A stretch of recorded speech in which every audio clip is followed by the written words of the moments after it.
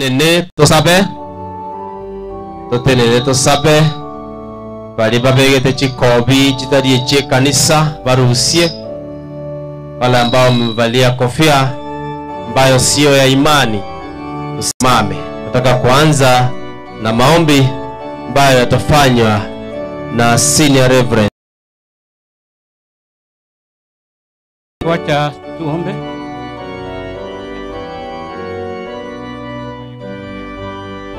Kwa hivyo tunaenda kuomba, tuendelee. Ikija tuta break a bit, watu wakiendelea kuona. Hatuwezi kungoja mpaka tuanze wakati mwili imekuja. Watu wakiendelea kuona mwili na kuketi na kwaya zikiendelea kuimba. Hiyo itaturahisishia wakati na kila mmoja apate wakati mzuri. Kwa hivyo tunataka kuanza na program ili tukingoja mwili ikija tuta break tu, wakiendelea kuimba, watu wakiendelea kuangalia mwili na kuketi pahali ulitoka. Na tuamini na tuombe. Mwenyezi Mungu mfalme, hatutachoka kusema asante kwako kwa kipawa cha uhai ambao umetupa, na hasa sana nafasi umetupa kuja kuaga mpendwa wetu ambaye amelala. Ajua wewe ndiwe mwanzilishi wa uhai wa mtu na wewe ndiwe unayekamilisha. Twashukuru kwa yale ambayo umetutendea. Twashukuru kwa yale ambayo Baba unaendelea kutenda. Twashukuru kwa safari ya kila mmoja ambaye anaingia hapa na hata kutoka. Ashukuru kwa ajili ya familia ambayo umeitoa kwa mpendwa. Asante, wewe ni Mungu ishie milele. Maaskofu, wachungaji, jamii, marafiki, wote ni mikononi mwako. Tunapoanza tuanze pamoja nawe. Nyimbo za kukusifu na kukutukuza, nyimbo za kuabudu Bwana, ni wewe upewe utukufu. Katika jina safi la Yesu nimeomba na hata kuamini. Sema amen. Amen. Asante. Kwaya muendelee kuimba. Kama hujatazama utaenda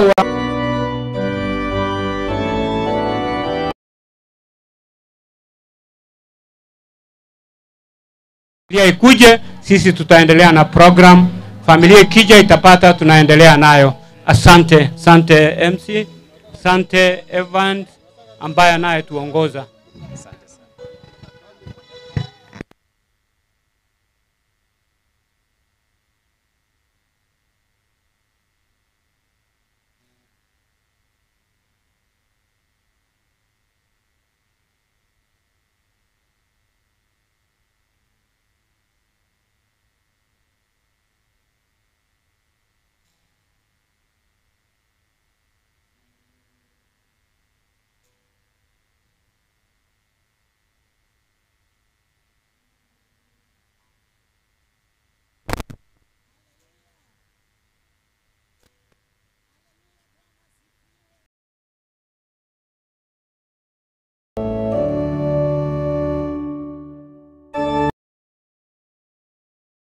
Tuko na pumzi siku ya leo, hivyo tunaweza inuka kwa miguu zetu na kukiambia Mungu asante kwa uhai ambao umetupa. Asante kwa uwezo wako, maana Bwana umetupa pumzi siku ya leo. Hivyo tuna kila sababu ya kuinua mikono yetu na kuinua sauti zetu na kusema asante kwa wema wako na hata fadhili zako juu ya maisha zetu. Hivyo inuka tu kwa miguu yako, wewe ambao Mungu amekupa pumzi siku ya leo. Uko na kila sababu ya kuinua tu mikono yako na kuinua tu sauti yako na kuambia Mungu asante kwa sababu ya wema wako. Asante kwa sababu ya rehema zako. Bwana umetupa pumzi, na hivyo siku ya leo tuna kila sababu ya kuinua mikono yetu. Tuko na kila sababu ya kuinua sauti zetu. Tuko na kila sababu ya kuinua tu mikono yetu na kusema asante. Asante Bwana, asante kwa wema wako. Asante kwa fadhili zako. Asante kwa nguvu zako. Asante kwa upendo wako. Umetupenda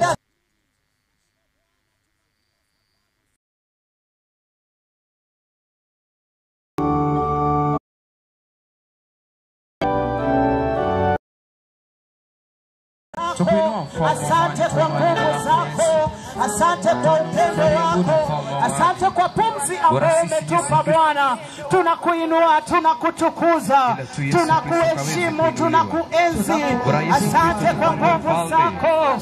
Ni wewe tu Bwana wastahili. Unastahili kuinuliwa, unastahili kupewa sifa, unastahili kutukuzwa Jehova. Hakuna mwingine aliye kama wewe. Ni wewe, ni wewe Bwana, ni wewe, ni wewe Bwana, ni wewe, ni wewe Bwana, ni wewe, ni wewe Bwana, ni wewe, ni wewe Bwana, ni wewe,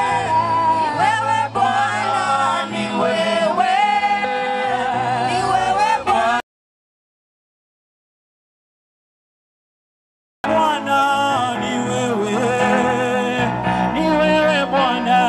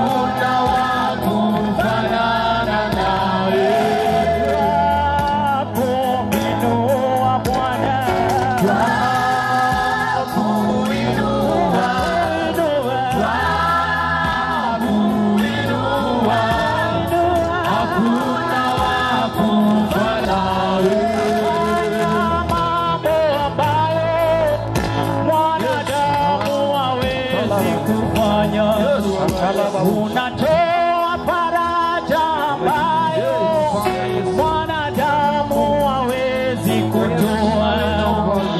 Unafanya mambo ambayo mwanadamu hajui shida zetu. Haweza kutuongoza. Hapana rafiki kama Yesu. Yupe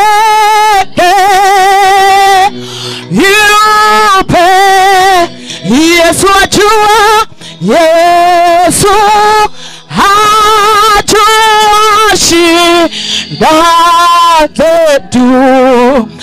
Haweza kutuongoza. Hapana rafiki kama Yesu.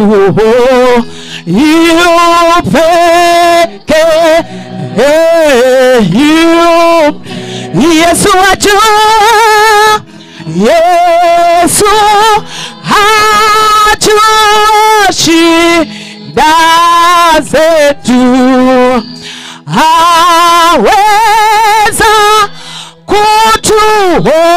kutuongoza. Hapana rafiki kama wakati wa shida yupe, tunajua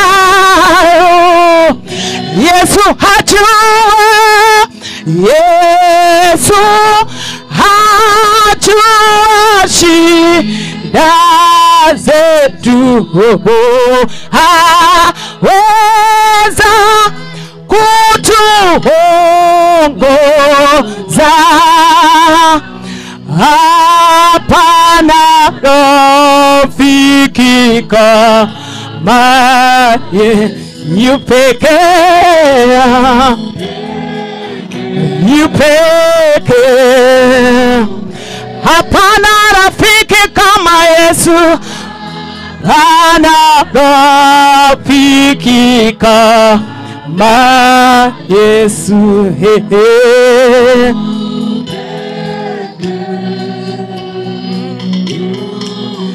Inua mikono, sema hapana rafiki, hapana rafiki kama yu pekee,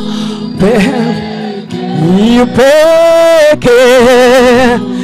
Yesu hajua shida, Yesu hajua shida zetu, weza kutuongoza. Tunajua hapana rafiki kama wakati wa shida, tunakiri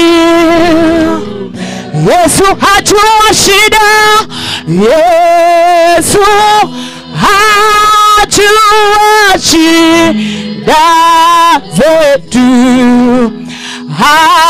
haweza. Na mziba siku ya leo walimu wale tayari ni walimu currently. He was once a teacher and will be always a teacher. Vile vile akaja kama pastor. So wote nawaambia karibu. Pole kwa safari for those who have come from far. Jisikie nyumbani. Sasa moja kwa moja ni matangazo. Kwa muktasari tu, lakini tuyatie maanani.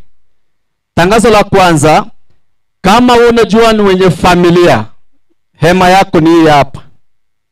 Familia, hema ya kwanza ni hapa chini. Hema ya juu, mnaona hata ma uniform ziko hapo za kanisa, church. Hiyo hema na ya hii hapa juu. Kwa hivyo makanisa wote ma uniform ziko pale, tafadhali mkae pale. Hapa mbele yangu mahali tumeandika doctors. Hii hema kuna madaktari wa aina tofauti. So we have got doctors from Nakuru, doctors from Maralal, kuna wengine wa hapa nyumbani. So we need tujue ya kwamba hizo hema vile ziko hapo ni za madaktari. Kwa hivyo kama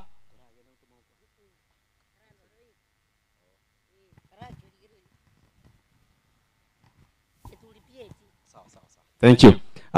Kwa hivyo hizi hema mbili, kama unajua wewe sio daktari, tafadhali usongee nikuelekeze mahali tunaenda. Hii hema ya mwisho, mama alikuwa ni shabiki wa maredio, KBC, Minto, The Kiss United. Hema ya mashabiki hapa. Haya, nikiangalia huku chini hapa sasa, bishop, pastors and the church fraternity wako hapa. Mbele yangu hapa ni walimu. Hii hema hapa ni walimu sasa. Watu wameretire or retirees pamoja na wale ambao they are current teachers. So hema ya walimu ni hapa.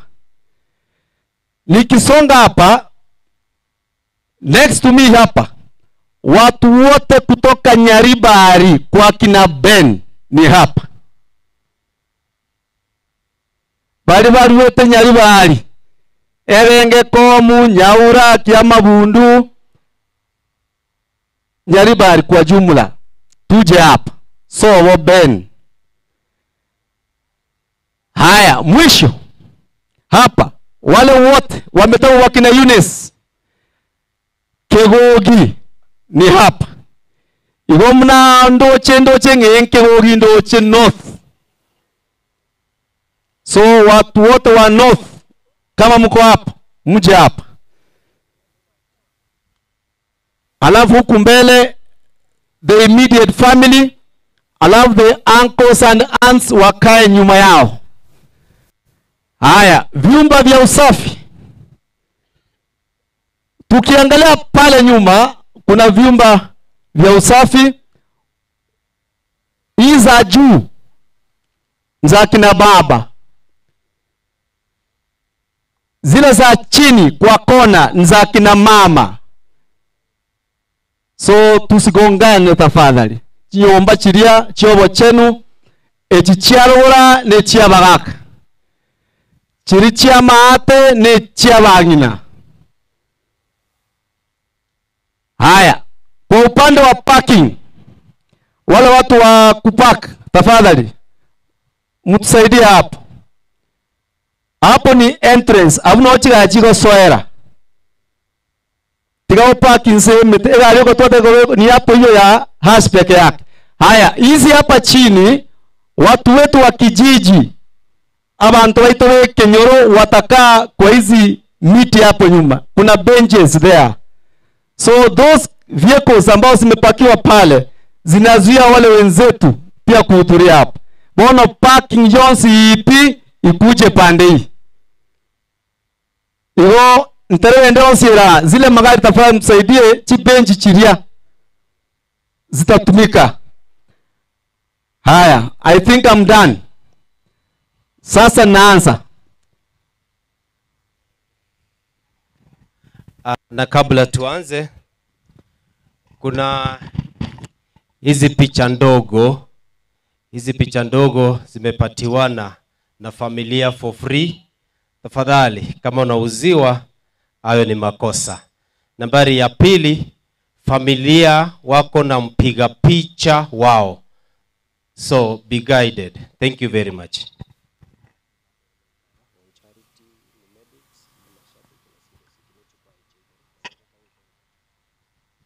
Haya, thank you.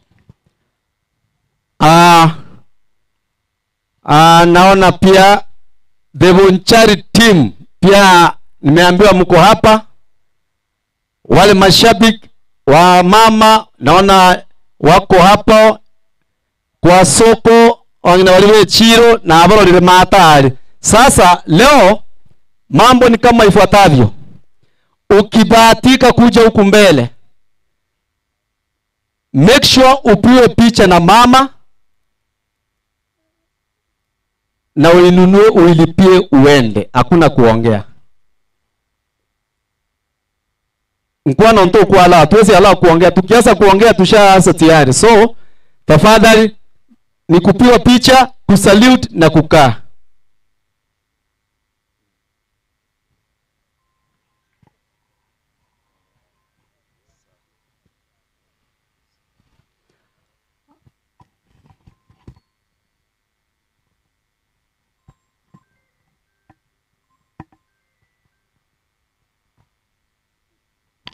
Haya, sasa ningependa niite chairman wa eneo hili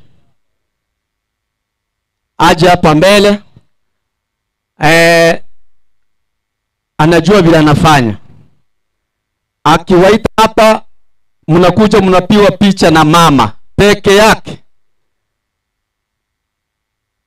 na sisi watu wa nyumbani atuongee, labda ni maombi.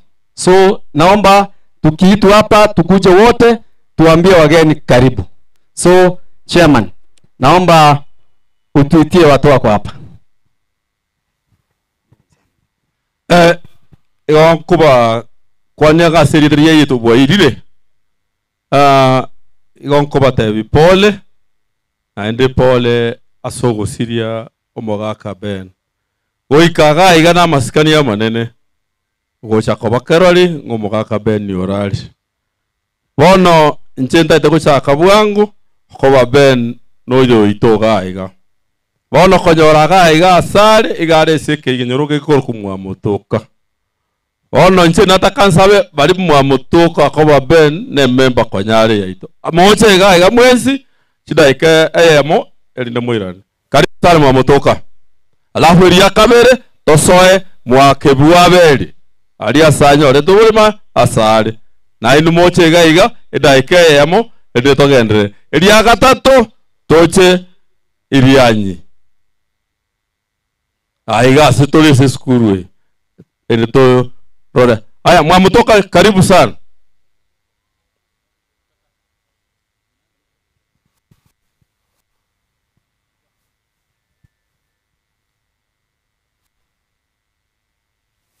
Mwamutoka eda ya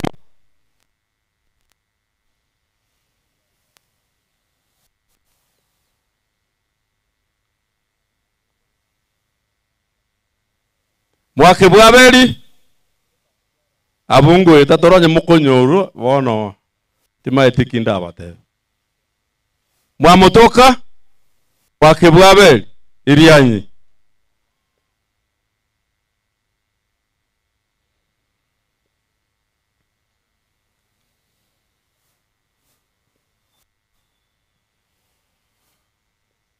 karibu sana Crisantos. Karali rango mukako. Tianda murera. Asaba mintu mwensi. Wajimu achire kombolesa. Aso mwalimu mintu ha.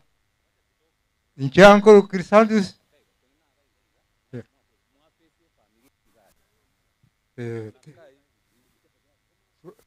Biamono. Ancheko Crisantos yoso. Umwalimu noyo mintu ka. Titori goteba aria igotogoteba gastore. Nchengo irana pole asaba minto alio musibonyore kaki meronkeroro omonene bieka nere ndabatigere asaba kobe asemwaru muike mwesi biyambia mono je mwakibwabere biamono bona ababara iga moko bekera idiga ebisha no mongina mwake salute tokori mwamotoka karibu ebicha yok kwa chise chier ta kamoranje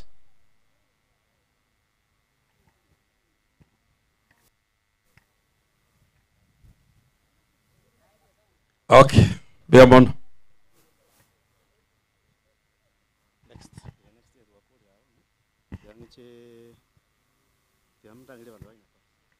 Haya, asante. Nataka timu ya Nyakoe Market, mahali kina mama wanafanya kazi na mama mwenza hapa. Tafadhali, mje hapa mbele mpige picha. Peke yake. Hata nimeambiwa hakuna kuongea because of time.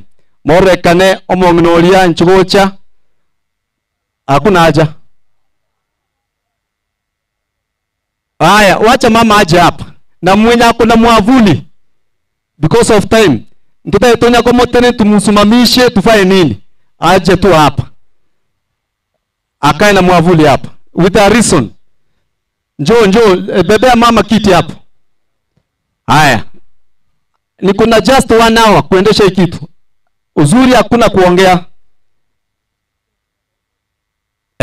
Thank you so much. Piga nini mstari kwenda huko juu.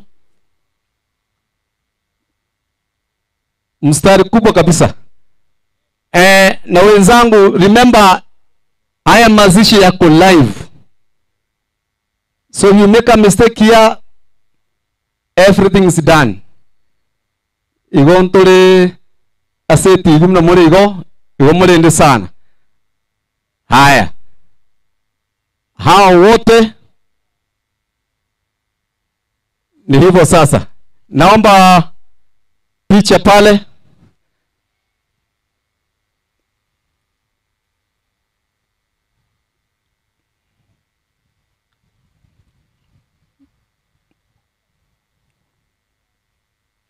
Mtanikubalia tu, my sister Kamya, wewe tumekupea nafasi ya kuomba tu a short prayer. Thank you. Tuombe. Mochen tata Nyasaye ntugutiga gugwakira ngambia mono singincho yechinsechi. Mbia mona singincho obogima twa celebrate with our dad. Mbia mona singincho twins twikiranira akoreshereye koteba glory back to God. Mbia mona singincho twikiranire gokora ibyonsi. Omochen twasabire nge family gotigara maega obale mu bwake bene. Omongino gotigara go drive weroliye obo benu bwake bene. Na intumune familia ya Sirio ntogotiga gotebi Nyasaye mbia mono. Aya maketo sabire no kwege na goitera serieta ya Kristo romo bolio ito. Amen. Thank you. Na ndo nyemo wataka basha anomo kumumigira. Thank you so much. Mama, nilikuwa nataka tu kaya hapo. Usewa na utaumia kwa kijua. Sawa tu, sawa. Haya, thank you. Waje tukuje wale mashabiki wote Kisii United hapa. Picha tu mnaenda. Hakuna kuongea. Picha tu, picha.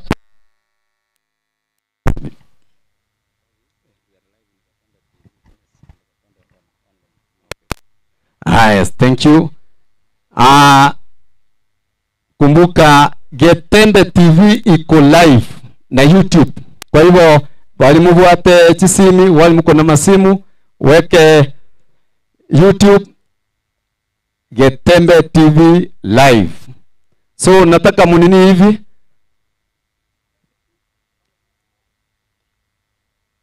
I think Mama Eunice umeona.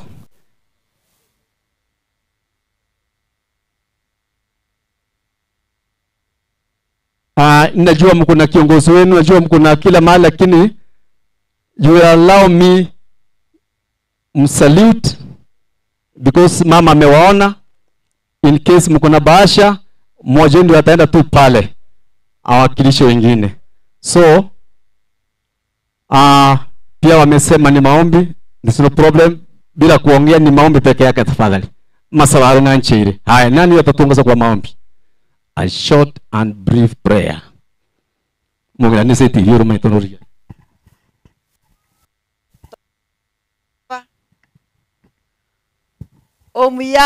Omuya tata Nyasaye twakira sore tore tata ne bibe binge ntoise inibo sibwaho tata twabere bibe bitebekere ngenjo otochene kigima ende to kuwenero moneno yone erinda masabaita nyara ko baho kuigwekana twakire tata korerio ko bakiro ringa omugaka bweri sabikirie ito oruro gose orarire tata tigatobana okwege na gwetani embera ngari siku moja tutakutana na yeye aso kwege na monene bwe meganda monene bwe meganda kabego koyera kabayo ko bakira chinjera ao ekiagera naye tata bwe chintakana naye tata bwe baboraka twakorange iria senkeyo karansoro tata obarende obarae obagitere chinjera chionsi naye omogwenia naye okoremia remienkeye remio mongina remia abana twakoaereirie kiagera ntutwe kanto konyara nayo moremio bene twagwetigere byonse bikoreke miroberi aye genderete kabo murai paka twakorire nse oborai bwo mwana Yesu Kristo twasabire na kwegena.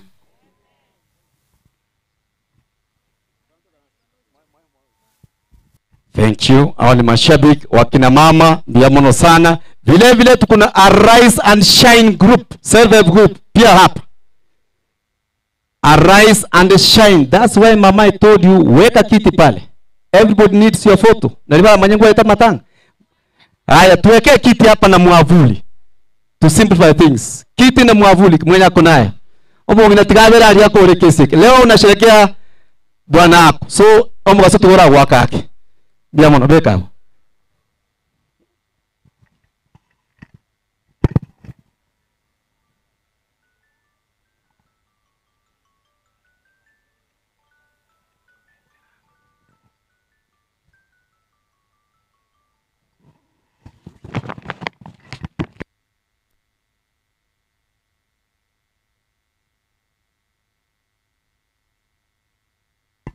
Aya, please, laini pia nyinyi, laini mzuri kabisa. Laini mzuri.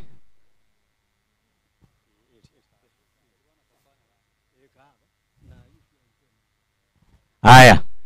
Hapo ni Rise and Shine Group, self-help group. Ya mama pia alikuwa mshirika pale. Msichana Sandra, I think that's where she also belongs. So Sandra uko wapi? Okay, haina shida, no problem. So hiyo picha tafadhali. Aya, kama mshamaliza mniambie umaliza. Aya, tufanyie mama hivi. Thank you so much. Twende tukae. Bia mano sana. Aya, thank you for coming. Aya, sasa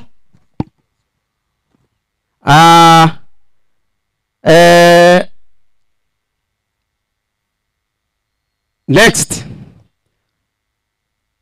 I'm almost ending. Sasa nataka nikuje kwa upande wa my relatives. Si wote tunaweza ongea hapa, ni picha tu because of time. So ikikuita hapa, please ufanye vile hawa wamefanya. Haya. Labda kama kuna pastor hapa from SDA.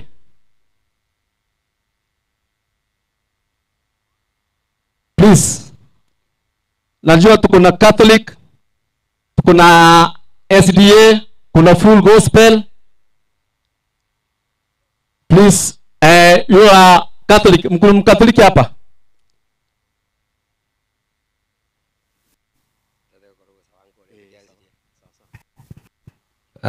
Asante kwa nafasi ambayo tumepata, Mama Eunice pole. Let me represent the SDS, an elder from Mirianyabi Church. My name's Nelson Onchoke Miyoro. Huyu mwalimu tulifunza na yeye nikiwa debiti wake. Tuombe. Mungu wetu ishie juu mbinguni, tunakushukuru kwa mema ambao umetutendea, tuko hai wakati huu. Ndugu Bernard alikuwa amelala vile amelala hivi, na wewe ulikuwa hapo na ulikuwa unajua. Sasa Mama Eunice na watoto wake tumekabidhi mikononi mwako, na wachukuu uendelee kuwa na wao na waongoze kwa kipekee. Tunajua hii kifo inatuonyesha kuwa hapa tuko strangers and we might be living for home.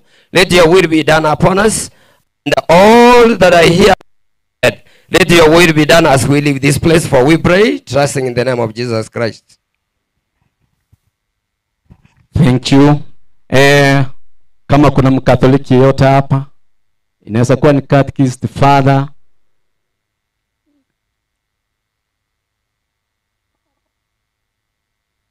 Full Gospel, ni maombi tu.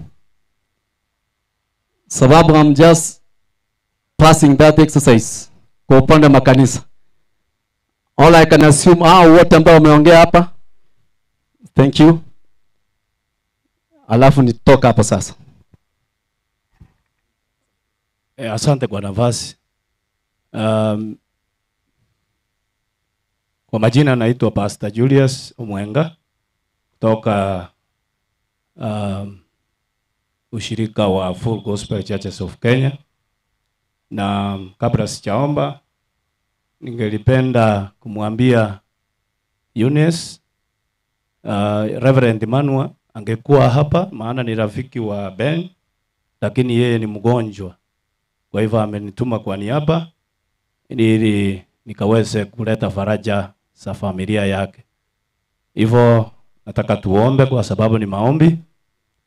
Tuombe. Baba, katika jina la Yesu, tunasema ni asante kwa sababu ya siku ya leo, siku ambayo tunasherehekea pastor wetu Ben ambaye ameaga.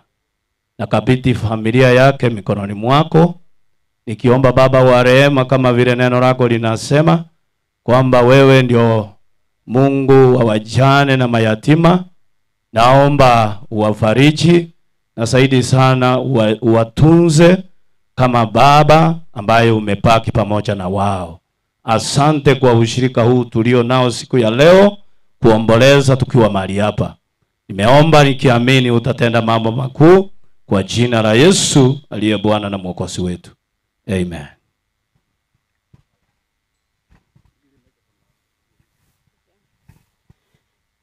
Tigato sabe aseli talia tata elio mwana elio moyo mtakatifu. Amina. Omachanu tuachira sore mugasoto wakangambia mano Nyasaye watu ancheire twaikire roiga tigereria tuachira se nyangi yo mwana one ben Nyasaye aeno manyete kerararete no kwale na sabeiro mwana Yunes abachokoro na abachokororia omanene otenene senkeria obarende obagate elinde toganya rituko ryaito twasabire goetera aseriete rya Kristo oyoro motoria ito aseriete rya tata elio mwana elio moyo mtakatifu. Amina. Mbia mano.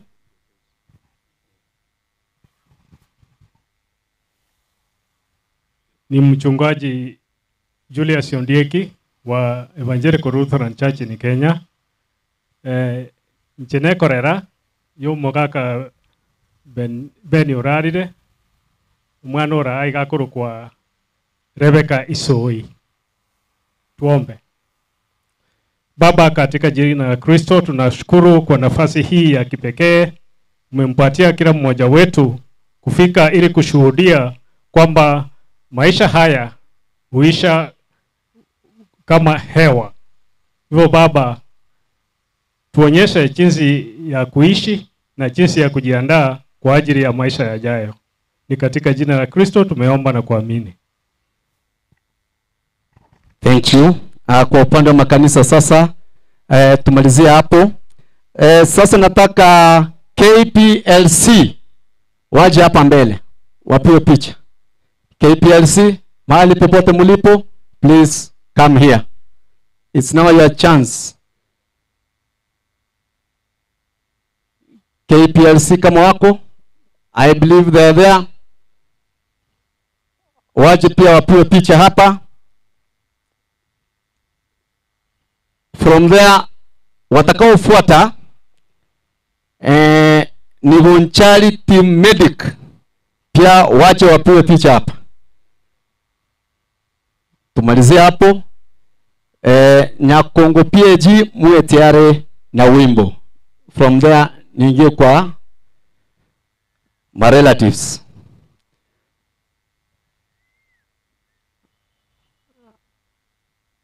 Thank you. Bonchari Medic.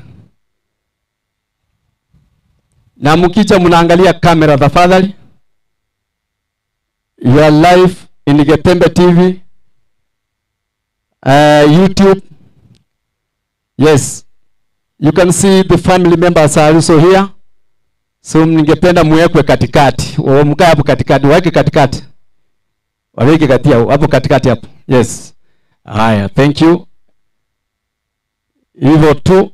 Haya, hiyo picha ningependa mshughulikie. I don't know, there's another brother behind.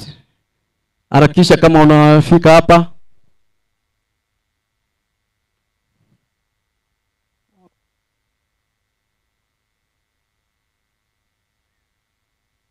Mkishamaliza mniambia you are done.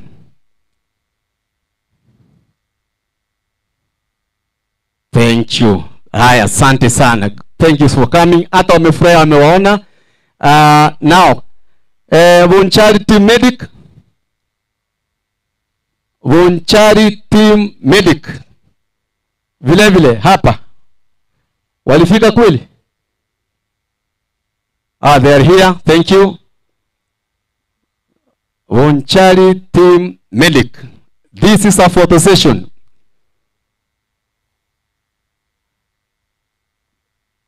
Haya, hapo pia angalia TV hapa. Thank you. Aha, yes.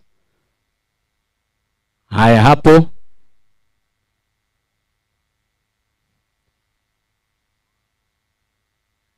I think you're done. Thank you. Thank you so much. Asante sana. Haya, Nyakongo PAG. mahali popote mlipo, wimbo wa chorus, something very short and brief. Chibolo, njumoto konje. Njungo. Muri korio kurengepi. Aya, njoo. I think from here we are now going to the relatives. Aya, asante sana. Mmebahatika kuitwa wa kwanza. Aya, organize haraka.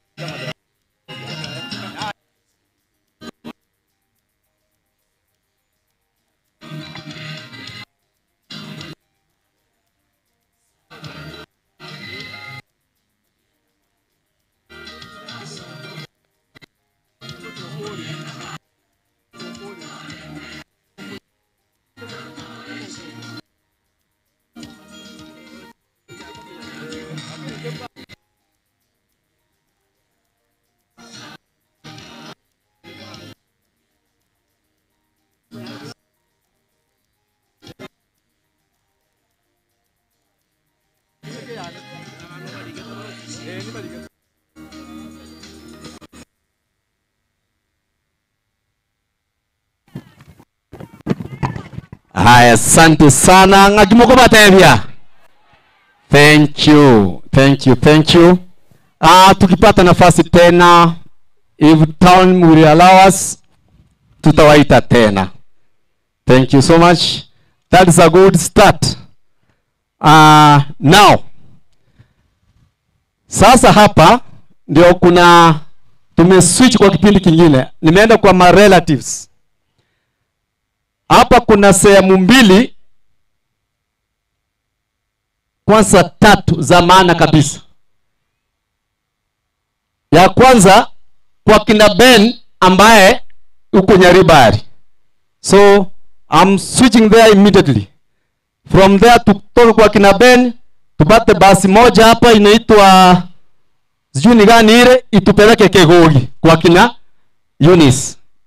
Alafu kutoka Kegogi tuleta hapa kwa kina Ben na Eunice. Kwa hivyo sasa familia ya kina Ben inaenda hivi. Wazazi wa Ben, tafadhali mali popote muko kutoka Nyaribari, jongea mbele. Na kama wazazi hawapo, we have got aunts and uncles. That is where you come in. So wazazi wa Ben, abaibuli wa Ben Kaimuri Inchwa, niwaambie kitu tunafanya. Wazazi wa Ben, sasa tuko Nyaribari. Tumaye kuliye ntaraba ye basi eli etorisi Nyaribari etoire Kegogi. Haya, wazazi ndio hao.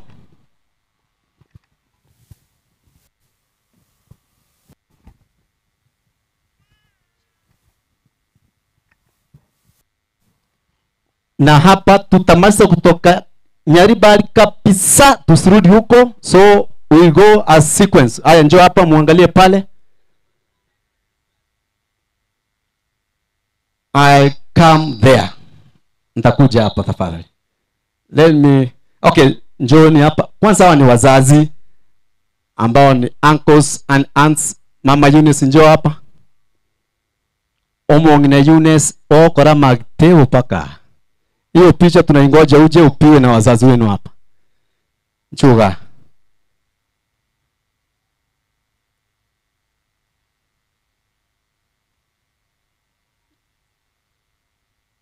Aigaro, because abanabu abaibuli bo mwana Ben na omoko nganchira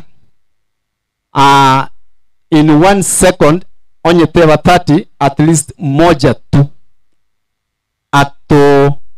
ate Eunice pole moja wazazi umwibuli yomo tafadhali umwibuli yomo na under a minute kwa heshima tu abaneji bichabacho kwako. Biamona selibaga abana bwa baiboli korunyali bali ba Ben bali batigale tutole moyo.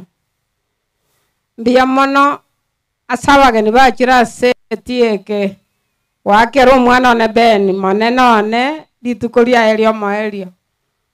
Mwana Ben na watu anjete mono muna inche na motorete nkondo na inenga mukoba kuchi alitari liliale nkonyole nyangi no mwana Eunice. No mwana tosikaine omwana omuororo twetogere tikonye. Asaba muraba limbwate oyo no mumurorara. Tiganya sai arende nke yaye abachokoro balia amana abachokorolia omanene abagate magendere korende nke liyo mwana Ben paka litukolivia omanene akoirana. Mbia mono asa Marieta ngoro kurobina John Maobe kono Nyaribari. Asante. Ya mono sana. Onye moko sa gotena sukamaiga mbate. Sukamaiga. Songa tu nyuma hapa. Kuna sababu nafanyia hivyo. Tena kabisa maiga tu. Aya, the second chapter ndugu na dada wa Ben wachega. Wamuraba mwabo Ben na basabatu ba mwabo wachega. Nyinyi mtasimama tu hivyo. mbate mni mangana yako ena. Vile hawa wazazi wamesimama hivi, sasa watoto wao ndio hawa. Bono bamura bamwabo Ben na basubati bamwabo Ben. Haya, mpige pia mstari wenu hapa. Chusia na muharakisha tafadhali. The brothers and sisters. The brothers and sisters. The brothers and sisters. Igo. Suka wote lora. Songeni juku hapa tu. Njoo hapa juu. Igo ntoka saini kuruse bantu banyari bali ali umaite. Ngo toka mora mwespi. Haya. Hapo sasa.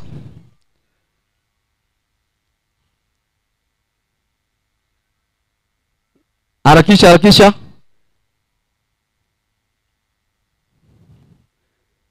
Haya, wengine mje hapa, msikoche lora. Hivyo tu. Hivyo songa tu, songa haraka tu. Thank you. So, omo muromo nene sukavusi. Omo muromo nene pi ambaye ndugu mkubwa wa Ben. Haya, na dada wako wapi? Dada mkubwa pia. Dada mkubwa songe mbele. They are the only people that will be privy to. Huyu ndugu ataongea, lakini dada ataomba on behalf ya wawili. Haya, just a short brief.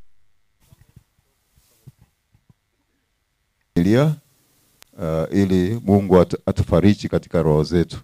Iko bana sogocha chia nko chia chonsi na ants mwana basisa nago kiusana kubarra ngo maene mwachi to mwana yo mintu.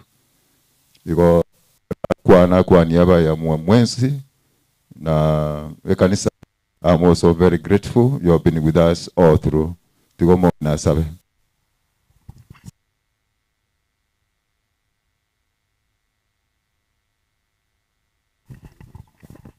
Tata no ikomo chenu tuachira sole mambingia twakwira nirimbia mone kiagera kwa toira seke ukiobogima bia mona tata singinje keropeni umintali korara no kwali sawa nengo achete safari ando takwa woko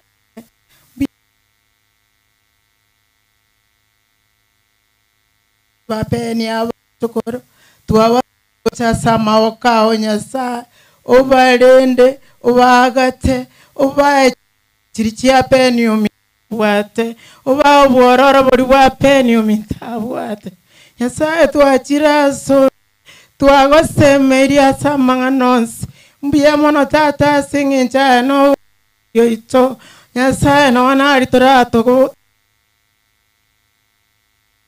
tania mbia mono tata singinja to so wanjane wa Kristo motori twasabire. Amen. Haya, mkisimama hapo muri gusukanta tuko nyalibali. Where are the cousins of Ben? Chikasen cha Ben nchwa mwa kwibiche. Omongina Eunice sukavusio. Omongina Eunice sukavusio. Omongina Eunice sukavusio. Omongina Eunice sukavusio. Abane bicha yoka. Abane bicha yoka. Picha peke yake. These are the cousins. Cousins wale mko hapo. The cousins to Ben. Cousins to Ben. Thank you. Cousins to Ben hivyo. Haya, hiyo picha pia nataka mpate nayo.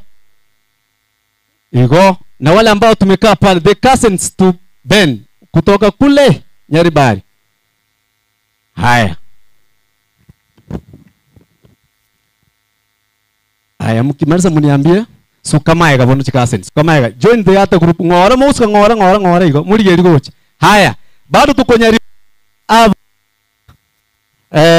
Sons and daughters abaigwa abana ba muswati omwabo abana ba muro mwabo hapa muje huku mbele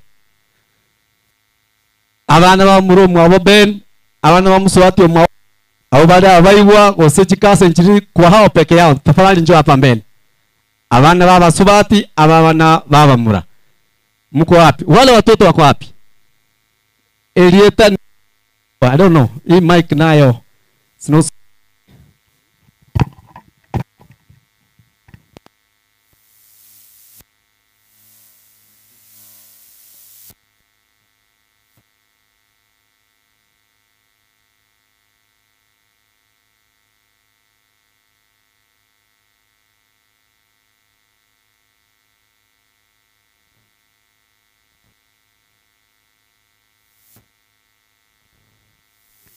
Haya, asante. Aha. Abaiwa abana b'Abaswati na Bamura hapo, hiyo laini sasa ndio ya mwisho, alafu niwaambie the next step na tumalizie kutoka Nyaribari. Kwa hiyo tenabo murakorwa kaa pale kwa hiyo style. Hiyo nini hapo? Weka kwenda chini hapo, weka kwenda chini hapo. Aye my brother, songa chini kidogo, peana nafasi hapa. Songa chini kabisa hapo. Abana wa Swati, abana wa Mura, ndio hao sasa. These are the cousins of their own.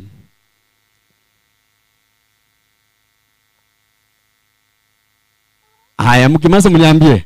Sasa all the entire Nyaribari team, wale ambao umetoka Nyaribari kwa niaba ya Ben, njoo jiunge na sisi hapa. Tumalizane kutoka Nyaribari.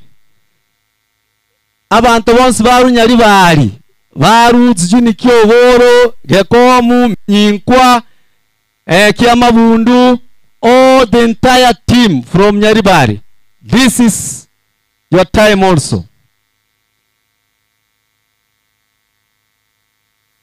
Haya, wewe kwa mayaga. Ubye biche nonja rusiwa. Ba sasa watu wote sasa waje hapo. Njoo hapo mbele hivyo. The Nyaribari team. The Nyaribari team kwa jumla. And I believe I'm done with that place. Because of time, songa usikava hapo chane katenge kiao. Songa hivi. Haya, songa hivi. Sasa watu wote.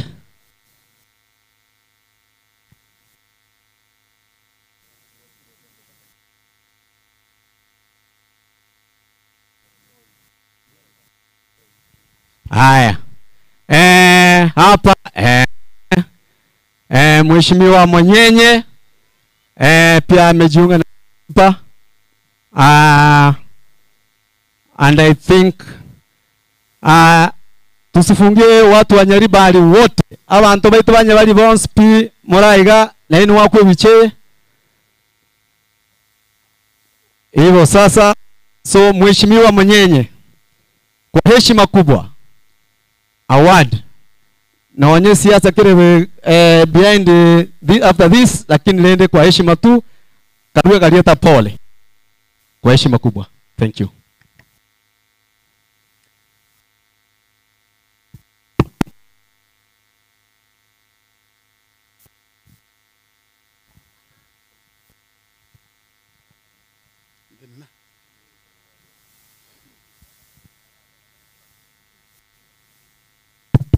Asante nafasi kama mheshimiwa wa Kisii Central Ward, na hao ni watu kutoka Nyaribari, Gekomu, Minyinkwa, Masongo.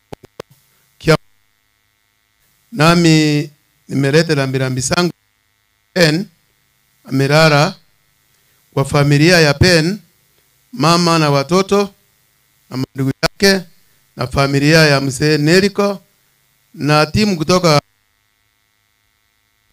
Tumeleta rambirambi kwa ndugu yetu Pen. Peni ni mtu katika area yetu ya Nyaribari, ndio umeona wengi na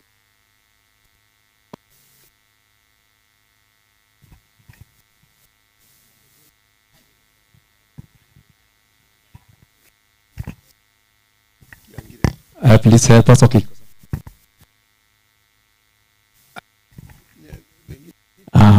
I don't know why.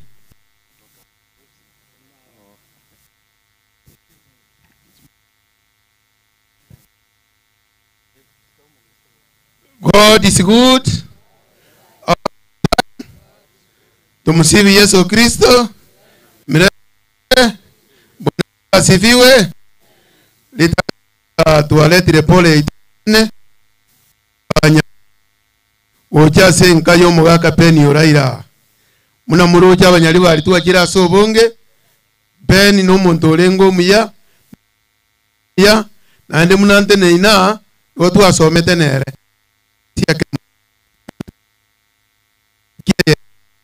Lakini no Nyasaye umwanchire orarire.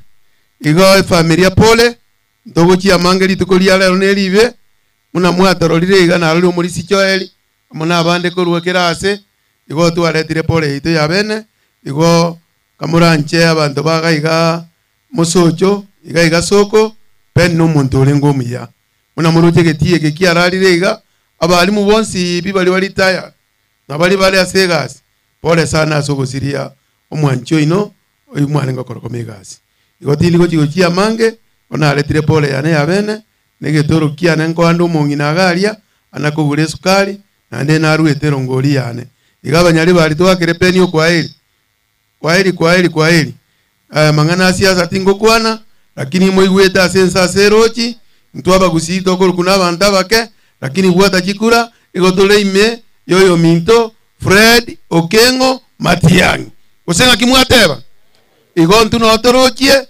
moigwete muna mangana ko nakoba na intu turareta state house ya leta igerera abangi na bamugete uniform na inu mwara agenda mwara musabira ntogote bae gwekero gekyo twanjira ne twestoro kia maokoiga no tole maega mbuya mono bakino na kwa na siasa kino mukatoliki ninjengire sara yo wait mbuya mono sara. Thank you. I think we are now done with the Nyaribari.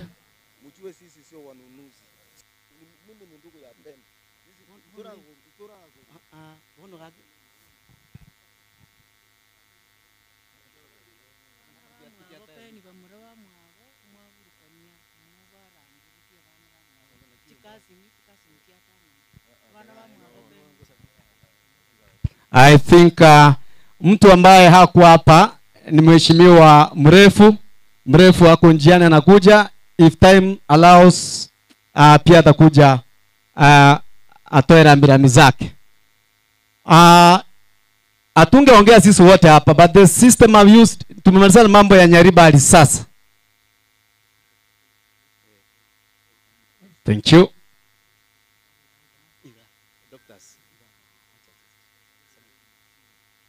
Okay, let me see.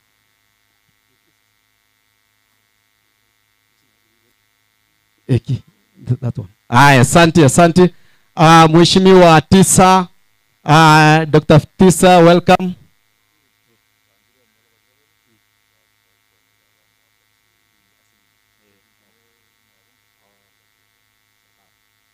Asante sana.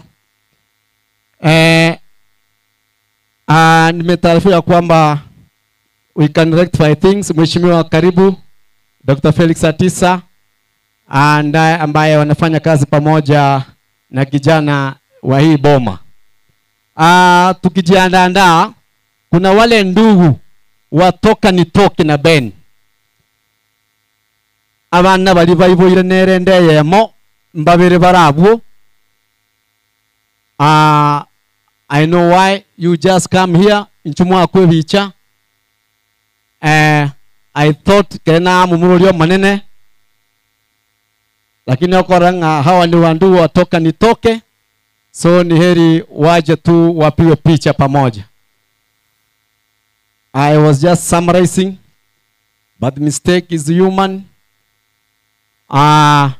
Kwa heshima tu ebi chanere bagwa kuna barabwo chindu uchiria abana bali amenda yamo nabwabwo. Thank you. Ivo sasa ni churendo endu chindu uchi chinyene bali bayo nanda yamo waje hapa tafadhali.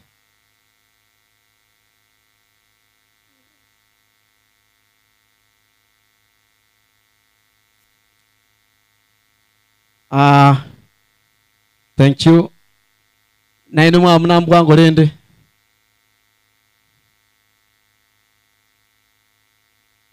Aya. Naomba hiyo picha.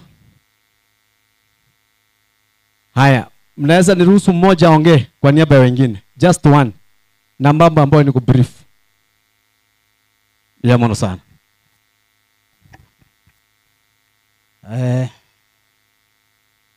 Marafiki wa Ben wetu na watu wanafanya kazi na watoto wetu, na sisi tunashukuru kwa kututembelea na kukuja kutupa pole. Mimi kwa niaba ya familia nasema ni asante kwa sababu Mungu alikuwa anapenda ndugu yetu na sisi tulimpenda, lakini Mungu alimpenda zaidi. Yote imefanyika, lakini kwa sasa wacha tuachie Mungu yote. Tunashukuru kwa kuja kutupea pole, na murudiapo wacha Mungu awalinde. Thank you so much. Thank you biamono sana. Hao ndio ndugu na dada wazaliwa tumbo moja ya ndugu Ben. Thank you so much biamono, and thank you for being so brief. Mzee Oluoch pia nimekuona, asante sana. Now naomba basi rituate abaye kwe amafuta kurwalia nyari batu tuende Kegogi bono. So meanwhile we are from Kegogi, ningependa nipate Kisi Nyarechi Foundation hapa. Kisi Nyarechi Foundation for a photo. Kisi Nyarechi Foundation. Igoma ite basi yaikire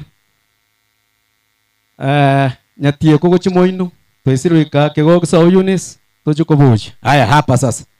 Then Nyarechi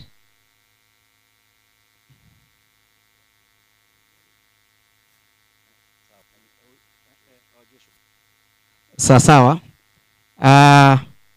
Because he belongs in Kisi, is the owner of the foundation of Joshua. You said Joshua Makoli Nyarechi Foundation. You can see that from there. Asante sana, piga hiyo picha. Haya, mkishamaliza ngojea kuna dada hapo, rudia hiyo tena. Na numekishwa ya kanire. Thank you so much. Tiatokole iga biamono sana. Haya sasa twende tukae. Tumefika Kegogi. Eunice yosoire gari gusa. Haya. Kwa upande wa kina Eunice sasa tuko Kegogi. Kegogi the same will happen. Let us see wazazi wa Eunice hapa mbele. Wazazi halisi wa Eunice. That is where the uncles and aunts belong. Ma aunties na uncles wa Eunice kutoka Kegogi njoo hapa mbele. Wazazi wa Eunice Kegogi. Omo wako ikira abaiboli biamono sana bwaba. Wazazi ndio hao. We are using the same system. Hakuna kuongea, ni picha tu. So that is now where I need Mama Eunice chungi hapa. Mama Eunice lero no mwako wosherekea na wogutara wako mugaso whichever. So let us see this team wazazi hapa sasa. Sitaki mtu akitoka akinungunika. Yeah. Because you are done from Nyaribali, want waje kuhimu Musubati. Haya, hiyo picha sasa.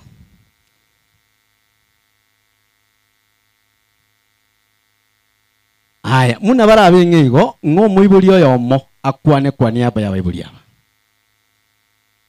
Haya, umuhaka naye. Sana tonya ribaga. Bia mwana ni mugati ona bia mono. Kwa majina naitwa Daniel Marabu. Huyu msichana wa ndugu yangu nyumbani anaitwa Taji Marabu. Tunasema asante, huyu jana yangu anarara na niona kutoka nyumbani simama panda wa parapara na nienda kunisekelea kama Sumaili. Tunasema asanteni sana watu wangu. Watu wanatoka nyumbani kama watatu wangu wananisisitiza kwa wapi? Oh, sawa brother. Aya, thank you. Aya, songa nyuma. Ndugu na dada wa Eunice, wamuraba mwabo na wasabatu wa Eunice hapa mbele. Sasa tuko Kegogi. Wamuraba mwabo na wasabatu wa mwao Eunice bono nchuga nene mwabe umuringisia. Abu, they are in black. Haya, thank you. I can see. Mandugu na dada wa Eunice. Haya, songa huku mbele hivi. Ndugu na dada wa Eunice. Kitu cha maana hapa ni picha na make sure mulipie.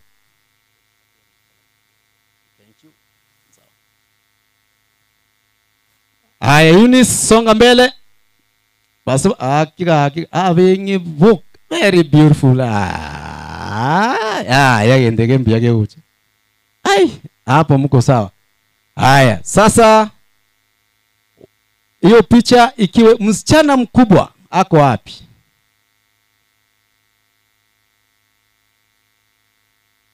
Haya. Na musira na igombia mono sana. Bono baba imaikie na yankwa okwane mumurumine naro bas nere asuke bosyo kwa niaba ya kina dada angolia akwa na yusabe talibo bas ndugu njoo uonge just a word alafu dadaka ataombea.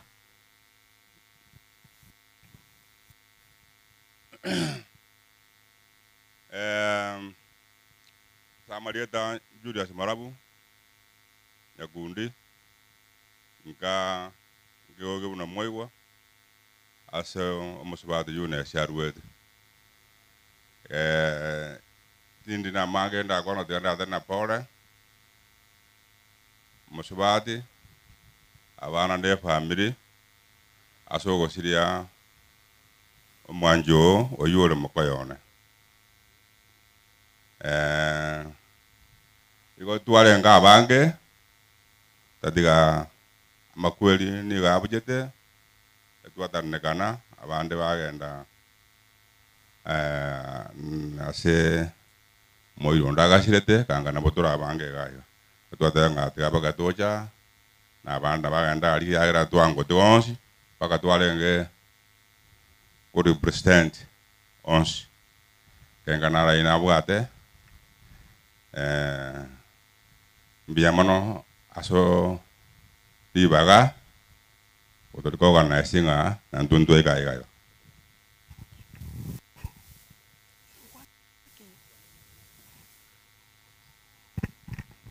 na wasalimu wa mchambo kwa jina la Yesu. God is good and all the time. Huyu mwenye amelala ni shamechi yangu, tulikuwa tunampenda sana. Na tulikuwa mimi specifically nilikuwa namwambia you are the best brother-in-law.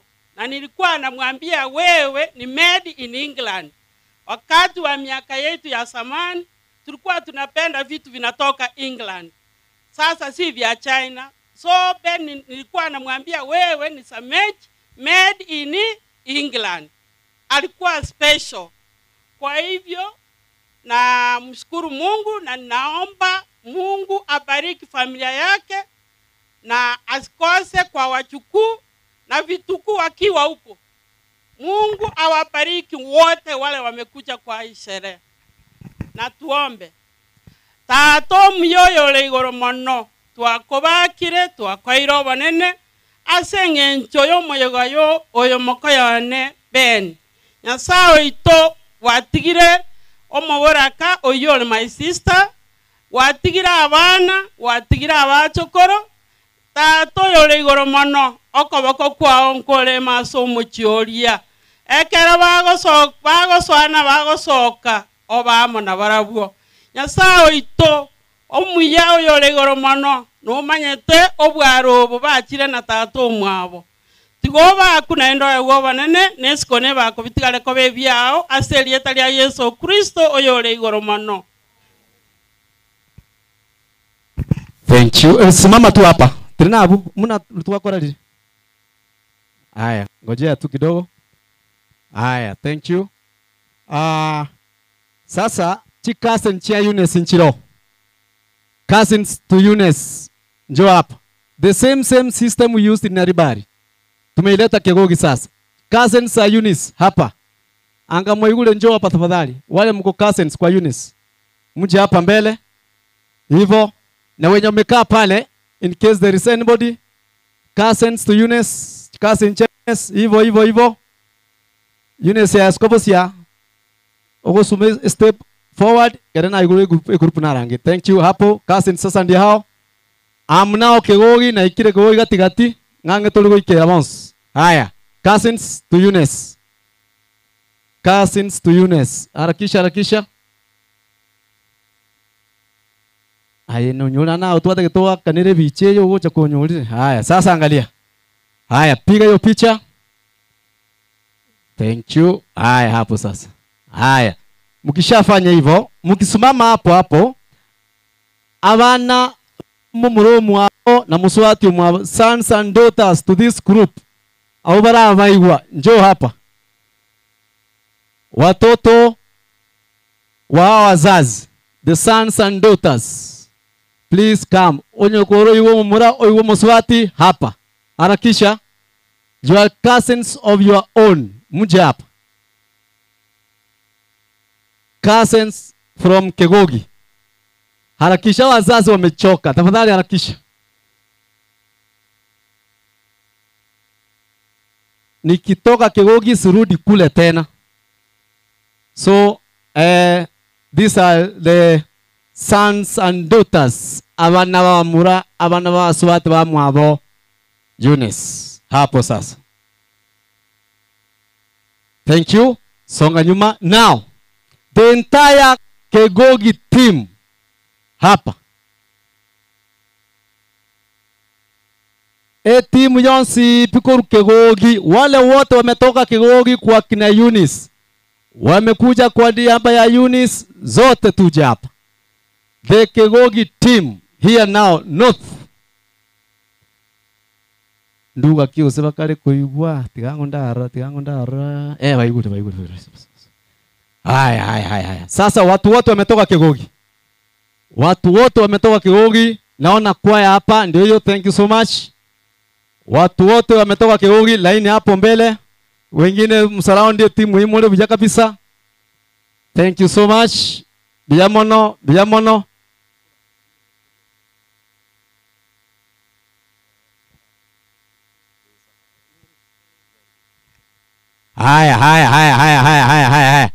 Haya, the Kegogi team. Abantu bali ba Kegogi. Mwensi pi timete manena ali te Kegogi mata alia. Kegogi renga chiko. Njoo watu wa Kegogi.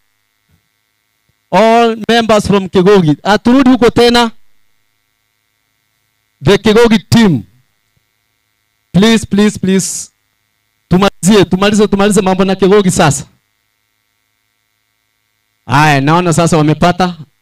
Sasa nata uniform. Wengine tusonge huku mbele. Sikawocha iga. Hivyo mpeane bila nafasi pia. Sasa hawa ni watu wa Kegogi wote. Walimwachire basi area. Na wako lengine wamo isaine basi. Haya sasa. Haya, naomba wapi Mama Eunice, songa mbele. Songa mbele hapo.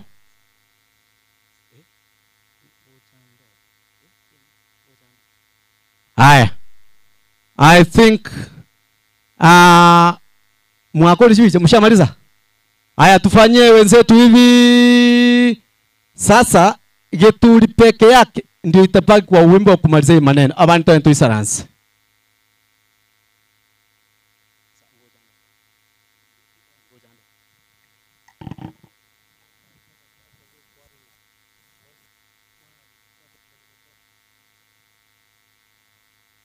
Haya, thank you. This is now Getuli.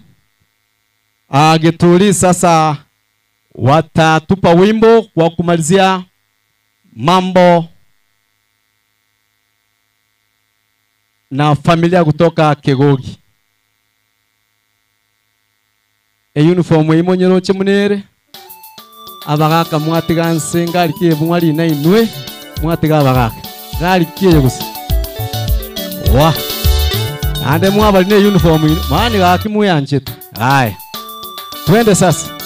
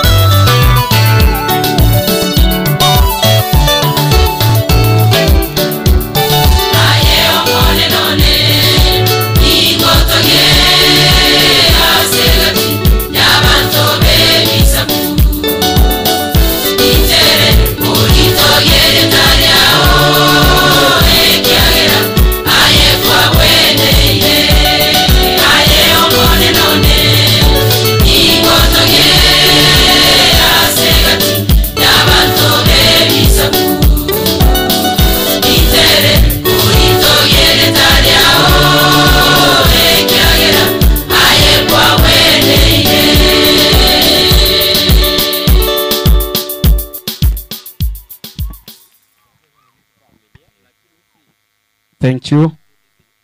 Haya, thank you so much. Haya, sasa hapo tushamaliza kutoka Kegogi, sasa tumekuja hapa Bogeka. So we are now going immediately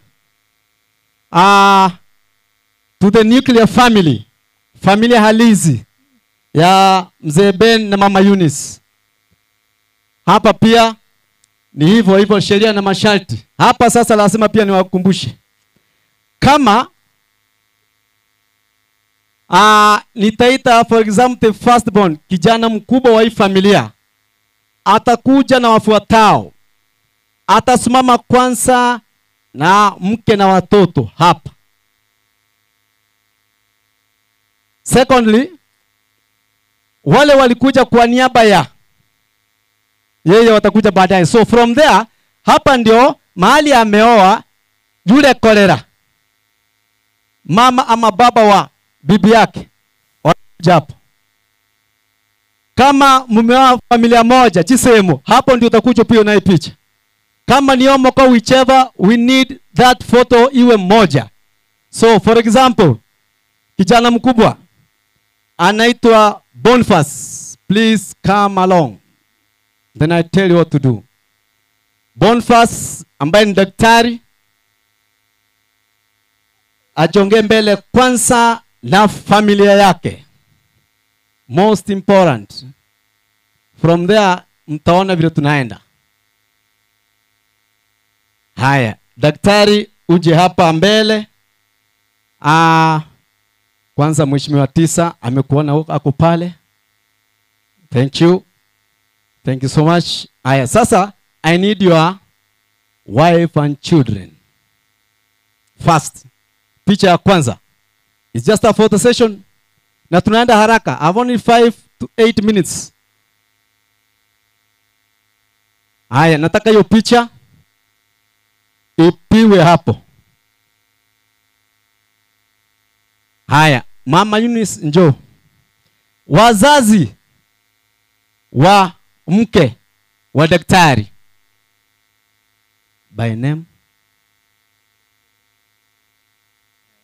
Feliciana. Thank you. Yeye anatoka Dodoma.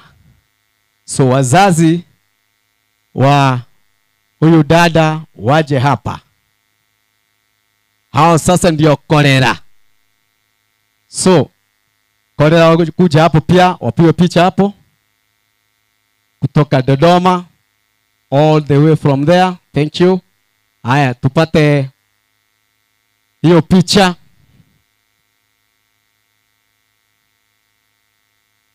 Thank you. Wale tunafanya na daktari, wale walikuja kwa niaba ya daktari waje huku. Wale wamekuja kwa niaba ya daktari, kipindi cha madaktari ndio itakuja, lakini walivacha on behalf of daktari na huyu mrembo wake. Tujumuika hapa sote. Kama kuna madaktari wenzako, I don't know why mheshimiwa Tisa amekaa hapo, sijui. Because wanakaa pamoja, wanatoka huko Nakuru, kuna wengine kutoka Maralal. This is where we need you now. Wale madaktari wote wamekuja kutoka Nakuru, wapiwe mstari hapa. Hapo sasa. Huyu ni Boniface, daktari. Huko wanamuita Daktari Atandi, Atandi. Dr. Atandi. Yes. Thank you. Haya. Na wale wamekuja kwa niaba ya mke wake, I think you are there. Now, mtanikubalia kolera peke yake ndio ataja kutoka Dodoma all the way. So those parents, yule mzazi wa msichana wetu, please njoo hapa mbele. Kwa heshima kuu, you are the only one who will be allowed to speak on behalf ya hao wengine. So kama mnaoa pamoja na daktari au ni chisemu, hapa ndio anakuonea. onye koro moko the in-laws ni hapa hapa. Hakuna kipindi cha sehemu ingine kolera wapi. All those who came here kolera sehemu wote ni hapa. Thank you. Haya, kolera. Just a word. Habari za saizi. Bwana Yesu asifiwe. Tumsifu Kristo. Salamu alaikum. Naseme mambo machache sana. Watanzania tunasikia sana, lakini nitadhibiti maongezi, niongee machache. Beni ndugu yetu ameondoka, ametuacha. Ni jambo linahuzunisha sana, and that's why we na vitu vingi tunatakiwa kujifunza kwa Bwana Beni. Mimi nadhani upendo aliokuwa nao sio nje tu katika jamii, bali upendo ulikuwa unatokea ndani, under the support of his wife. Mungu amempa mke jasiri ambaye alikuwa na kumsukuma na kumuhimiza katika kutekeleza majukumu yake kwa ufanisi mkubwa. Tuna mengi ambayo tumeyaona, lakini kubwa yote ni kuona kwamba ametuachia vitu kadha vya kujifunza kutoka kwake. Lakini hatutakiwi kukopi yale mambo ambayo ni ya mapungufu. Tunatakiwa tukopi yale yaliyo mema, yale yaliyo mazuri. Niseme tu kwamba ametuachia pengo kubwa ambalo hatuwezi kuliziba. Nawashukuru sana sana sana kwa sapoti yenu. Nawashukuru sana kwa sapoti yenu ya kiali na michango yenu mikubwa ambayo mmetusapoti all of for about 2 weeks. Naamini kwamba kama kuna mapungufu yote basi mtatusamee hiki kipindi ambacho tulikuwa nacho cha maombolezo. Hii ni mfano wa kuigwa ambao nimeukuta huku. Siku zote mmekuwa na sisi katika hizi wiki mbili kuomboleza. Na washukuru sana sana sana. Siwezi kusema yote, lakini haya machache mimi naamini kwamba at least nitakuwa nimeshasema yale ambayo yalitakiwa kusema. Asanteni sana. Thank you. Tuwapungue hivi. Okay. Haya, familia pia imenitaarifu. One member from Maralal. One member. Thank you. Haya.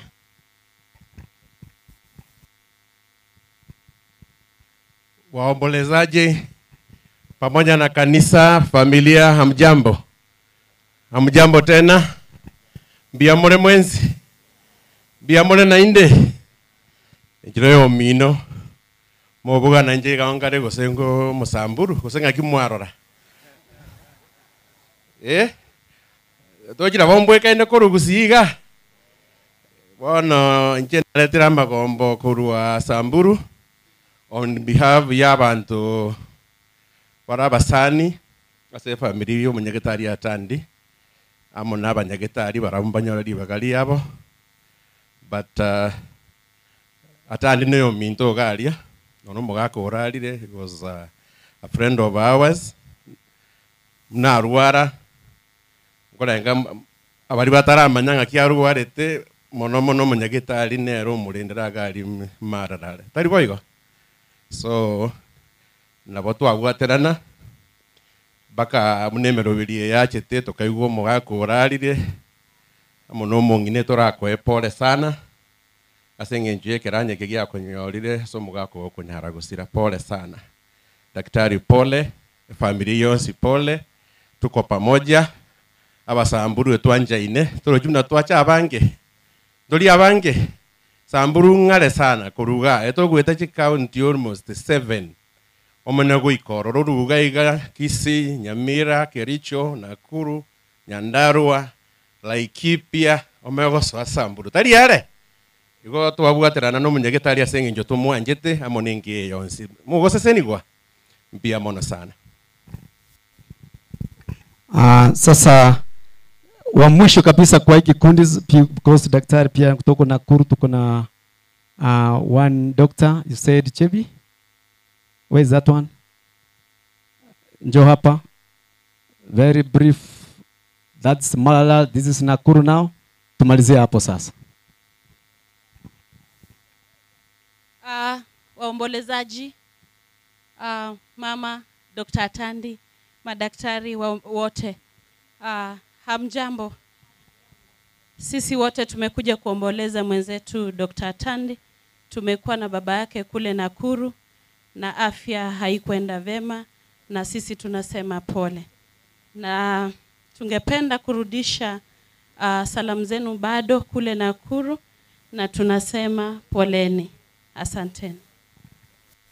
Thank you, thank you. Haya tuwafanye hivi.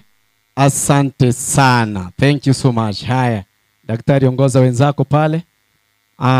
But I know you are going to the other funeral. Najua mnaenda kwa ile matangimila, lakini we'll see what to do. Haya, msichana wa pili anaitwa Maria Stella. Sasa hawa ndio wameongea kwa niaba ya wote. Pia naona Mheshimiwa Oyagi, thank you so much, karibu.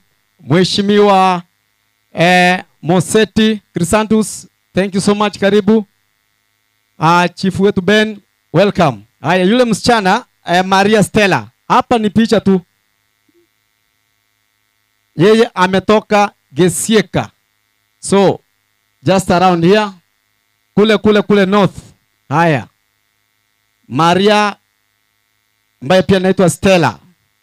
Yeye sasa atakuja na familia yake kwanza.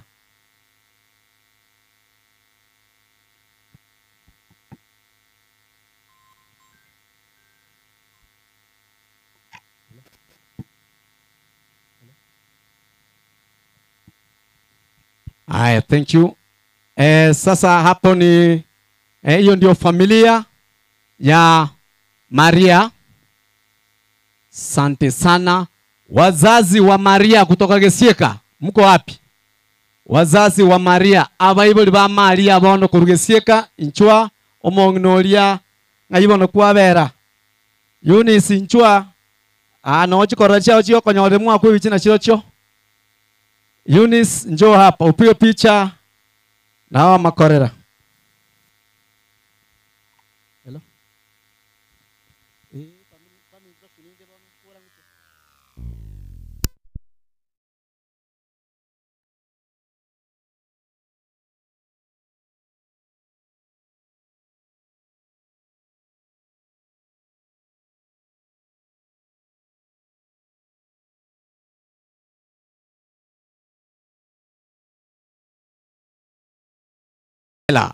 Juga.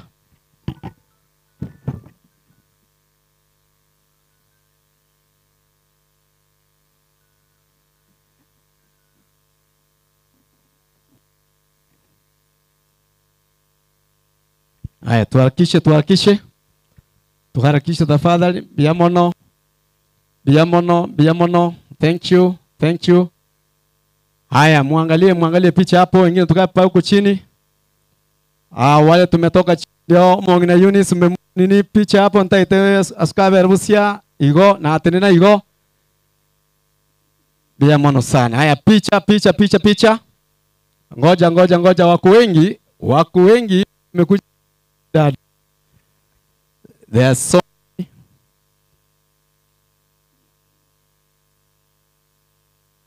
Haya, thank you.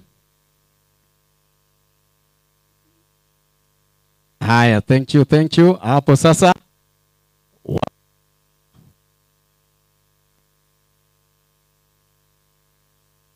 One, two. Piga picha. Mumemaliza? Haya, tuwafanyie hivi. Asante sana. Twende tukae. Biamono sana. Kutoka Gesieka. Haya. Sandra family kutoka Raganga hapa.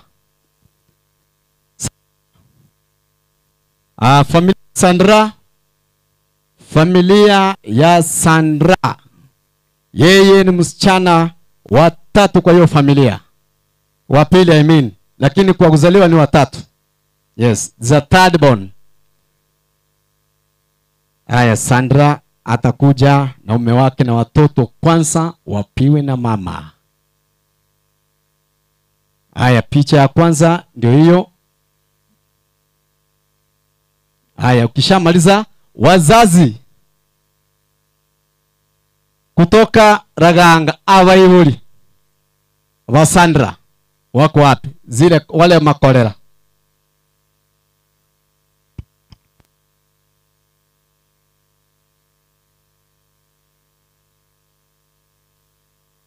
Haya, kisha tafadhali.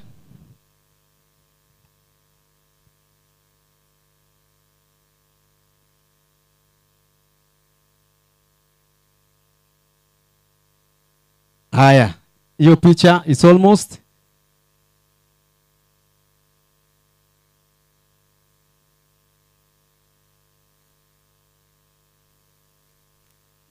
Haya, sawa.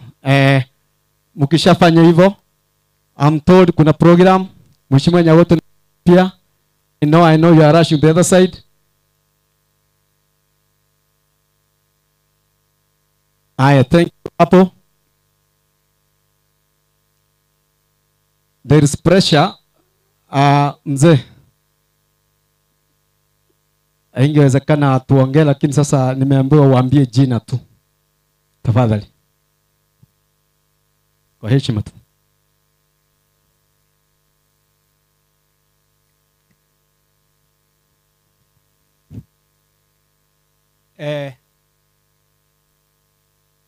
Igankwa ne ruga ya seitaiga nari muraje oko akorera ya ne pole Eunice soko sirio mwanchoye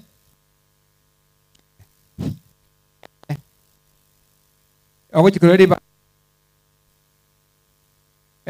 koira ribageria sogwa aka pole taitoraganga nje samarita nkuru kubana basi ya magige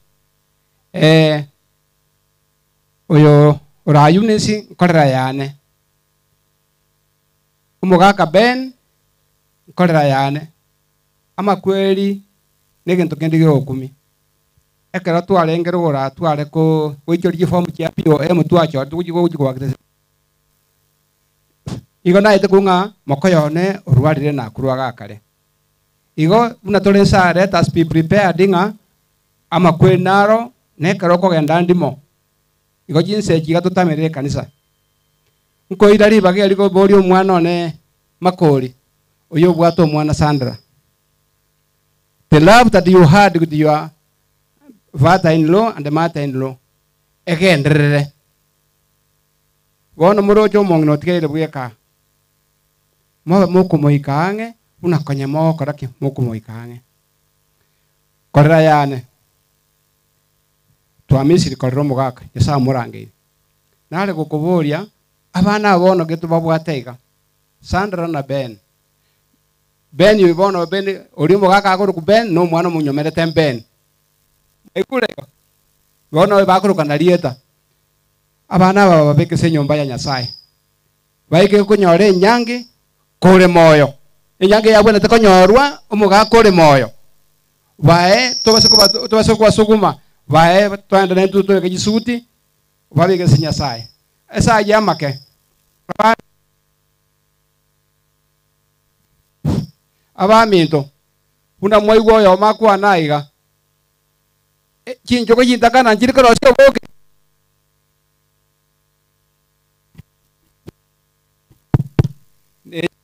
ne nyombe nketore na itura batokoro ntobwato na intu komo atore sinasema. Thank you. Wale wote wametoka Daganga wako wapi? Waje hapa piga picha yake tutoke. Daganga team njoo hapa.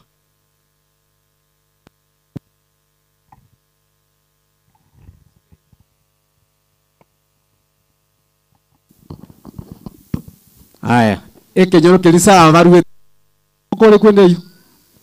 Wale huko mahali mmetoka kule chini Kenyoro kilisa saa barua njoo hapa tupiwe picha. Haya. Thank you. Tuwafanyie hivi. Bia mono sana. Thank you so much. Thank you. Haya. Faith. Kurunya Mataro. Faith uko wapi?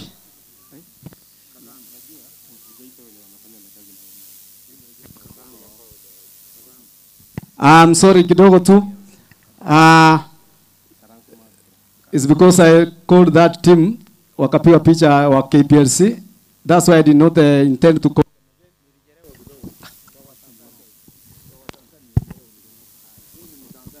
Aya. Be wale wanafanya kazi na Sandra, tafadhali muje na Kenya Power KPLC.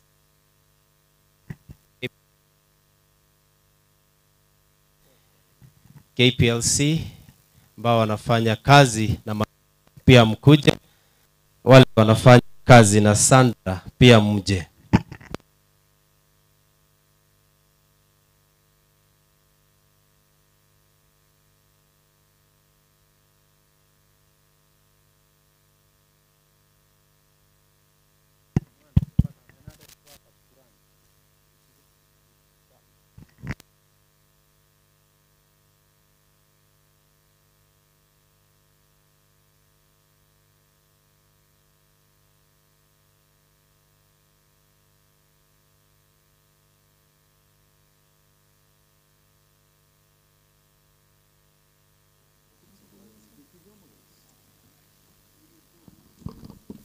Thank you. KPLC pamoja na ndio group hiyo, just wait for it then we finish from there. Haya, hiyo picha pamoja. Those ones who came kwa niaba ya Sandra, yes there.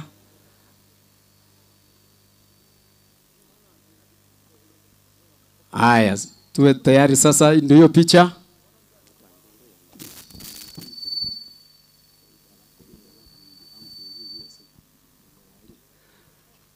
Aya, thank you so much. Tuwafanyie hivi. Thank you, asante sana. Aya, Faith family. Faith and family. Mama wewe utakaa hapo. Faith and family, haraka. Faith naye ndio huyo. Na familia yake, yeye anatoka Nyamataro. Yeye ni msichana fourth born,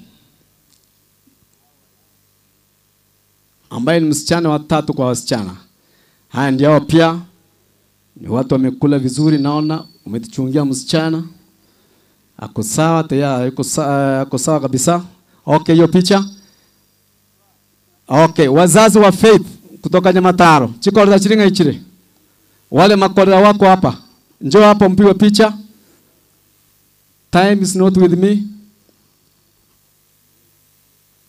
Chikorera chirinchuga tuwakwe bicha.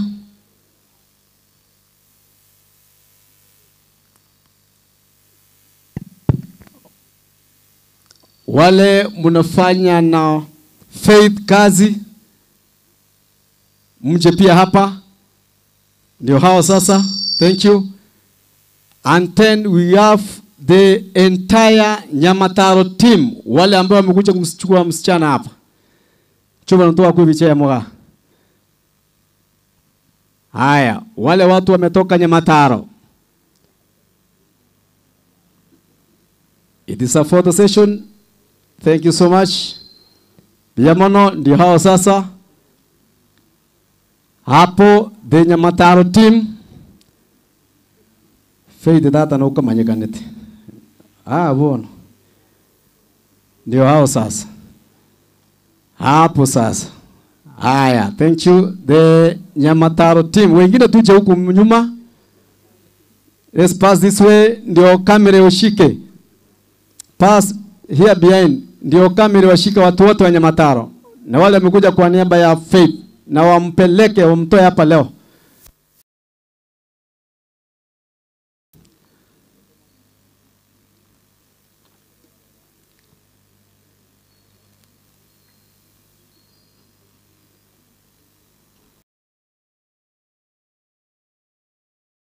Picha ndio hiyo. Picha ndio hiyo. Thank you. Tuwafanye hivi ya mono sana. Twende tukae sasa. Wa mwisho.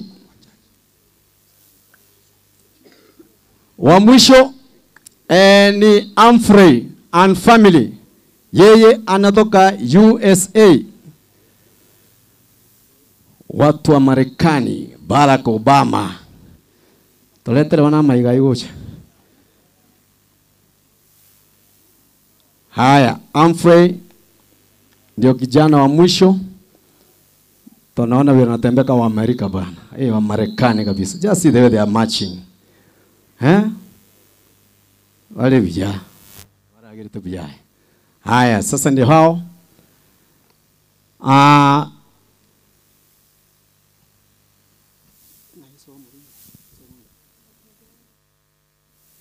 Thank you. Wazazi wa huyu dada. Haya, Rebecca.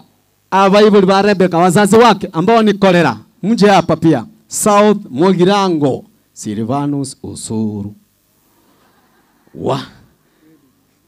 Hapo sasa. The only chief whip. Mwabuata data kuna matari. Haya, sasa hawa ni watu wa Usuru. Haya, sasa ndio hao. Wazazi ndio hao. USA team. Wale mnafanya kazi naye. Labda huyu mrembo ama ndugu kutoka USA. If anybody came. Those ones who came on behalf of this group, please. Nimeambiwa mkuu huku chini. Njoo hapa. Haya, njoo. South Mogirango team. Mje huku pia. South Mogirango. Haya, kaa vizuri mpige picha. Haya, hiyo picha nataka ionekane hivyo. Mko wachache, songa pande hivyo tu, sawa? Haya, kutoka South Mogirango ni hawa tu. Thank you.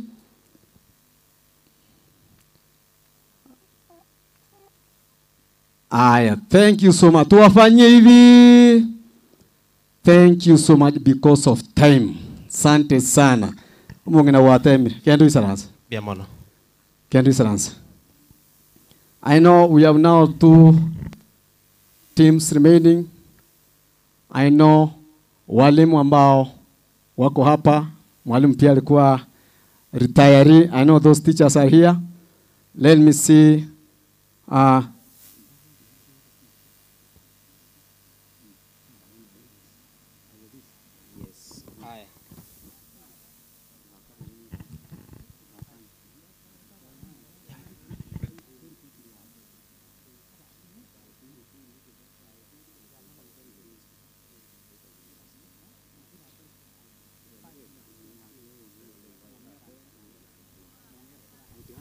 Aya. Asante sana Mr. Moseti. Tumeshirikiana vizuri kwenye microphone ng'aongo. Twabwatiranire biya kesa twachagete twaikire bire biga. Aya namatanga yo mo pastor oyo rengo musombo Nyasaye. Nabono byikire biro bitothaete kurangeria uwepo wa Mwenyezi Mungu uwe kati yetu na tuache baraka za Mwenyezi Mungu kwa familia. Pastor Ben alikuwa mhubiri wa kanisa letu la Ambassadors for Christ Nyosia ambalo liko kwa assembly ya Nyakoe. So saizi mbele yenu nimeita Ambassadors for Christ Nyakoe Church Choir. Msonge mbele kidogo, mtatupatia wimbo mmoja, then from there mipango ya ibada itafuata jinsi ambavyo tutaelekeza. Nataka nifanye tangazo moja. Kwa wale ambao mnapiga picha, the family requests that you don't take any photos, mweke huko kama hawajawapatia kitu inaitwa copyright. Wao walikuwa wameitisha their own photographer ambaye anaendelea kushughulikia. Aya, mrefu, mheshimiwa mrefu ameingia, ataketi na atapata muda wakati wake. Nyakoe Ambassadors for Christ Choir.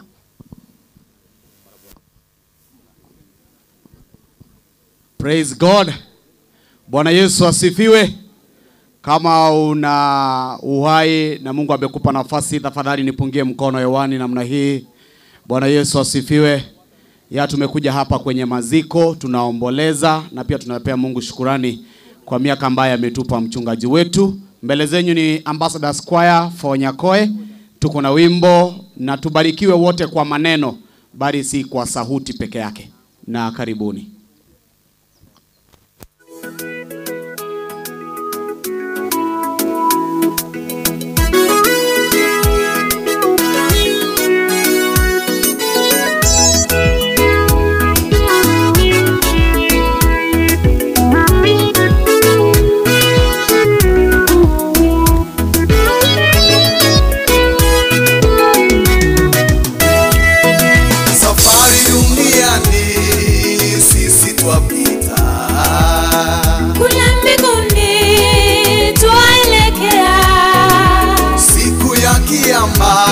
Tutahukumiwa pamoja kwa matendo,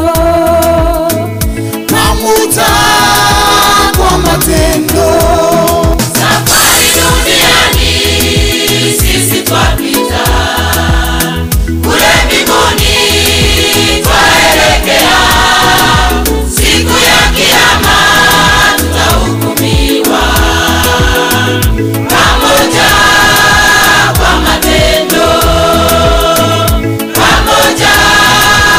matendo, safari duniani sisi twapita, kule mbinguni twaelekea pamoja. Rafiki mwema ni Bwana Yesu.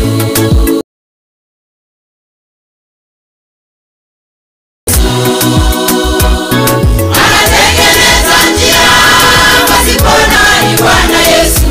Rafiki mwema ni Bwana Yesu.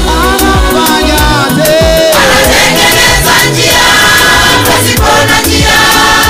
Yeye ni mwanzo na tena mwisho.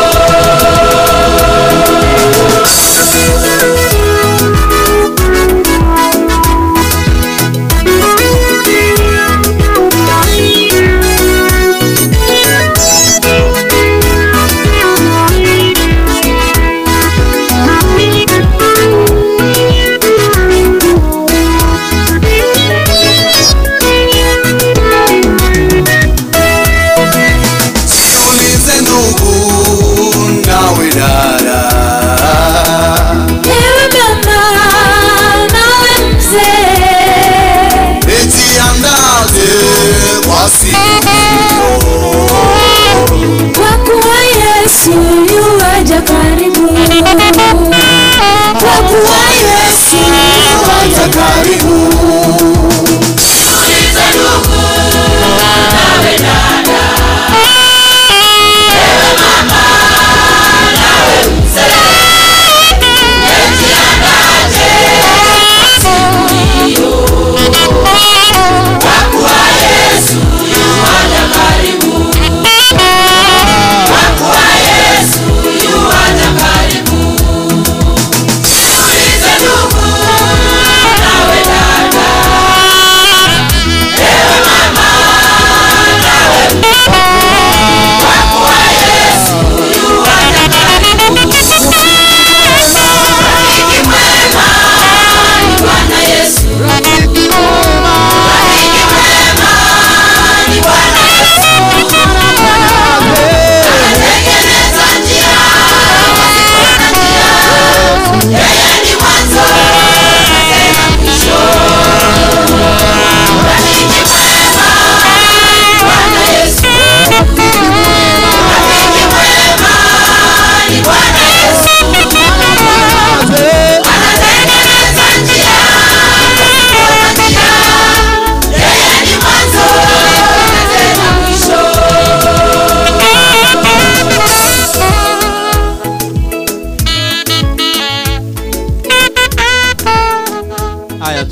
makofi mazuri, na tunasemaje? Wabarikiwe sana. Hawa wameanza, hii ni volume yao ya kwanza ya nyimbo ambazo mtazipata hivi karibuni. For the interest of time, Pastor Ben, even before he started serving, he was a teacher. And so because teachers wanafaa kuenda Nyamatuta, kuna matanga mengine, I'll call Mr. Nyamweya and kindly, teachers are obedient, kindly to minister. Yeah, I'll do it. Thank you very much. You have put it very well. Pastor Ben was a teacher initially, and we here in this gathering, we have so many teachers, both serving and retirees. So at this point in time, I would like us to spend very little time to recognize the presence of those teachers who are here, who worked with the Reverend Ben when he was serving and even in his retirement. For that reason, I would like to call Mr. Mark, Dan Mark. He is our NATE treasurer, Kitutu Kisii Central Branch. He will come here very briefly and introduce various sections of teachers who are here in attendance. So Mr. Mark, kindly come, and I'm sure we want to take a very short time. We want to recognize Mwalim, the great teacher Ben was. Even me, taught me in very many ways. So it's imperative that we recognize that. Thank you very much. Treasurer, welcome. Asante kwa nafasi. Kwa sababu ya muda, singependa kuingilia protocols zote za walimu. Ningependa kuwaomba walimu wote ambao wako katika mkutano huu, retired, serving, and even those that want to be teachers, waje hapa tupigwe picha, tumalizane na kipindi hiki. Teachers, please. Principals, our teachers, serving are retired, please. Nimesema hata wale walimu. Yeah. Please, because of time, let's hurry up.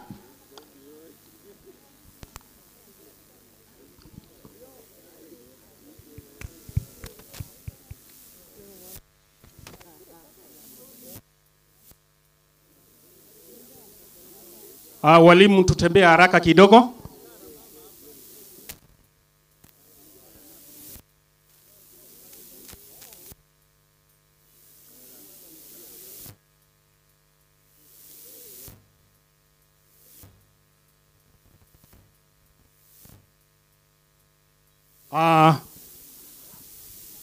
I know that you fear that teachers have a long program, but for today, we don't have any program to run here.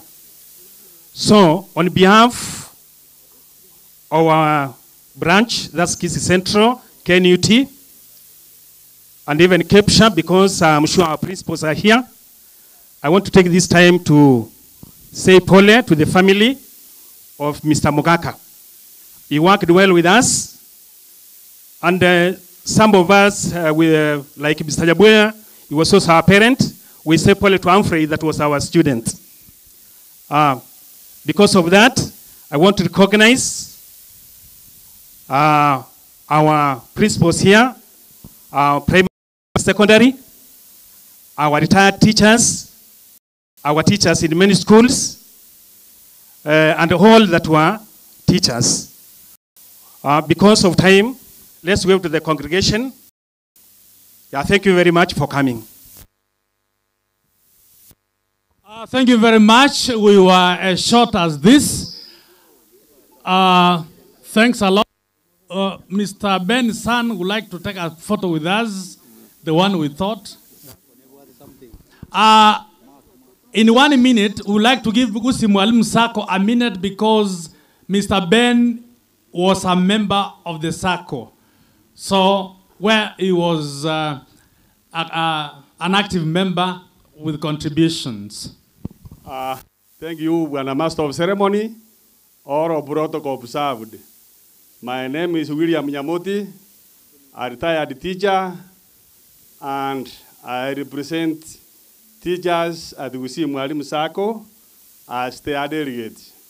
I want to confirm to the gathering that Mwalimu Ben, even after retiring, was a strong member of our circle. And here, I bring condolences from the management of Gusii Mwalimu Sacco, the board of directors, and even the delegates. With me is a check of 10,000 from Gusii Mwalimu Sacco to the family, and Director James Omwoja also sent me 2,000 for the family. I think after this, I will be explaining Mama Eunice on how to be the next of kin in the circle. Igo mongina Eunice, kera matanga erire, form nerengo ja okoletera, oichorie, nkoiraria, so that ebintu biribia pen, ogenderereko bigendereria. Thank you so much. Asante.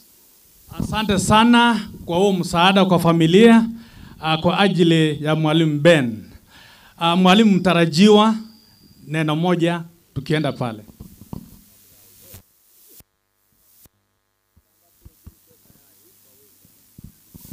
Asante sana Mwalimu Nyamoya.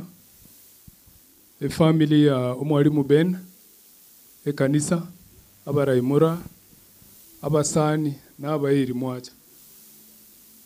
Kwanza kabisa omongina pole na aletire eyane na kurwese family yane nje no mocho koro wo mugako kuru kumasabo igoga Mwalimu Ben.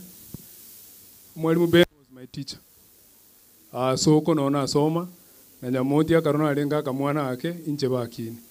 Mwalimu na taito ko ndetanka lakini bono ne elioko nyora tinjo igamona karongocha mbwate ne chishuguli chinyinge na bugete nga Nyasaye na miaka ne menge ko mpaka no ne miaka 90 igona bugete ne mbwate libaga na taito ko chanka toikaranse njoko kwani family okoba maono na ale mbwate igo pole to the family. Mwalimu no musani ona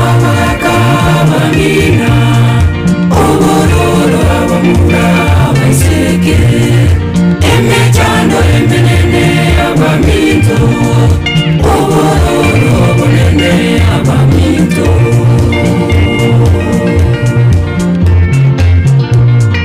Obororo abakabagina, obororo abamura abaseke.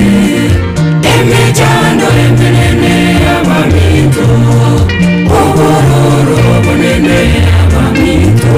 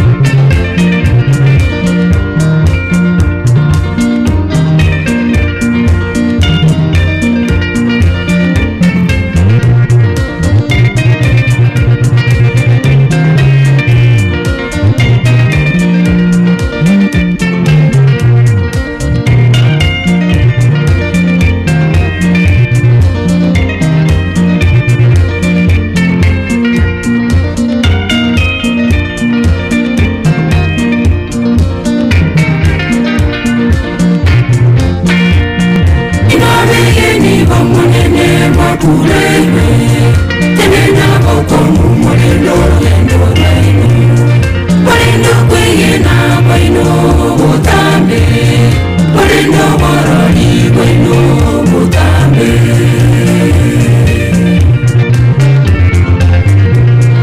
inabeyeni bomunene mwakulaiwe tenena bokomu mulendo lendo lwaino mulendo kwegena kwaino butambe mulendo boroli kwaino butambe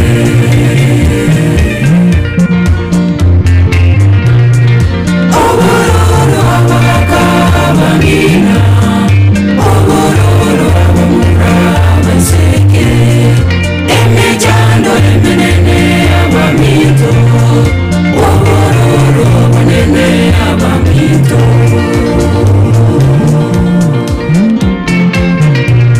obororo abakabangina obororo abamura baseke zaidi lakini buna amenya no mulembe iga abatakitari n'abasani bana Eunice uyo trakore skuru tigasome serikali yo ngo gikorika kigasa mama yatia karmati yanyakare mirimo gose njo manene muraikere ngirenda abantu bari baseito moino mutari kongera chikura mwakera abantu abariri chikura mwati akaramo abantu abanene nange boiga mumanya nga nkira kya gutumia umanya goika one narure koja karata chibesa panechi pastor na wewe chukua elfu moja ununue kuku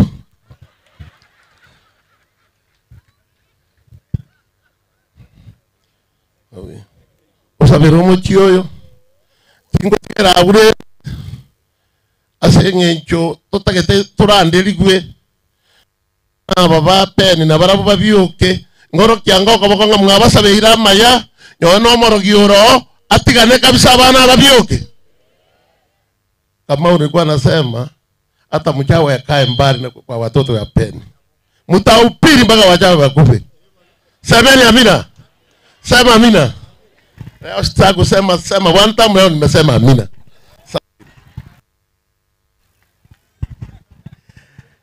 aya asante sana anaitwa mheshimiwa mrefu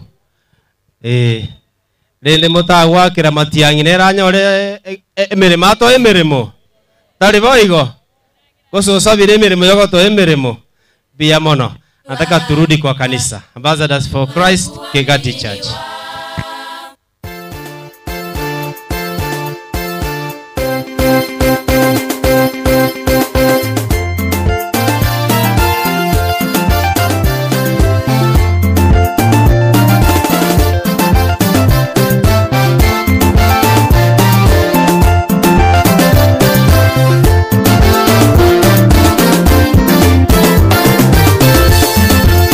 Umejibira kukoma enyi wenzangu, kwa maana ufalme wa mbinguni umekaribia. Umejibira kukoma enyi wenzangu, kwa maana ufalme wa mbinguni umekaribia. Umejibira kukoma enyi wenzangu, kwa maana ufalme wa mbinguni umekaribia.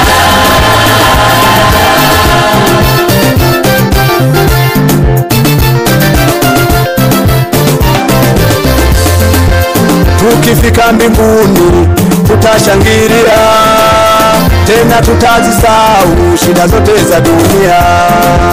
Tukifika mbinguni tutashangilia, tena tutazisahau shida zote za dunia. Umejibira kukoma enyi wenzangu, kwa maana ufalme wa mbinguni umekaribia. Umejibira kukoma enyi wenzangu, kwa maana ufalme wa mbinguni umekaribia. Umejibira kukoma enyi wenzangu, kwa maana ufalme wa mbinguni umekaribia.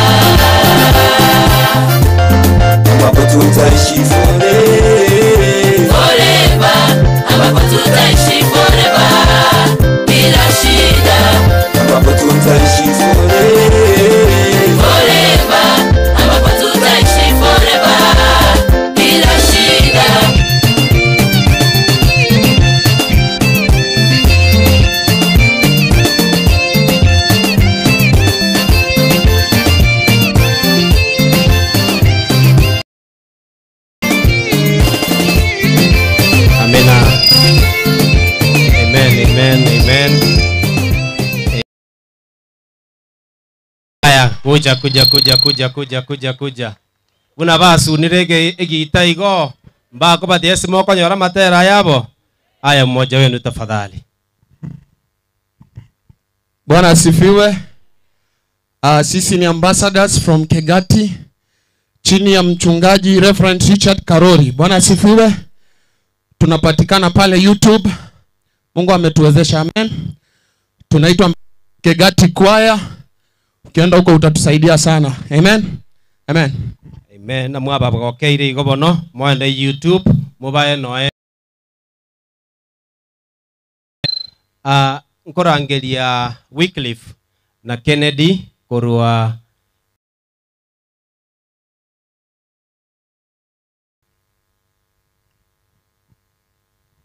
aya, na nataka niwajulishe kwamba mipango yote ya mazishi ina stream live kule Getembe TV. Hao wamesimama hapa.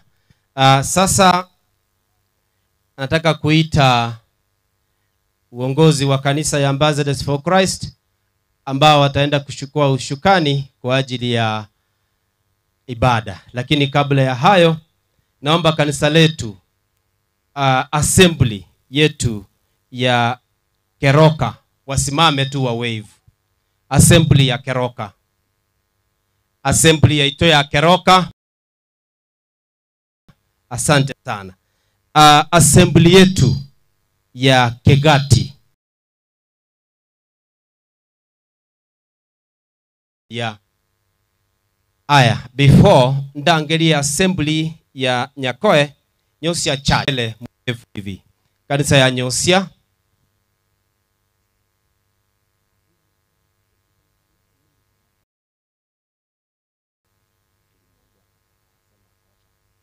Kanisa ya Nyosia.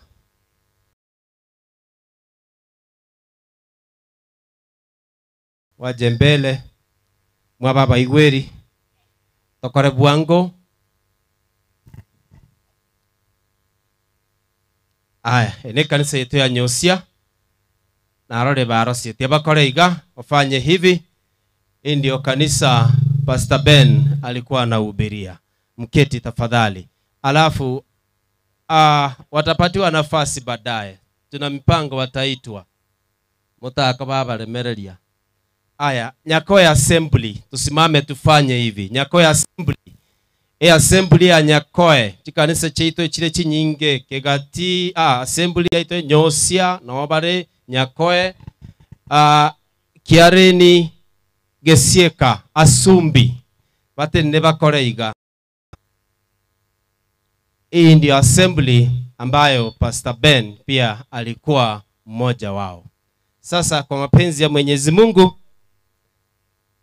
nataka kuita national wale wengine sijaita. Nitawaita tu kwa national umbrella wasimame. Wote wale ambao sijaita lakini ni watumishi katika huduma ya Ambassadors for Christ. Chikanisa chichido cha Nairobi Chonzi. Yale makanisa yetu ya Nairobi, Kisumu, Homa Bay wasimame tafadhali.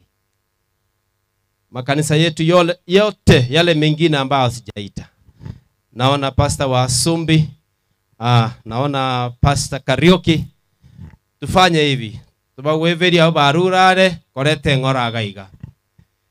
Bono kuikirabwo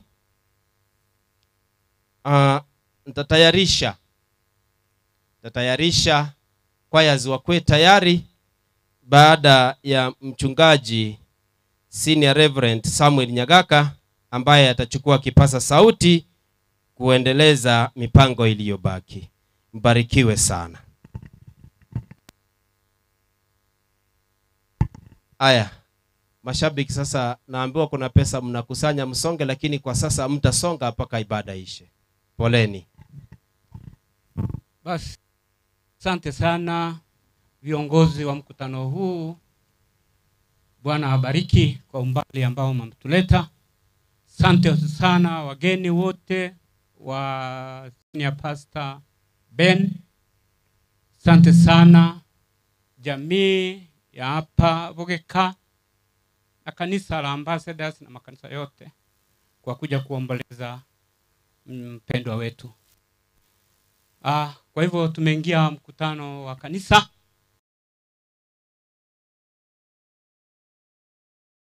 kubadilisha mawazo yetu tuingie kwa kanisa.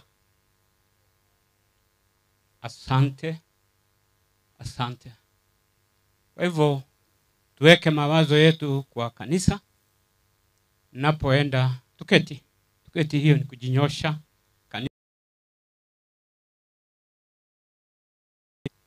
Tunapoanza hapo kabisa, mwanzo ningetaka kuleta church kutoka assembly ya Nyakoe kuja hapa mbele kama viongozi, kwa ajili ya hao ndio wamepoteza mchungaji wao. Hao ndio hasa wanaona wako na mzigo. Sante Weekly Clive ni mzee wa kanisa, viongozi wote, pastor kutoka kanisa la branch ya Nyosia, mahali alikuwa amefungua kanisa kule Raganga, na wengine kuja, wale viongozi wa Nyosia. Kennedy wako wapi?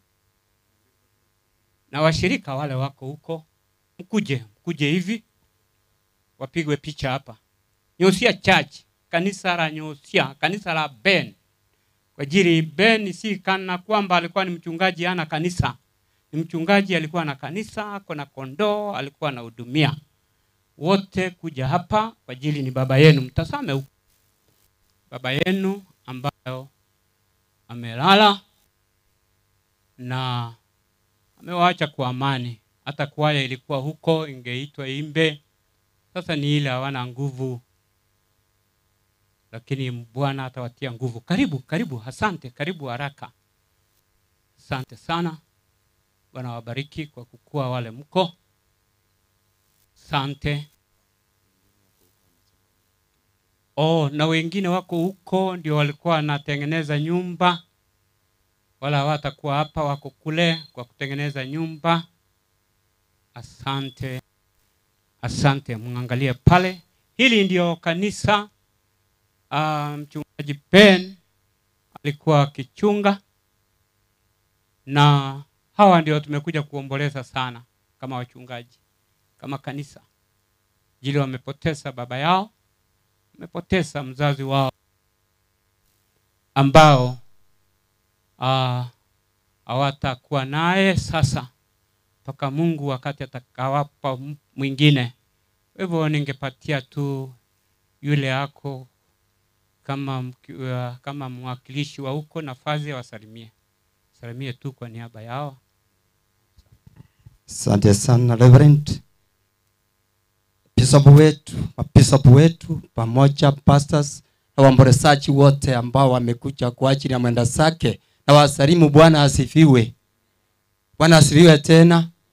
Kwa majina ninaitwa Pastor Peter Mutuli, kwetu ni kule Laganga, mahali mwenda zake aliweza kufungua kanisa mpya, na vile alikuwa amekoncheka na anaendelea kukoncheka, alikuwa akiniita ninamsaidia pale Nyonsia.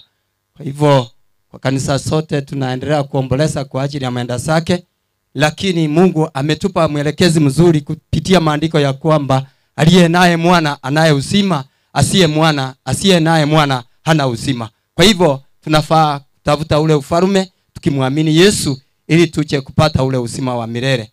Barikiwa kwa hayo machache. Amen. Asante. Kwa hivyo saluti tu mkutano, na Bwana awabariki.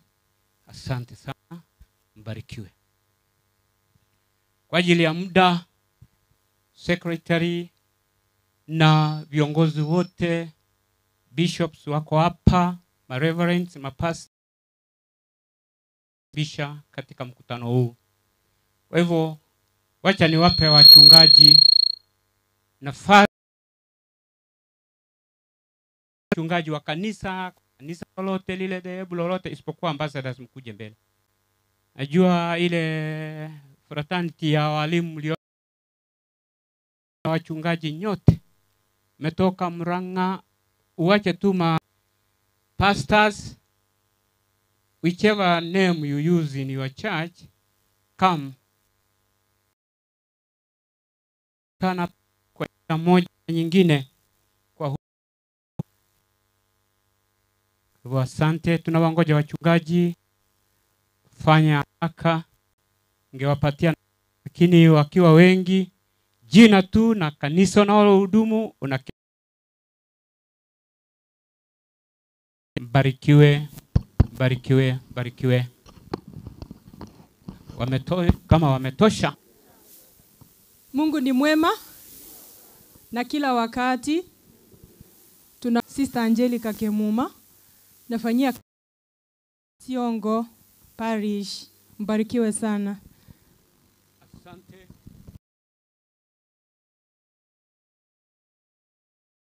Mimi ni Pastor Isaac Ometi, ninahubiri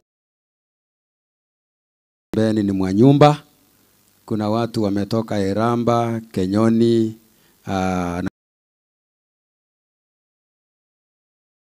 wametusindikiza. Barikiwa sana. Asante Pastor Edwin. Tuasifiwe. Bishop utakubalia niombe. Kwa unyenyekevu. Maombi. Na Mungu wetu, wewe ni baba yetu na sisi ni watoto wako. Ni mchana mwingine mjema. Ya kwanza sisi ni Baba, tunaomba tusamee na utuoshe na damu yako. Sasa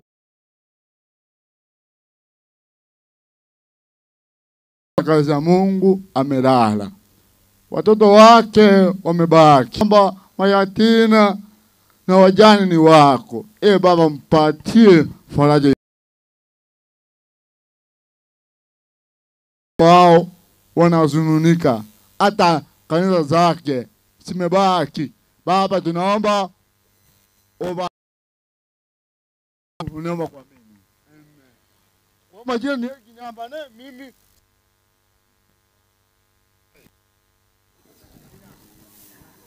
Praise the Lord. Pastor Festus Mukaya, Mekoka, Kristo Mwangi. Amen. Bwana Yesu, kutoka kanisa ya Liamonyoncho PAG Assembly. Ni roho wa Pen ambaye amelala, na pia nilikuwa na washirika wangu wa kanisa mahali ambapo ninahudumu. Tuko pamoja tukiendelea kuomboleza pamoja. Mungu akapate kuwabariki. Praise the Lord. Jina ni Pastor James Onyonko Bai, na hudumu katika kanisa la Betheli PAG ambalo linapatikana Marani. Mimi nilisimamia Faith harusi ya. Asante. Mimi ni mchungaji Daudi, nafanya na huduma ya imani. Tumeleta salamu za poleni. Mungu awabariki. Kwa na hudumu ndani ya kanisa la Ushindi Baptist Church. Mimi ni senior pastor, overseer wa Nyanza region. Nimekuja kusema pole kwa familia. Mungu awabariki. Pastor Ignatius Mogaka, Nyakoe Redeemed Gospel Church. Pastor Julius Omwenga. Pastor Elijah, Revival Churches of Kenya, Nyakoe. Bwana Yesu asifiwe.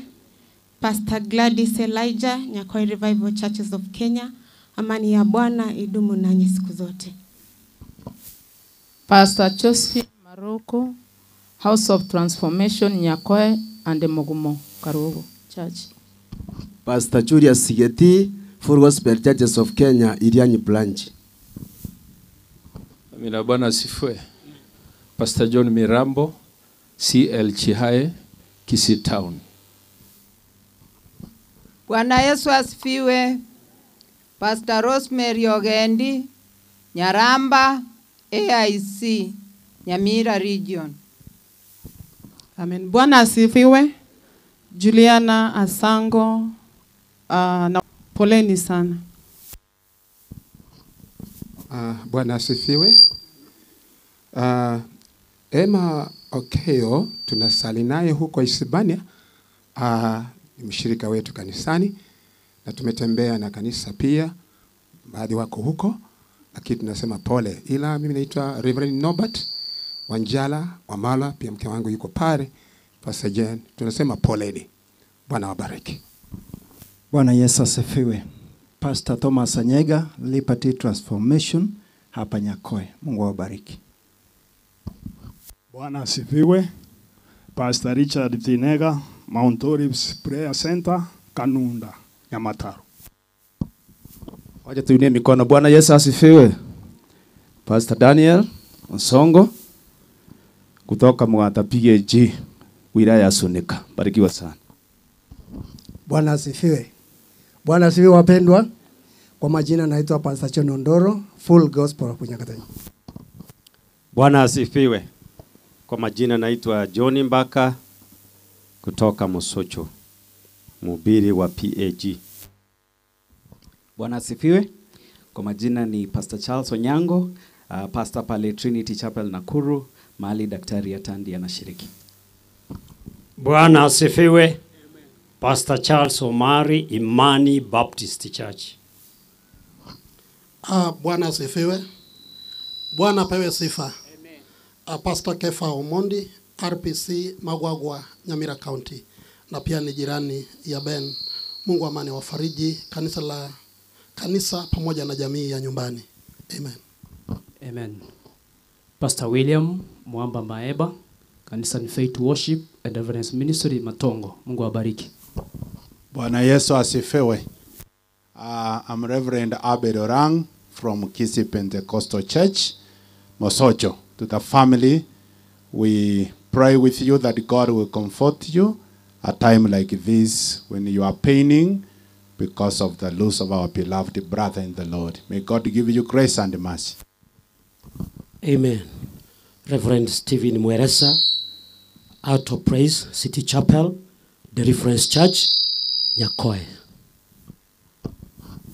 Basi, kwa hivyo ni wafupi hivyo.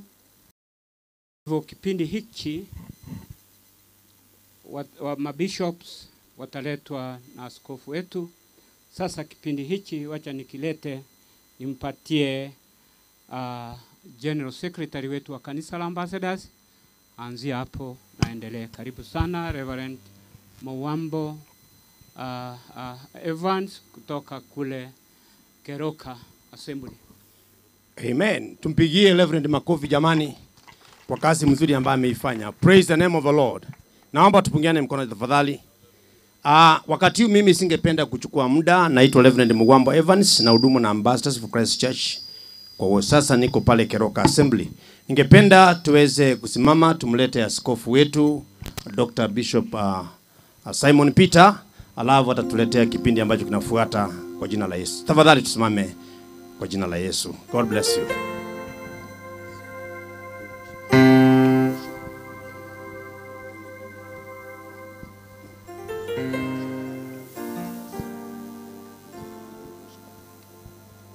Praise the name of the Lord. Hallelujah.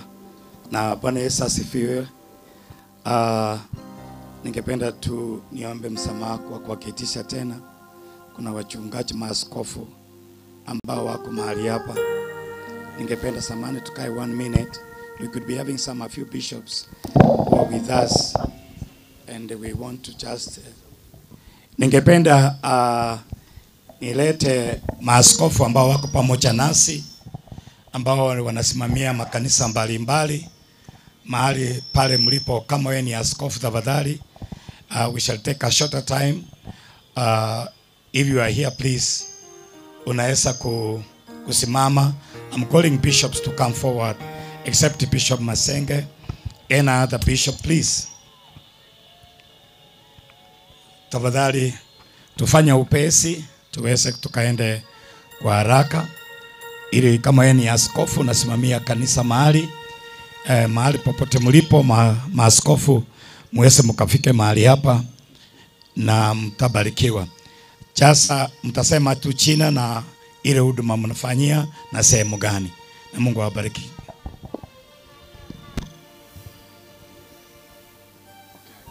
Please, mtasalimiana baadaye. Bwana asifiwe. Kwa majina ni Bishop Columbus Micheka wa Rock Gospel Ministry. Absalom Ntaita Nyamos, msaidizi wa askofu Kisii Pefa Church. Pefa Church. Mnabakwe. Naitwa Pastor Kariuki, Bishop Kariuki I'm in Murang'a now. Amen. Thank you. Bwana Yesu asifiwe. Kwa jina naitwa John Mwangi Nderito, askofu wa makanisa El Shaddai. Tumetoka pande za kule Maralal, kaunti ya Samburu, wakati jamii ya Tandi daktari wako kule na mke wake na watoto, hata wakati mama mzazi ametemea kule, na hata baba alipokuwa akitembea kule walikuwa na shiriki pamoja nasi. Kwa hivyo nafikishia rambirambi za kanisa la El Shaddai na wapendo wa kule. Bwana apate kuwabariki. Amen. Then I have colleagues of wale colleagues wa chungaji wa ambassadors. You are not finished yet. Bwana asifiwe. I'm Bishop Mogaka of Akamas Life Church, na Ben ni jirani yangu hapa Gesoni. Zaidi ya yote kanisa la Ambassadors Kipio. Thank you, sir. I'm trying to chase time. I know people are traveling back. We want to understand that there are some people who are not coming from around, and we need to give them time. Working with Pastor Pen, and I want them to come. Wale wachungaji wa ambassadors ambaye moja na Pastor Pen, wale ambao wamepata nafasi kufika, tafadhali I know we are disciplined. Tutachukua not more than 3 minutes. Just say your name. Usiseme vile mlikula mnakula na Peni, vile mtengeneza viatu na yeye. Hiyo hatutasema, lakini tutasema majina. Mungu awabariki watumishi wa Mungu. Hawa ndio baadhi ya wale ambao walipata nafasi, wachungaji wanaofanya kazi pamoja na Pastor Pen. Tafadhali utasema jina tu. Hawa ni wale wengi naona ni wa Western region. They seem to be many. But I want to say your name and you say the church where you minister, and God will bless you, or the location of your church. Utasema jina lako na kanisa lako liko wapi. Hivyo tu ili tuweze kupea waombolezaji wengine time waweze kurudi. Karibu sana Reverend. Bwana asifiwe.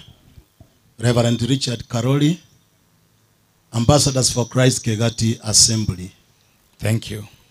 Bibi ya mchungaji Reverend Karoli, Kegati Ambassadors. Thank you. God bless. Pastor Jared Masega, Sameta Ambassadors. Amen.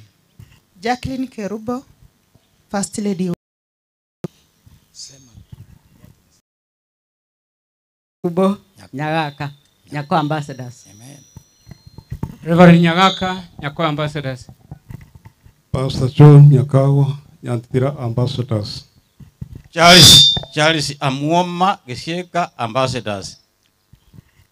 Priest Kamoma, Gesieka Ambassadors. Reverend Kennedy Nyangonga, Ambassadors Asumbi Assembly. Pastor Caroline Asumbi Ambassadors. Pastor Felcon Atieno Manase, Ambassadors for Christ, Nyakahia, Homa Bay. Nyakahia, Homa Bay. Amen. Edward Mandreo, Ambassadors Nyantrogo. Pastor Lillian Gomba, Ambassadors. Pastor Lynette Nyakahia. Pastor Eve Mauti, Ambassadors for Christ, Sabaki, Nairobi. Sabaki, Nairobi. Pastor Peter Muturi Laganga, Fasi Nyonzia. Thank you. Omanga Jairas, Ambassadors for Christ, Sameta. Evalini Monyenye, Kiaren, Ambassadors for Christ. Kiareni, Ambassadors for Christ.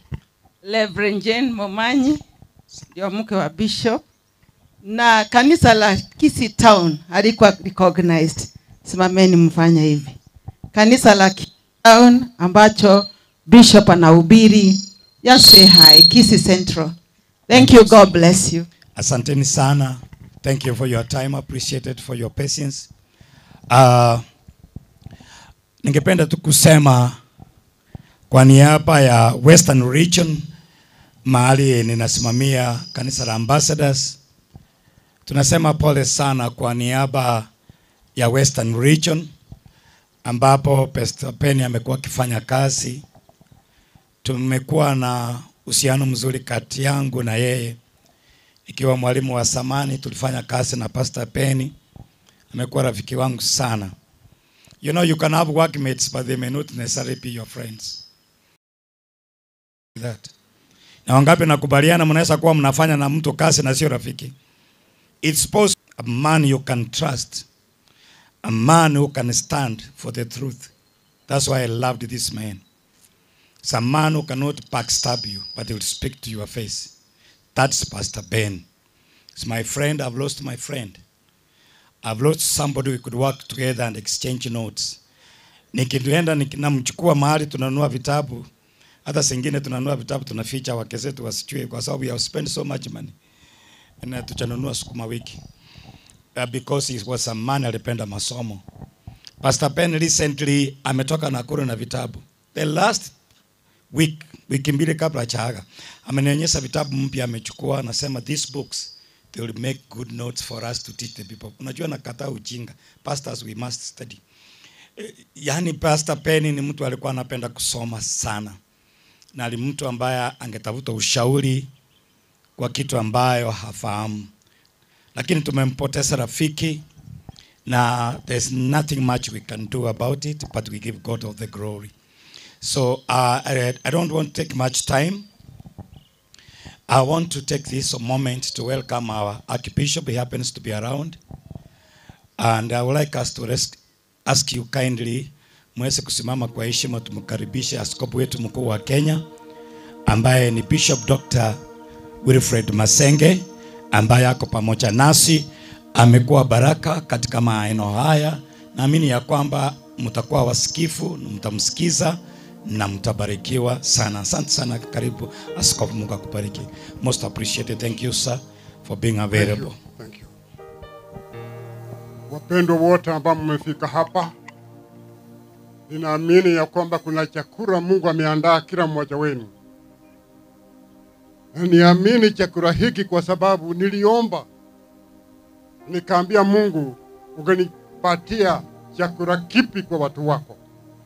Na ninaamini ya kwamba mnapotoka hapa mtakuwa na chakula fulani, nanyi mtakuwa wasaidizi kwa wengine. Mungu awabariki. Hebu Mungu awabariki, tukae.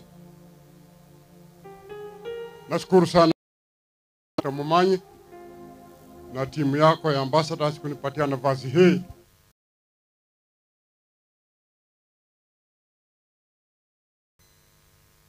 Wapendwa, mbarikiwe kila mmoja wenu mara popote mnapoketi. Naamini Mungu ambaye amekuheshesha na amekulinda siku zote ana uwezo wowote kukufanya vile anavyotaka. Kwa hivyo wapendwa, hii ni neema kubwa. Kisikie ya kwamba uko kwa miguu ya Bwana Yesu Kristo. Kwa majina vile mmwambia ya kwamba Masenge ni jina langu. Wakati Bwana alituita, si hapa Kenya, tulikuwa tuenda mpaka Tororo, tunaenda Tanzania, tunaenda mara. Napoangalia kwa televisheni ya Kenya na ng'ambo, Bwana anikumbusha kitu kimoja. Anakusiti na kitu hiyo. Na angalia na siku ya leo kuna number 1, umechukua muda. Hii ni tiririsho ya kwamba yule ambaye amelala ni mtu ambaye ameaffect the country kupitia watoto wake, kupitia njia zake mwenyewe. Kwa hivyo this is a national figure. We have come to witness the body of him. Karibu sana. Kwa niaba ya mke wangu ambaye angefika hapa, kwa niaba ya kanisa la Ambassadors at the Leadership Fraternity ambao wamekuja hapa, kwa niaba yangu mwenyewe nikiwa nasimama hapa, niko na lambilambi kwa hawa wanafuata.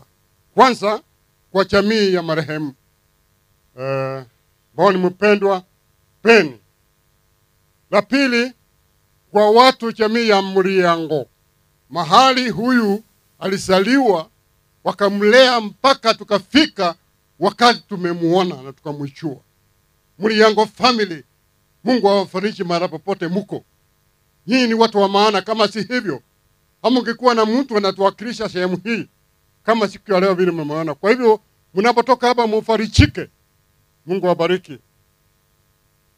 Kanisa la Nyoshia, wapendwa, tumeleta pole ya Bwana Yesu Kristo, si pole kusherekea kile Bwana amefanya na kile mmefanya pale Nyoshia. Mumeangalia, mumeona ni mtu gani ambao Mungu aliwapatia.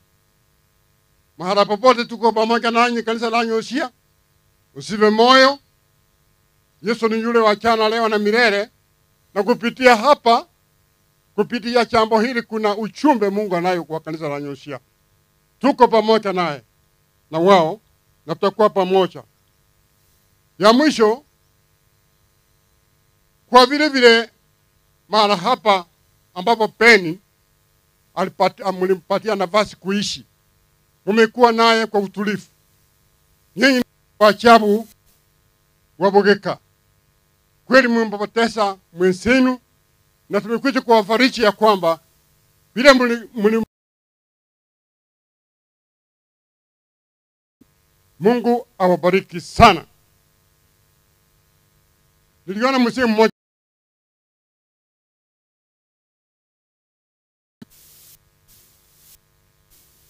mrefu, asante sana.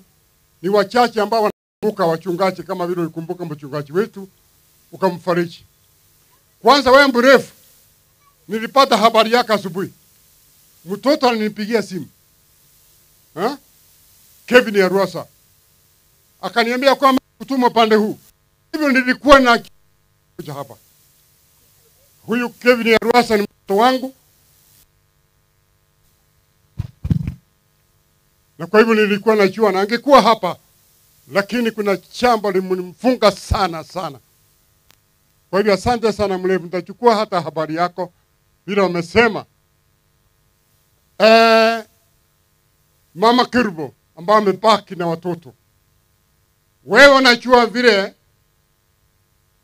ulikuwa na uhusiano na mke wangu wakati alikuwa Kereli Girls High School. Hata akakupatia tenda, na fikiria kwamba huyu ni umoja wakati huo ambao ungesaidia wewe pamoja na Penny kuelimisha watoto wenu. Pokea rambi zake kweli kweli, angekuwa hapa. Nami mwenyewe Penny ni mfahamu over 40 years. Tangu 85. Ni mtu ambao tumekaa naye hadi wakati kama huu. Hata wakati alikuwa pale Kiamabundu, nilikuwa nimfahamu. Wakati huu nilikuwa mwalimu mkuu mahala fulani hapa town. Na vile serikali na transfer walimu aka transfer, Penny alikuwa mmoja wao. Mimi nilimwangalia, tukakaa pamoja naye. Na yale nilibarikiwa na Penny kuu. Kwanza Penny alikuwa amepata kipawa cha Mungu cha kuimbisha. Watoto walifanya vizuri kwa shule yetu, wakaenda na Kisumu. Penny akiwaongoza na watoto wangu wawili ambao ni daktari, vile vile aliwaongoza mpaka Nairobi huyu Penny. Na wakafanya vizuri sana Nairobi kwa kuimba.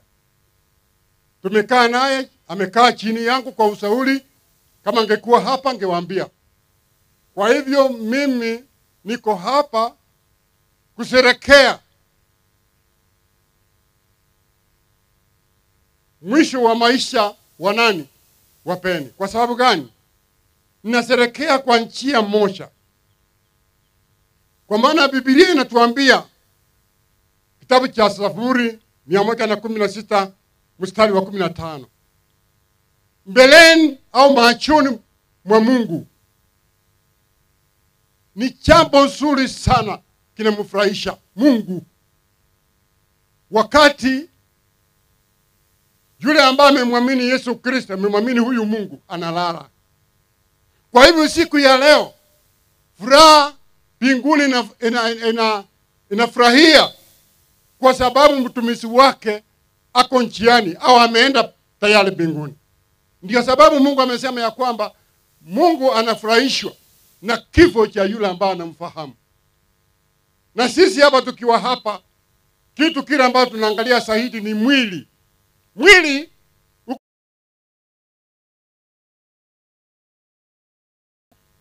wewe mwenye mwili ndio kitu sana. Kwa hivyo wewe mwenye mwili ukimaliza safari zako unaelekea wapi? Hicho ndicho kitu ambacho Mungu anaweka mkazo sana kwetu. Ndio sababu anaserekea, kwa sababu wewe ndani ya mwili tayari umebadilika, amekuwa Bwana wako. Kwa hivyo mahali unaoelekea mbinguni watu wanafurahia. Hebu nitoe mfano. Na hii injili ikikata roho za watu wengine.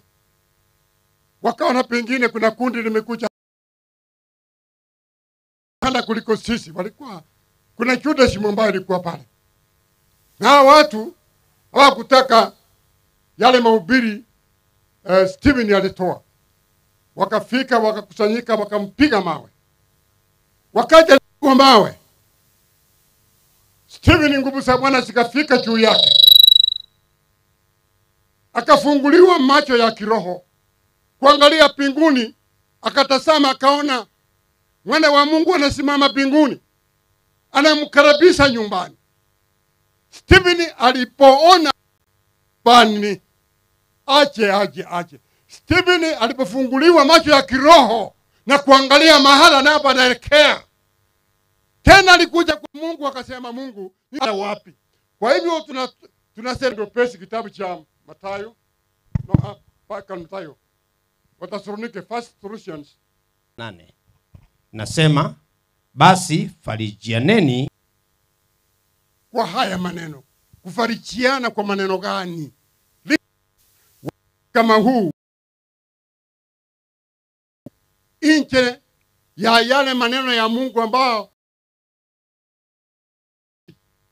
jamii imefiwa. Tumekuja hapa, ni kipi tumeletea jamii ambacho kitasimama kwa familia yao? Ni kipi hiki ambacho tumeletea jamii hata ukoo utakumbuka? 14 Wathesalonike wa kwanza mlango wa 4 mstari wake wa Yesu alikufa akafufuka, vivyo hivyo leta pamoja naye. Kwa hivyo inatuonyesha ya kwa kama mwokozi. Na kuna wale wengine ambao hawajatambua kama mwokozi wao. Kwa hivyo hapa neno lilikuja kwa wale ambao walikuwa wamemtambua Kristo kama mwokozi. Huo ndio ujumbe wao. Na nyinyi kwa nini mnahuzunika? Kama watu wale ambao hawafahamu haya maneno na wafahamu ya kwamba wakati kama huu mungefanya vipi? Kwa sababu mkiwa mmeamini maneno haya ya kwamba Kristo alikufa na akafufuka kwa nguvu za Bwana, na yuko hapa, ako kwa Baba, na yeye Baba atahusika na yule ambaye anamwamini Yesu Kristo akiwa atapumzika. Mungu anahusika, atamfufua na ataonekana na macho ya kibinadamu wakati Kristo atakaporudi. Kwa hivyo kama mtu ameenda kwa maana kwa yule ambaye alimuumba, mbona unahuzunika? Kama mtu ambaye ameenda mahala kwa mwenyewe, mbona unahuzunika? Ndio sababu tunasema ya kwamba, let me tell you, this is why we celebrate, especially in this kind of conditions, because kwa sababu tunajua anaenda wapi. Kwa hivyo wala ambao wamwamini Yesu Kristo, kufa moyo onyesha vile Mungu atahusika na wewe. Hata kama ungekaa miaka 2000 ungetoka. Upendo usipendo utatoka. Lakini ukitoka unaelekea wapi? Twende moja kwa moja kwa kitabu cha John 5:24. John 5:24. Kuna jambo hapa ningetaka uteke masikio sana. Biblia inasema kitabu cha Yohana 5:24, amini amini nawaambia, yeye aliyesikiaye neno langu na kuamini yeye aliyenipeleka yuko na uzima wa milele, wala haingii hukumuni, bali amepita kutoka mautini kuingia uzimani. Hata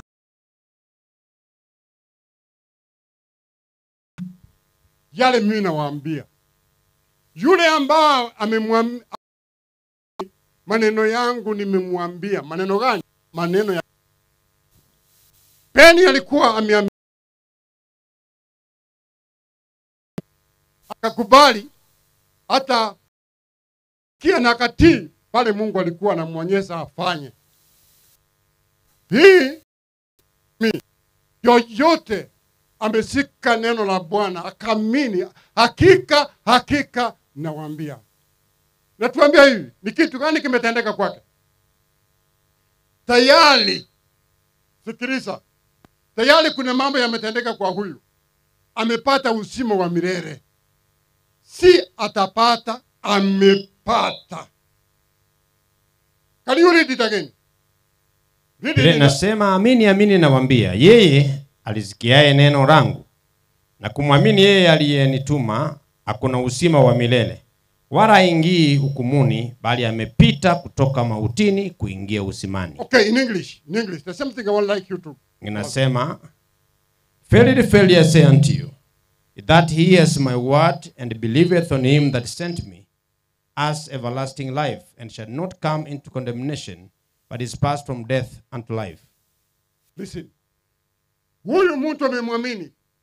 Kristo anasema, tayari nimemwambie amepokea uzima wa milele.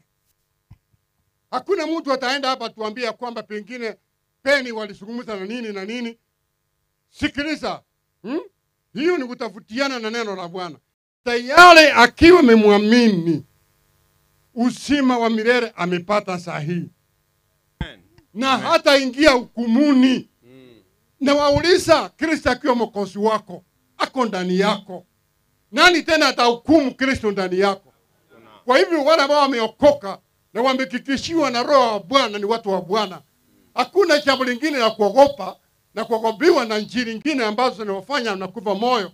Kwa maana haya tunasherehekea ni Kristo alifanya kwa nia yako, si kwamba ulifanya. Si kwamba umetenda hii. Unasherehekea kile Kristo mwana wa Mungu amekufanyia. Amina. Ndio sababu tumekuja hapa. Haijalishi ni kipi. Mungu ameahidi yoyote amepokea neno lake na kuliamini, yeye ameondolewa mahala popote alipokuwa, ameingishwa mahala popote.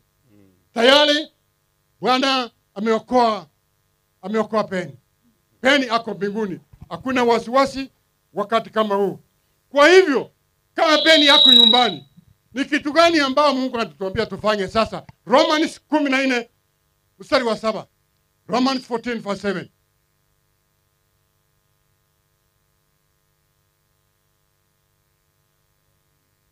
Warumi mlango wa 14 mstari wake wa 7.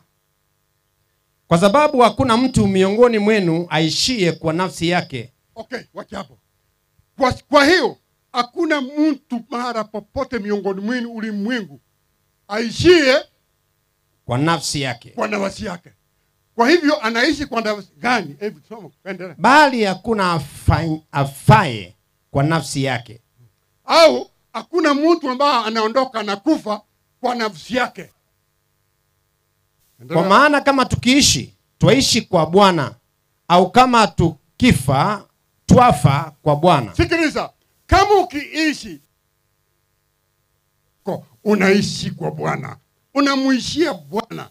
Hata kama ukifa, unakufa kwa Bwana. Peni amekufa kwa Bwana. Hicho ni kitu tunasherehekea, na tumekuja hapa na kifua mbele na kila kitu nyuma kutangazia wapendwa, kuna jambo Bwana amekuwekea ambao ni jambo nzuri. Usitishwe maishani. Yesu amemaliza mambo yako, amemaliza mwendo wako. Mbinguni tutafika. Kwa nini? Kristo ametusindia.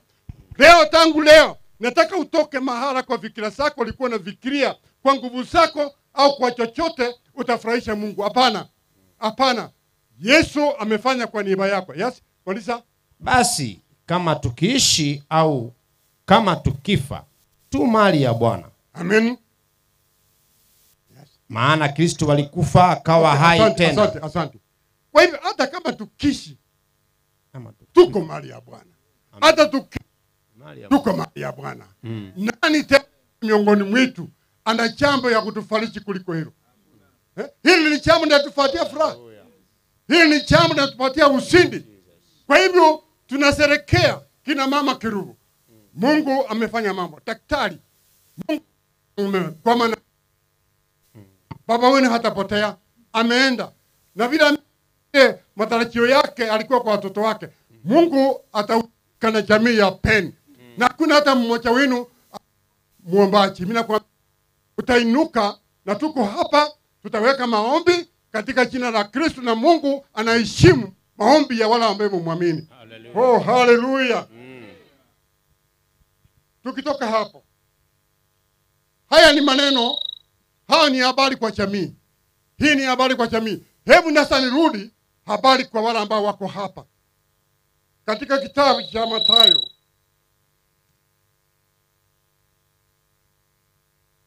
Mathayo 13 fungu la 24.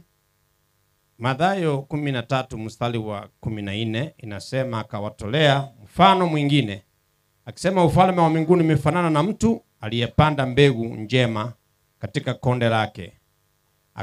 Lakini watu walipolala, akacha adui yake, akapanda magugu katikati ya ngano, akaenda zake. Baadaye machani ya ngano yalipomea na kuzaa, yakaonekana na magugu.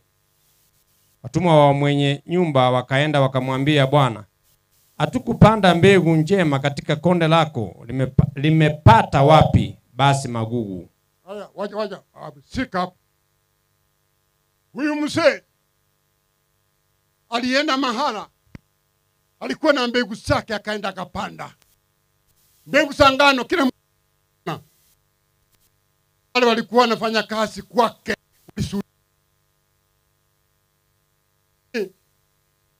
Baada ya siku fulani mbegu ilimea, na wakati ilitoa machani, wakakimbilia kwa yule alipanda. Walimuuliza nini? Kwamba tulipanda ngano, basi magugu yametokea wapi? Akawaambia, adui ndiye aliyetenda hivi. Wacha. Kwa maana ukiangalia kwa hata translations ni kama hawakutoseka, ni kama walihusunika, wakakimbia kwa yule alipanda. Walikuwa na hasira. Inaonekana wakati ulikuwa unapanda, kuna mbegu zingine ulikuwa umeficha hapa. Ukipanda nzuri, tunaangalia nzuri, nyingine unaweka hapa. Ni kama walienda kumstaki. Huyu mtu akasikiliza wao, akasema, kuna kitu ambao mjui. Listen to me, there's something you don't understand, you people. Wakati nilipanda, hata achilia hapo, adui alipoona mlikuwa mmelala usingizi, akaja polepole mara pale nilipanda, na yeye akapanda magugu yao. Wapendwa, Yeremia analia, wayu asilimwa, mbona onekana kama mtumwa wakati kama huu? Wayubo uonekani kama ni mtu, uonekana kama mtu ovyo, hakuna mtu anakuchali, you have no impact to people. Mungu alikuwa anahuzunishwa. Je, nilikuumba ukiwa mtumwa? Mbona then kama si ukuumba ukiwa mtumwa umebadilika hivi? Hii ni kuimanisha mambo yanatendeka, na hapa akitendeka kwetu nyumbani tunaanza vurugu. Mahala popote tunaanza vurugu. Hata ukiangalia kwa yale yanatendeka nchi yetu, kuna vurugu mahala popote. Lakini hii vurugu isaidii. Huyu mtu alipanda mbegu, hakutaka vurugu. Alisema, ongoja kidogo, ongoja. Kuna jambo ambalo hamjui. Adui alikuja polepole akapanda. Umeoa mke, umeoa bwana, kweli mliona vizuri sana. Alikuwa mwanamke mlembo, alikuwa mwanaume mlembo. Sasa baadaye kuna mabadiliko. Unashangaa ni kipi hiki kimetendeka. Biblia inasema ya kwamba alikuwa mlembo, alikuwa mzuri, lakini kuna kitu ujui. Adui alinyemelea wakati wake akapanda mbegu. Achi. Hasa hiyo mbegu inaanza kumea. Mtoto alikuwa anafanya vizuri darasani, lakini akafika mara fulani bendu Shetani akapanda ndani yake. Huyu mtoto amebadilika, njia zake zimebadilika. Tumaini la jamii lilikuwa uko juu ya huyu mtoto. Sasa wazazi wanakasirika na huyu mtoto, wanataka kumchapa. Kuchapa mtoto haitoshi. Kuchapa mtoto usaidii. Kuchapa mwanamke usaidii. Kuchapa mzee usaidii. Hebu usikiliza watu mkiwa hapa Liotero. There is a message God has for you.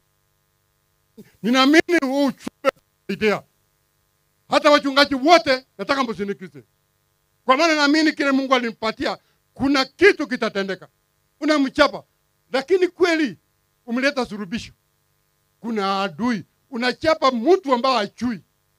Unachapa mtu ambaye unamuona kwa kibinadamu na macho ya kibinadamu, lakini nyuma yake adui alinyemelea akapanda ile mbegu. Akipanda ile mbegu, kama ni mzee, hata kusikiliza jamii, hata kusikiliza jamii. Hata watoto alisaa, hata ukimwambia school fees hataki. Kwa nini? Mbegu imepandwa, na mbegu ilipandwa wakati wazazi walikuwa wamelala. Adam, kile ambacho kimesababisha mambo kama Adam na Eve, Mungu aliwaidia maisha mazuri, mema. Akawapatia nguvu ya kutawala kwa vyote Mungu aliumba. Akawapatia vyakula, kila kitu. Baada ya Mungu kwenda kumalisha haye, adui alinyemelea akapanda mbegu, ambayo mbegu yake kwa mke wa Adamu. Hiyo mbegu sasa ikaanza kumea mauti na shida. Sasa mkiwa hapa, mimi silaumu mtu hata mmoja.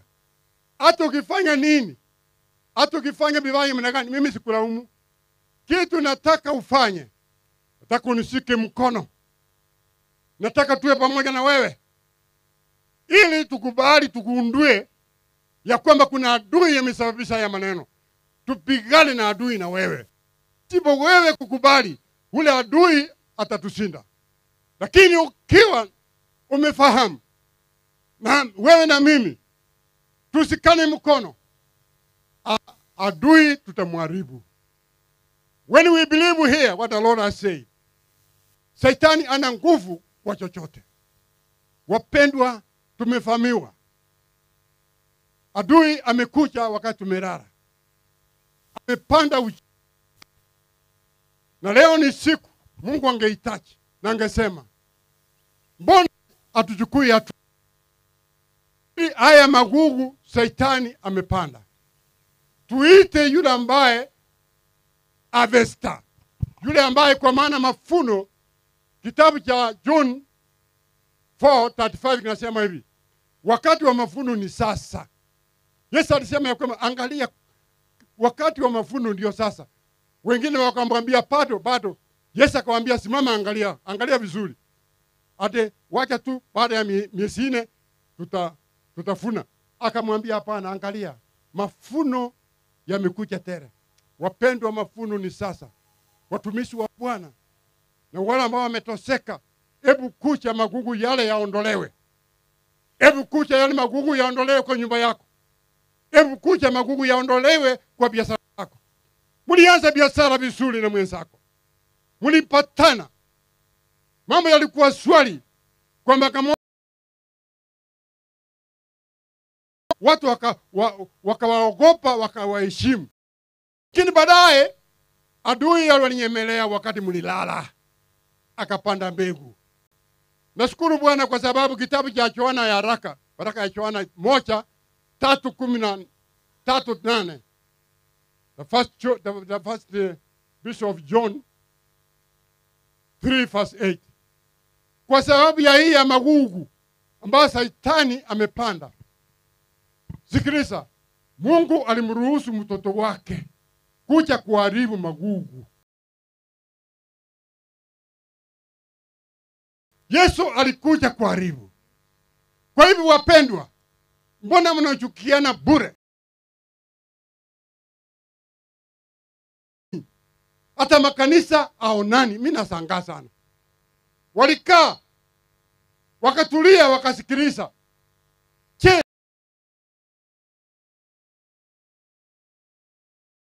Adui ndio alikuja akapanda kile ambacho kimesababisha, alitiririshwa na Mungu mwenyewe kuja kuharibu kasi ya Shetani. Kwa hivyo kuna tumaini, hata ikiwa Shetani hapo kwako. Yesu amekuja amesema ya kwamba wale mlewa na mizigo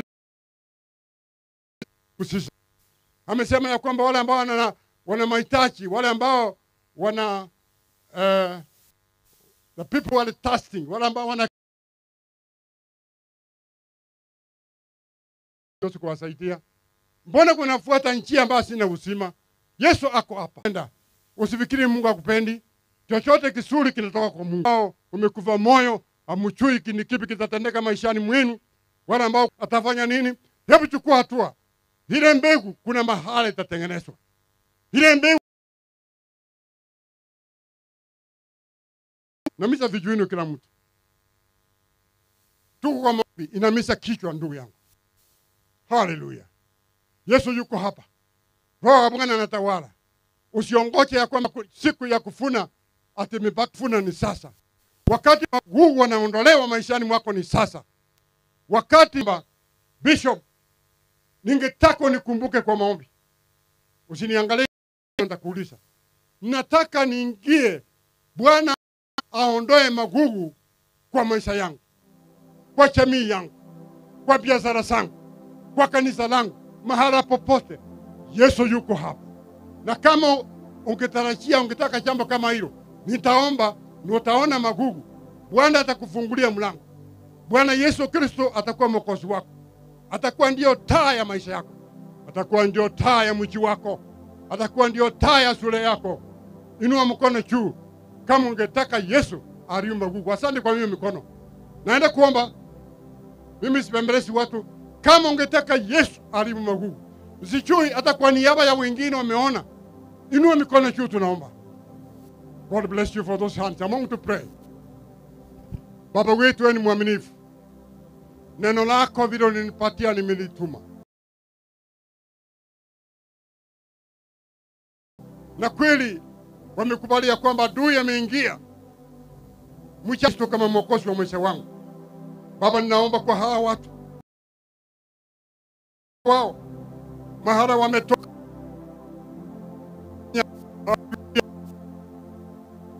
ya baba yangu, mahara popote kwa jamii sawa. Baba yangu, huyu mzee na mama ambao adui amekuja ameweka mbegu mbaya, leo nataka kutangaza hiyo mbegu iharibike katika jina la Yesu Kristo. Leo natangaza watu kila asante baba wangu, wapokee kwa uwezo wako. Ni katika jina la Yesu Kristo nimeomba na kuamini. Amen. Niwaambie hivi, vile umeinua mkono wako juu kwa Bwana jambo, na hii lazima uamini. Lakini wewe lazima uchukue, na ile neno litaingia ndani yako. Utaona vile litaharibu mambo ambayo yamekusumbua. Jamseni na mwalimu wetu ni kifo ambao wengi wamesaliwa kwa kiroho. Ni kifo ambao kimefungua milango kwa miji mingi, na ukweli wa Bwana utaonekana. Kwa hivyo wewe si mbaya, yule mnachukiana naye si mbaya, ni adui amekuja pole pole. Tusikane mikono katika jina la Yesu Kristo. Adui aondolewe na Yesu aonekane.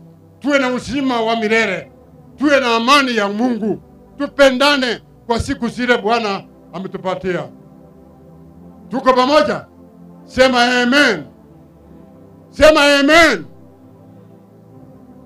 Nikimalizia, hii ni mfano sasa nawaambia.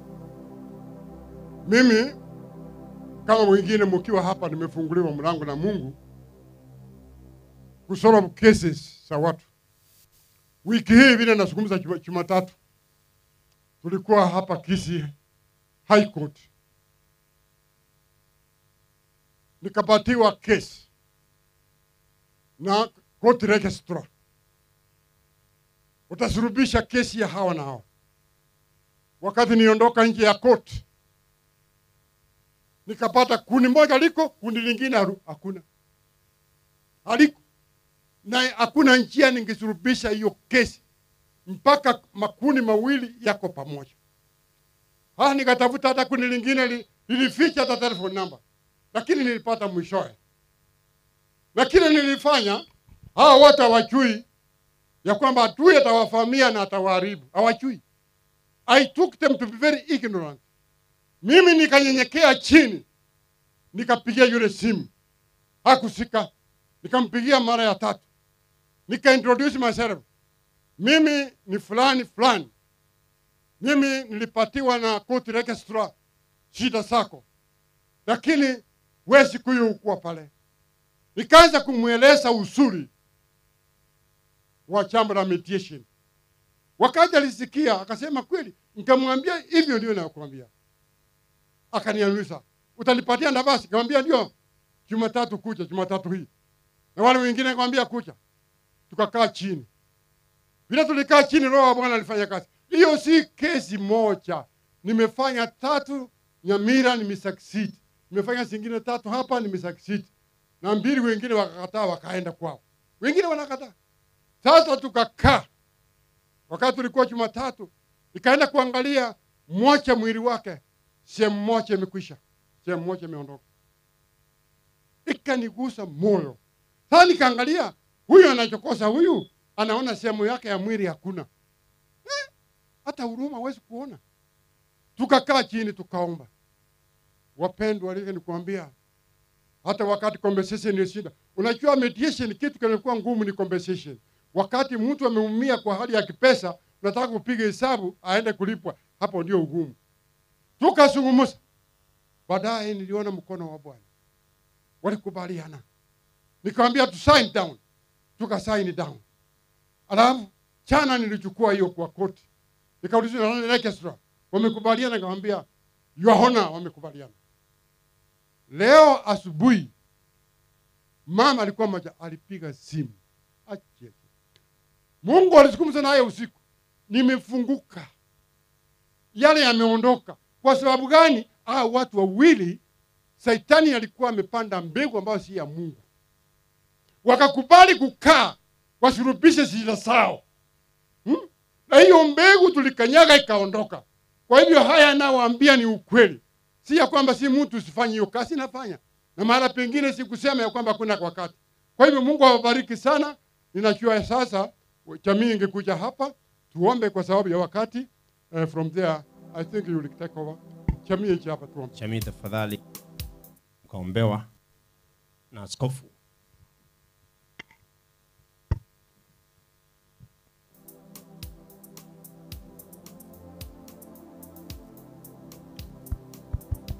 Wakiwa wanakuja jamii kwenda kicha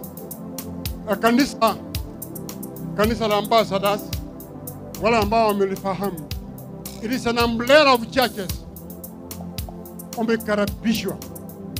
Hata utulie siku moja usiutulie siku nyingine, wewe kuja tu karibu. Wako Beni yako pale, inafikiria bishop umesema makanisa, hata pengine rudie au makanisa yako atasikia. Yako pale umekaribishwa, ni mahala pako. Mungu atakubariki.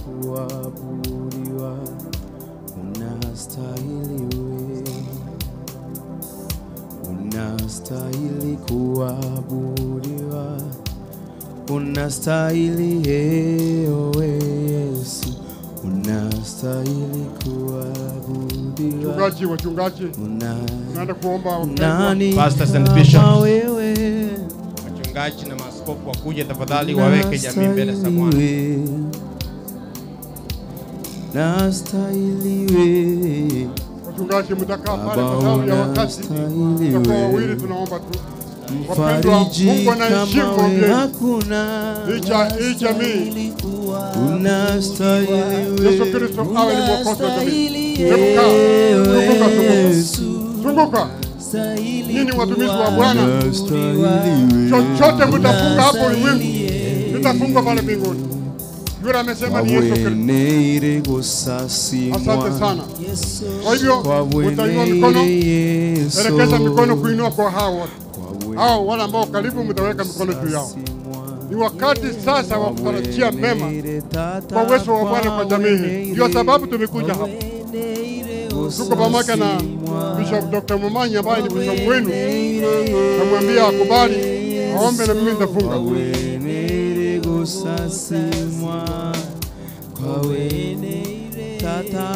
Hallelujah. Tunyamaze tafadhali. Father, in the name of Jesus, bow down to worship you and to give you glory. My Father and my God, on behalf of the entire congregation, we commit this family of your servant, Ben, unto your hands. Father, your word says, where 2, 3 of you are gathered in my name, you are in our midst. And you have said, if 2 can agree on anything on earth, it shall be done unto them. Lord, we are in agreement that this family shall be blessed. This family shall be protected. This family shall prosper. This family shall be kept in unity. This family shall be kept in good health. Father, I pronounce longevity of life. Give them victory in every endeavor of their lives, oh my God. King of glory, let no one regret the loss of our father.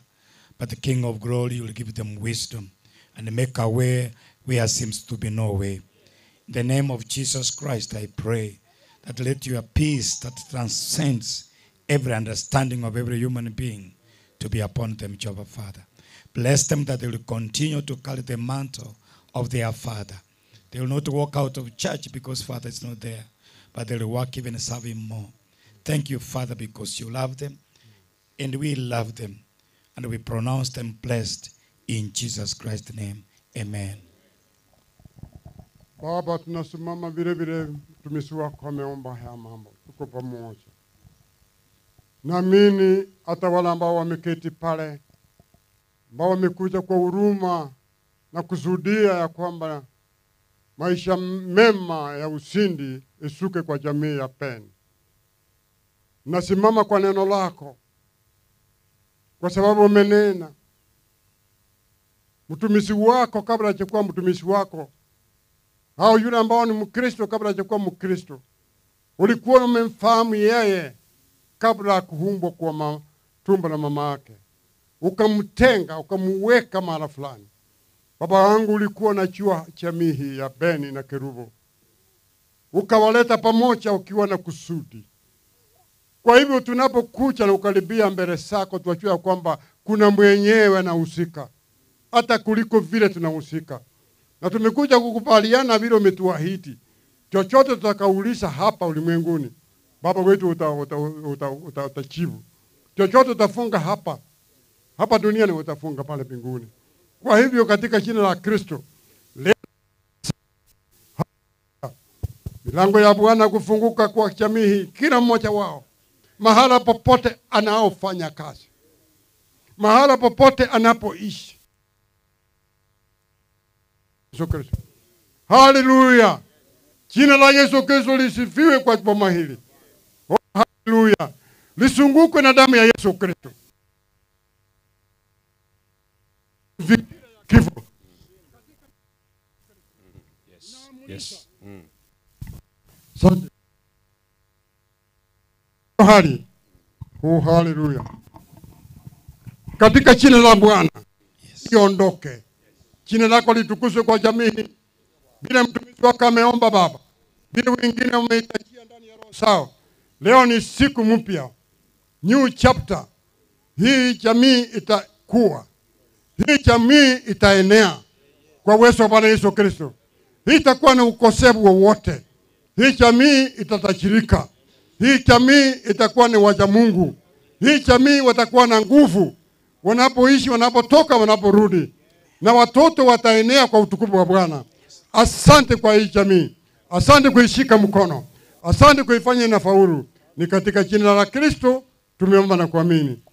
Amen. Amen. Kwa Sema hiyo amen. mchungaji, Asante sana. Kuna mtoto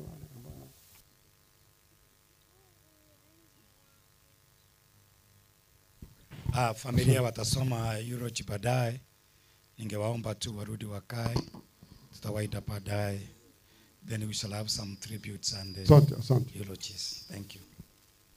Wapendwa,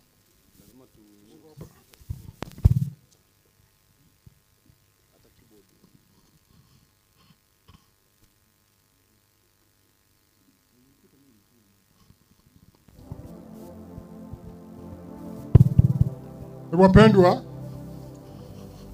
kwa wakati huu hata nilikuwa na keti hapa, kuna masimu amekuja kutoka kwa nyumba yangu, kwa mjiboma langu. Ndugu yangu alikuwa amepiga simu, nimetoka Amerika kwa sababu ya ako hapa, tunafanya matanga, wako wapi. Hata nikafungua hapa bila sauti ya kipasa, sauti ikisikia. Kamwambia niko matanga hapa Msocho. Wandugu wangu wako nyumbani, I lost my brother, tulikuwa tunakusanyika siku ya leo. Lakini of God first. Na naamini ya kwamba natakikuwa na pale. Wacha hiyo Dr. Kengoina amekufa, ambaye ni chairman wetu wa mediation, ambaye tulitaka kwenda kutoa speeches Marani. Sio kama nitakimbia pale. Asubuhi Bishop nilikuwa nafungua ile mlango wa watu kutoka United States hapa Kereli. Nimetoka pale Kereli nafungua mkutano, nimekuja hapa. Kwa hivyo tutaenda vile Bishop atatuongoza, mahali natuongoza tutaenda pamoja. Lakini mahali ya munioni niko pamoja nanyi. Asante, Mungu awabariki. Asante sana Bishop, appreciate it. Thank you so much. God bless. Amen. Muda umeenda na labda kuna mambo mengine hatuchaweza kuyatimisha, na muda ni mfupi, mambo ni mengi, inakuwa vigumu sana kila mtu kupata nafasi hata kuomboleza. But your presence, ya kwamba uliacha kazi zako ukafika mahali hapa, tunashukuru Mungu sana kwa kila mmoja wetu. Tungependa wakati huu tuweze kutoa sadaka zetu ambazo sisi hatubebi, sinapaki mahali hapo. Unaweza toa rongoli yako kutoka pale, ndio tutarudisha mkutano, tuweze kuwa na eulogy na tributes, alafu mengine yatafuata. Kwa hivyo wakati huu, sio kama Alex anakuja kuniambia kitu.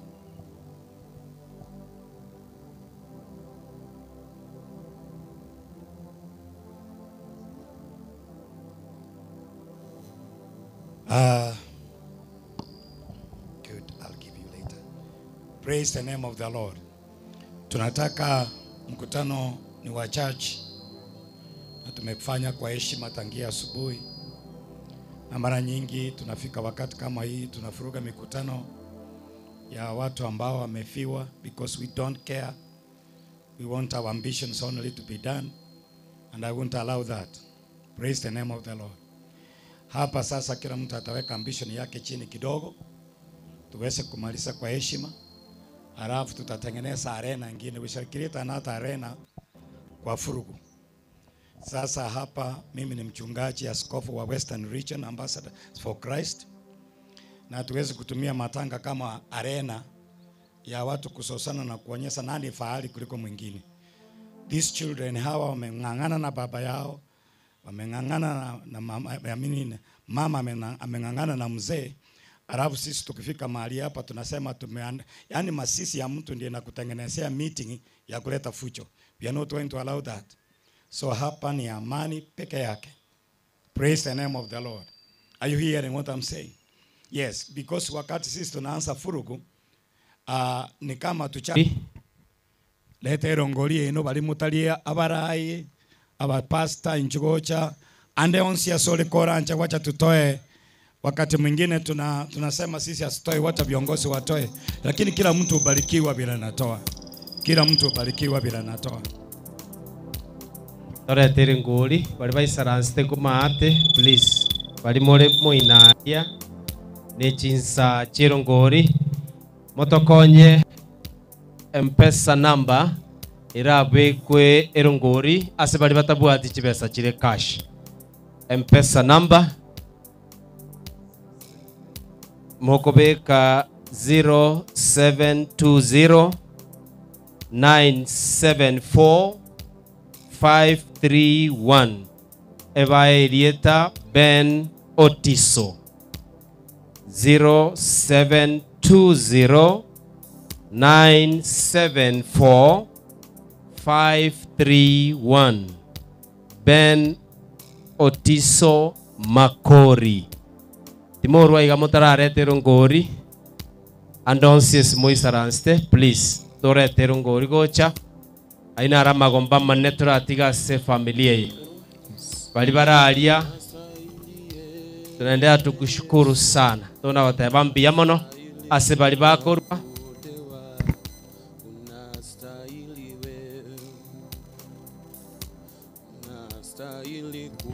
bali baisanste mate please morete ngori tunaendelea tukushukuru tunaendelea kushukuru bali bale paralia mona nyare korete ngori na mokoreta gocha please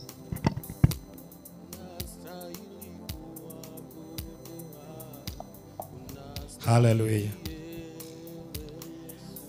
Tafadhali useme uko mbali. Umetoka mbali paka ukafika hapa, simama tu mahali ulipo. Leta ile yako kidogo, shilingi 10 yako, 50 yako, 100 yako, ni ya maana sana. Ni ya maana sana. Tafadhali simama tu juu kalete. Na Mungu awabariki sana. Bali barale nchigocha. Nena mbedi M-Pesa na ende to somero yo moraiga 0720 974 531 patia jina Ben Otiso Makori 0720 974 531 torete ngori bali bakwenda batararete ngori bali batomwa asenchira eyemo guseyende tunaenda kupatiwa nafasi haya nashukuru sana. Tunaendelea kutoa kulingana vile mambo yanaendelea na muda. Tuna MC mwingine. Nikikuita atuiti mtu aiti mwingine. Tunakuita wewe. We just call you. Wewe kuja. Kwa hivyo tutafunja hiyo protocol ya kwamba assistant chief kuja iche chief. Chief kuja hapana. Time is gone. Tukisema chief kuja, wewe kuja, tutaanzia hapo, wengine watakuwa wamewakilishwa. Praise the name of the Lord. Tunaye kiongozi chief of this area. Thank you, sir. So you will speak and give the mic to us. Give him his mic. Ya mkiitwa kuna hii kitu iko live, mnakuja kwa kamera. Asante sana pastor, familia ya rafiki yangu mwalimu Ben ambaye pia anaitwa Ben kama mimi, marafiki na wale wote ambao wamekuja kuomboleza. God is good and all the time. Kwa sababu ya muda singependa kuongea mengi yamesemwa. Letu ni kufariji familia na kuombea ya kwamba Mungu ataendelea kuwa na nyinyi, na tumshukuru Mungu kwa ile muda ambao Mungu ameturuhusu tumekaa na mwalimu, na sasa imefika wakati wake wa kupumzika.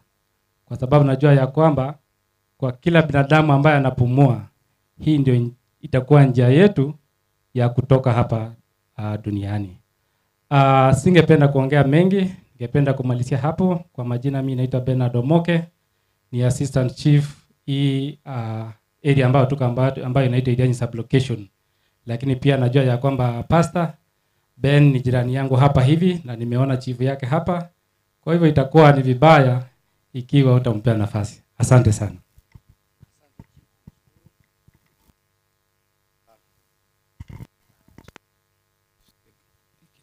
Hallelujah.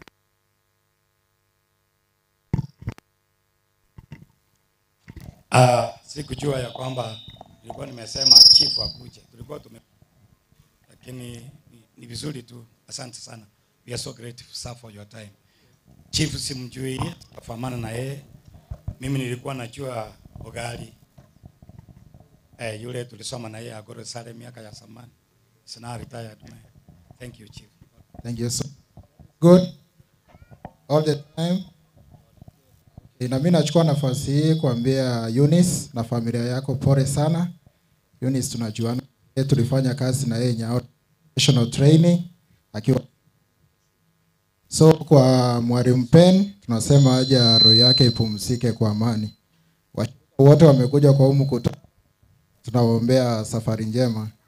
Mwenye anaongea ni Vincent Ondiek, chief wa Gesoni location, mahali ambapo Pen anaishi huko. Thank you so much. Thank you. Chief, ninaona nowadays tuko na machifu ambao ni kama JNC wanafanya vitu kwa haraka na mapema. Thank you so very much. Huyo the ex-chief tulisoma na yeye Agoro Sale those many years. And he's been a good man to me. Thank you chief for being so short. Unajua tunaye kiongozi wa maeneo haya. Naye anakuwa ndio MCA. Nataka kuruka because of time. Who's that? Simjui.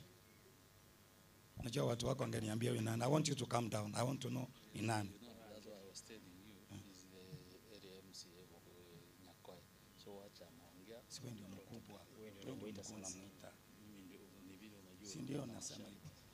Aya, nasema hivi tunashauriana. Tafadhali, we have the way we are learning this thing. Labda itaenda vile naendanga kila mahali, hapa tunaiongeza hivyo. Ndio niliita mwenye mchi ndiye alete sasa wale wengine ambao labda siwajui. Yeah.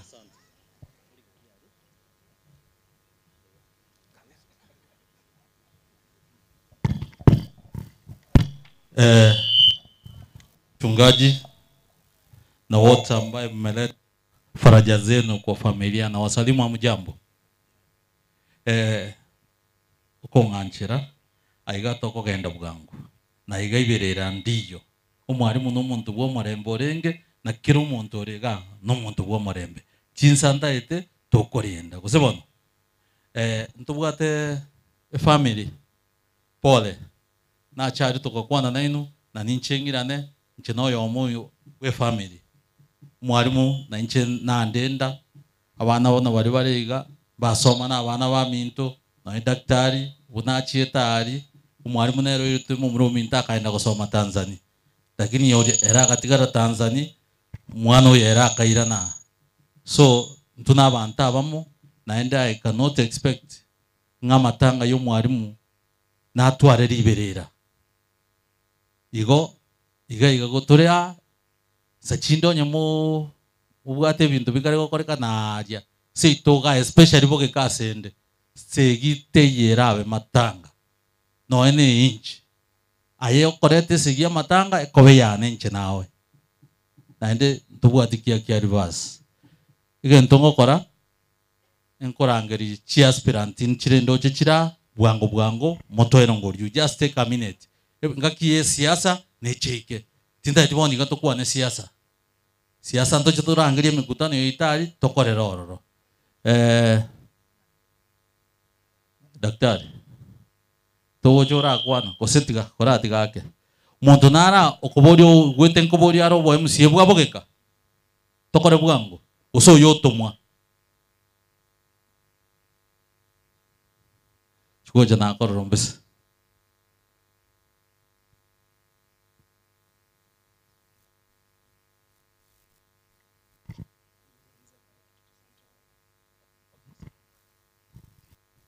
the clergy, the family, and all mourners. God is good, and all the time, I want to take this time to give my sincere condolences to the family. Take heart, God is in control. I have lost my great friend, and he used to be my teacher in Bogeka Primary, and later he became to be a pastor. So I benefited more than twice, academic-wise from him, and spiritual wise. Igobono lakini keraje de sukuru na mwangete sana. Aliko to iboko getebiro rubube.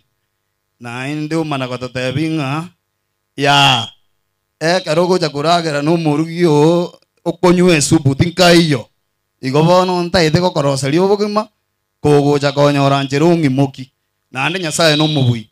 Abwate kanisa anka na ende ekarona kamumire njere epare buno konyo iguto chanda buna nyasa ale goteba ng'ekarongo chagutara maikaransa nyasa aganja ngatara maikaransa buna ale goteba garona kamumire na kamubakaka igobono ningumiete nainde buno mwalimu wane buno mupasone buno yobwate kanisa anka ningumiete ngoteba abantu bonsi people sana siasa antu ateba abantu ligokwana nande tingokwana siasa asale 2027 ingoikere kana kolioborera bw'ekibando kegusike goteba maria borera bw'abando ng'amambe bokiamoke 27 ngokiamoka mure mochietinga muragere. Asante sana. Biamono umuro nera na kuru Kitutu Central abago tukwan. Tumsifu Yesu Kristo milele na milele. Asamuleta nkoroku Wilfred Ratemo Nyavera natoka Kitutu Central Ward tinto mirio mwesi MCA inche nkondegeti nkoligyo bwa MCA bwa Kitutu Central Ward and it is time for the youth moroche no na kumiri kore chief omo kekale a chief a young Gen Z. It is our time. Pastors, congratulations 2024 tu atete konchore serikali mugato sabera mugate ansa toroke njirenge ayo gonchore serikali. God has shown us it is true. Totenene tobori birogo bioborai. And so izura sura 2032 inche gavana ya Kisii County. Thank you the engineers. Got 300 shillings to the engineers. Bakoro selio mwaka Benedicto enyomba ya yo mwali asense. Nande son of a catechist nganchiren sabero mubere omoyo o Benedict Omare. Mwenyezi Mungu uweze kumpa raha ya milele Benedicto na umwangazie mwanga wa milele aweze kushiriki na watakatifu waliofariki dunia Amina. Biamono amachuma mobera egasiane yoko bari kenda lakini rende itakuwa ya machuma. Okay. Eyo nima eta machuma ba chagete gasikare kurmuisonde. Igo, I don't expect I will consult the family. Then tomako mañana kito ko chipin. Mheshimiwa John wana timaitia no mondo ito. Jiraya tigango chubeka tore Jones. Sawa. Let's move faster. Let's move faster. Thank you. Ase mongina Eunice na vana vaminto bonsi vomogaka Ben Sandra Faith Humphrey bali tuarenge na barabo eskuru pole mwaka Ben na nche no mosanio no lenge monene sana. I so meti but I was in the school as so meti and we are all products. Think bali Sandra tuarengamo na Faith koru galia St. Agnes will find time toche tobata ipole yaito, but we pray for you. Wanto ba minto God is good all the time. And all the time God is good. Taiti go kwana mange imanyete kiasi asa neike sirero to achagote ya kurue ngora yaito nobosanio biago chase familia yo Mheshimiwa Richmond kolegasi saenaro chumutua togo sabanga nyasato bwat sitoendre korosi bogeka yaito kusebono yekonya koraba na intungote atolembia mono kakie yugo chumutua ntugamba mangana mange tingo kwana siasa rero. Thank you. Duerongolia nea 1500 chama chuma.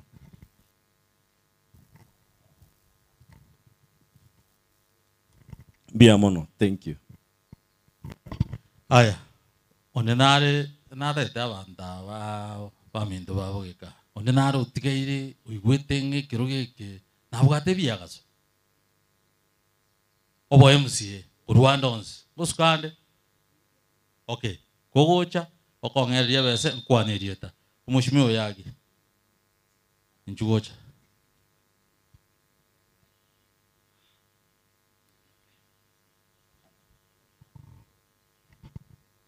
Mbia mono Mheshimiwa Richmond Rayori.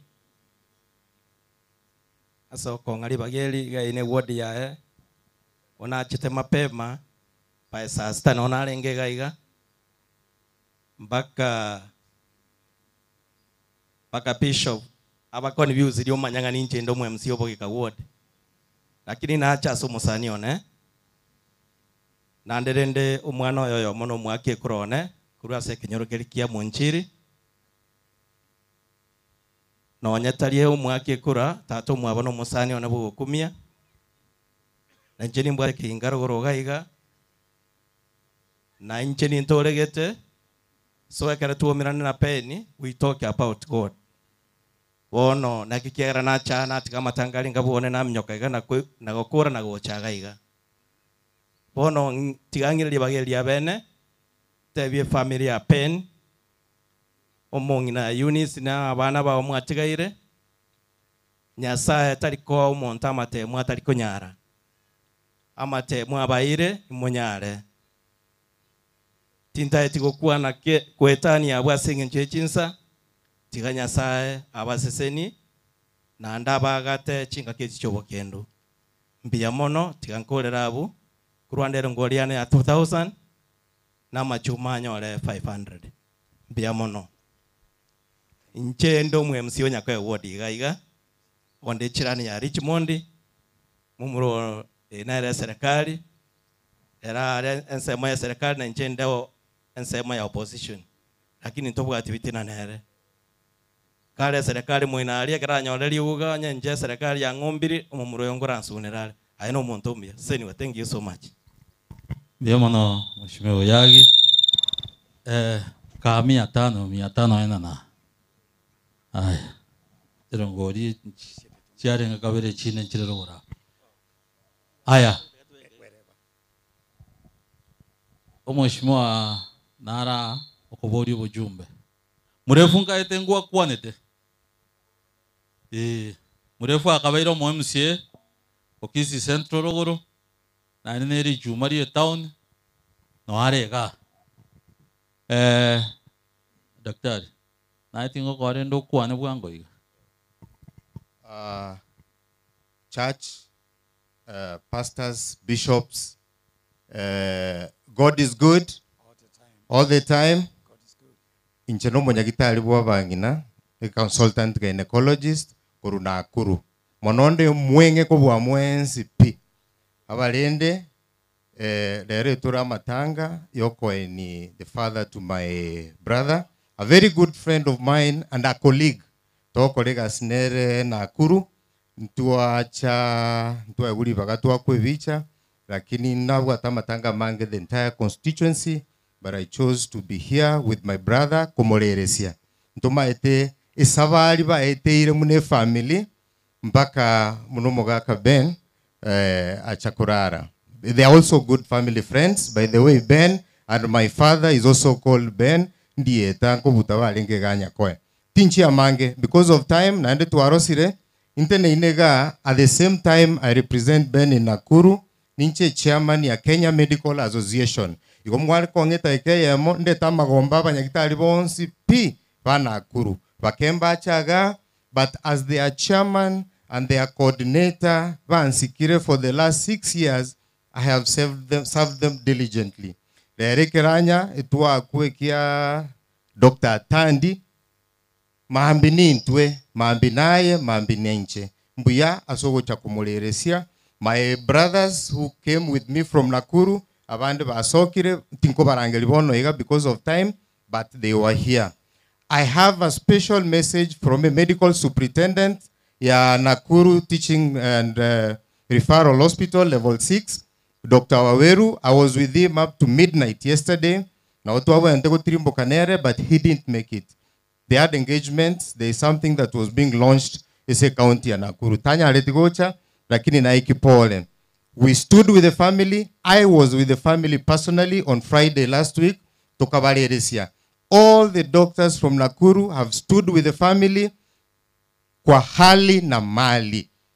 The family knows. Ingo kolera okobaga ninka inchino muigwaga by the way mugaga Sokoro na Anderea bali ga ba minto mumaete na kulire emiaka ewone ikirangi etatu ngobulinde keroki obojumbe wa Kitutu Churches South 2027 batebete na chagete mapema nkabatiga barakole gasi na chiro kwanya bakole gasi pastor tiniko na siasa na and you said it clearly ga segi intotageti my good brother Richmond who was also my classmate nero tebere ntuta etisegi ga ntuta etisegi boguka ntuta etisegi the entire constituency wewe utaetesegi aligereria magana DRC Congo aligereri South Sudan aligereri Somalia aibulia romo nyene karanste muaye nabata etutoka ndita sabali yeyo the answer is no ndogenda abu nande tinigwetani gerengse gwetani akantonka nata kankune ndabasoko sali nande salie emioyo yaino ntu aterane family naenderende tigamente rongoli ya 3000 which family na bamura bali bakwaga chobo the last resting place ya our brother Ben na barumba mentere 2000 banyora mache tingokorera abo monsabere na inchemba sabere keremo gosaba mwanchutia gasara kama mwantakira maya munangende tukubatakira maya nyasaba seseni may the soul of our father Ben rest in eternal peace. Asante. Thank you. Bia mono kwa beiro mwenge bia nkagete mondo toyo na tigire ni naro ngesigina aye ekeren nkoraga ngeira machiko bono go choto tebierieta obeke chibese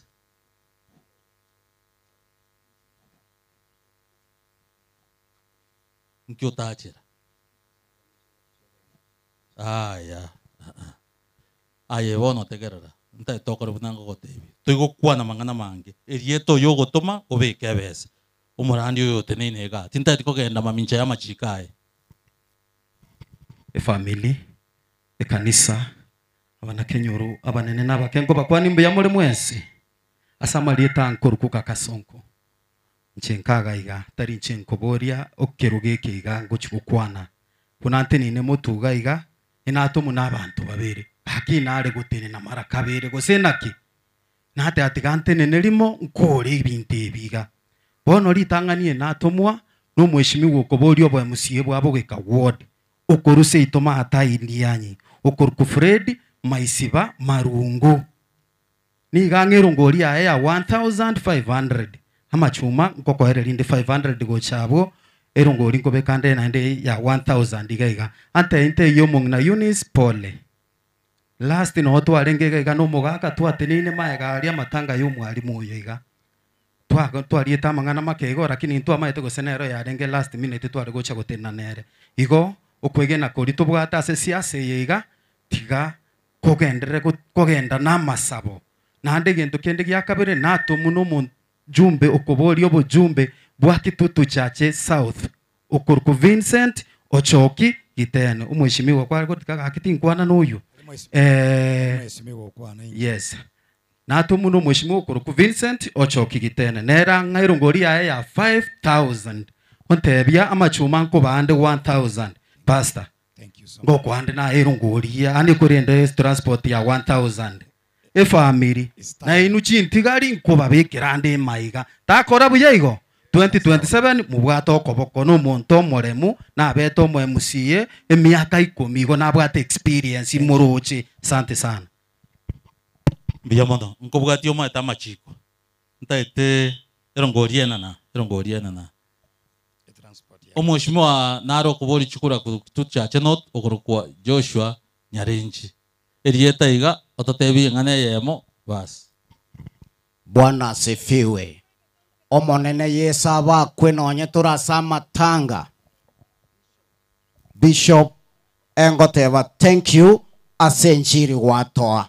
munanje Manase na kunwa ekanisa yetima itigose nongocha gocha because I was blessed a lot. Inchoyo kwana nkoro kumanase ndemo enkorwa Kitutu Churches North. Igonde representative eyo Mosike Joshua Makori Nyarenji Foundation okuburia obogambi wa Kitutu Church North the year 2027 negiatoretaga n'omusubati okorokumaria to okorokurugari sei to Stella nero toretaga omweshimiwa naba nainwe narwe contribution yaye ngaki omochango na ndakaba nainu gochapa kenga kia lero. Mama pole sana nyarenchi nare naye ngamotole na Nyasaye nare naye mone na nyare kubakwa na erongori nanga erongori eyanga agatura gake ntwakorana no mwana uria lakini asibare gokorega asigaria siringi 500 ebateba ngambari koro kwa machuma tari boigo tinkoru siringi 500 eche abana abo baebe egento gioka teba bishop wateba ntokwana siasa lakini nyarenji na wale na matiangi. Thank you very much. Waetaniri twateba siasa ndotageti nabakwanira imbia muri mwensi rieta nkoroku ema kwamboka ncheno yo macho ninkaiga oyo sirete nanko yane enato muno mwa RMP Anthony Kibagendi nanga chibes cha 4000 eri wa machuma 300 nge oyo mito cent 3000 no mbiyamono ayi no mwanafunzi omuya ninyuwete omwakilishi nare gaiga ombati kurusaka wa primary ejirani omwarimu bwango bwango daka ya motokore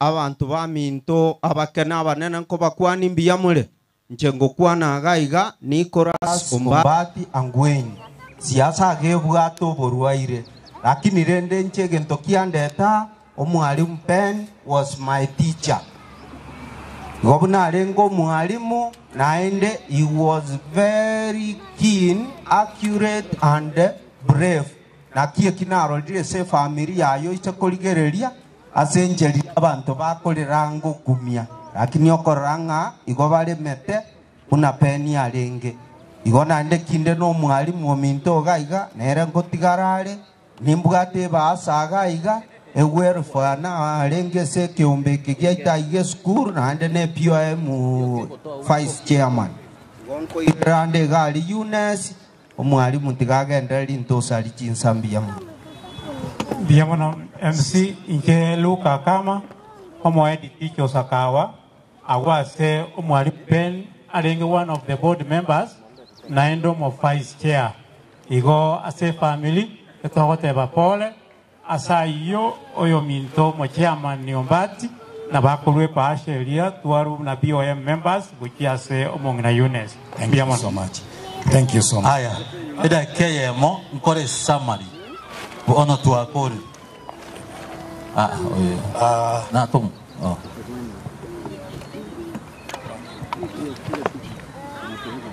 wairire pole ase mongina ko Lucy se pasta yane pasta ten no pasta one nyonsia no yaringe kanisa sende kanisa yane no yang subo bol mobuane nada kolenta apology yane na ikiri very late lakini nimba da apology ya Reverend Mauti Pastor Mauti na mimi ndugu nero roko kuna Pastor Maina pole sana se familia na pole sana Bishop wametoka Sabakia wamechelewa miyamano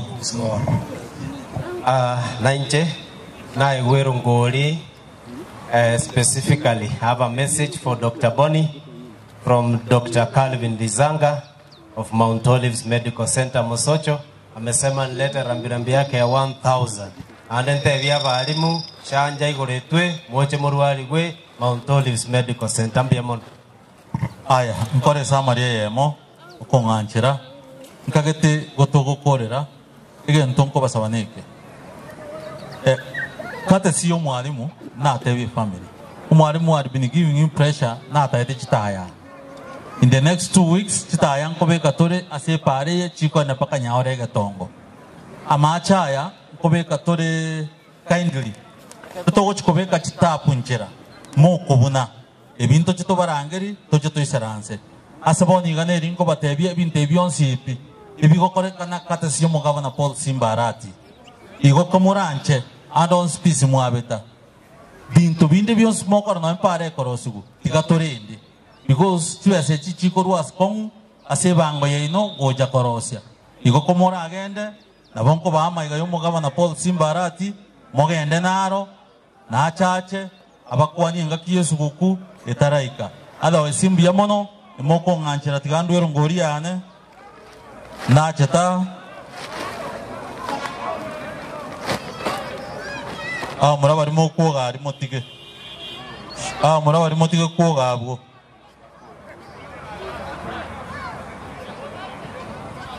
akaba ni maite machuma mwabo atega sinyinga ari tigamba ikiruwe na tigambe kerongoria na 2000 nganje tigo tigibara amo korra ego bishop nara amo korra na kimo ngera this fair achire osebona yangalestiga ibintu bianka tuwa bikoranka ke koleta saba kene so enkoba saba asemoko genda mogenda biya nchenkor kumana pondra yori ndomo MCA obogeka ward una mwegure abageka baito kamoranche mo basakoreta siasa asamatanga onye koroche nkuburi chikura tangiri omukutano kando korera siasa ya ororo ebitindi kuchwanjana okobono ninjendo osebono njendo amanza so tiga ngira neki pasa sauti so renga geta na ko gende iribuya tinsari tiande na bwati dichiko Thank you. mono yenya sauce. Thank you so much. On the way nsi otome tutaikirania twasiekire. We are not collecting any money. Na ne euro chi e familia basoma te basomere birogo. There must be people listening to that euro chi. And this time around I want to bring family members. One who is going to read the main euro chi. And then we shall have tributes simply have to be read. Wacha yule ambaye atatusomea eulogy, zingine tumechisomea kwa sababu ya muda. Kwa sababu ya muda ningeomba tu familia kama watatupea mwelekeo ya kwamba ile eulogy mecha ya baba isomwe, alafu zingine watu watakuwa wamechisomea katika vile vitabu. Kwa hivyo namuita daktari akakuja hapa, namuita yule atasoma eulogy na yule ambaye atatoa photo of thanks, the two people.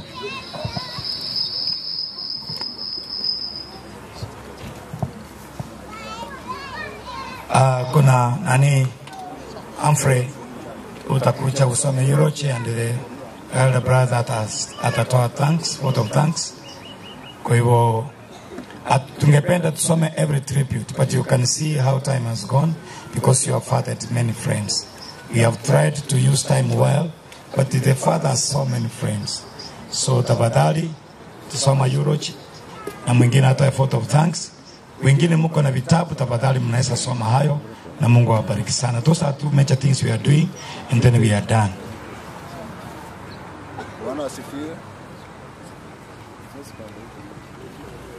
Bwana asifiwe. My names are Humphrey. I'm going to read the eulogy of my dad. Added life. The late Benedicto Omare Mogaka was...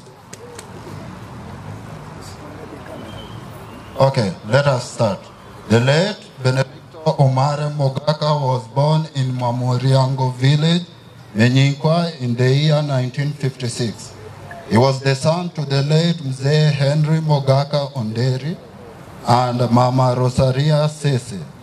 His siblings include the late Kwamboka, the late Rose, Stephen, the late Edna, Emma, Rediti, Patrick, the late Helen, Tom, Albert, Jack, Vincent, and Diane. Dina. His nephew, he was nephew to Onyangore Atandi, Maove, John Onyoni, Joseph Ogendi, and the late Omari.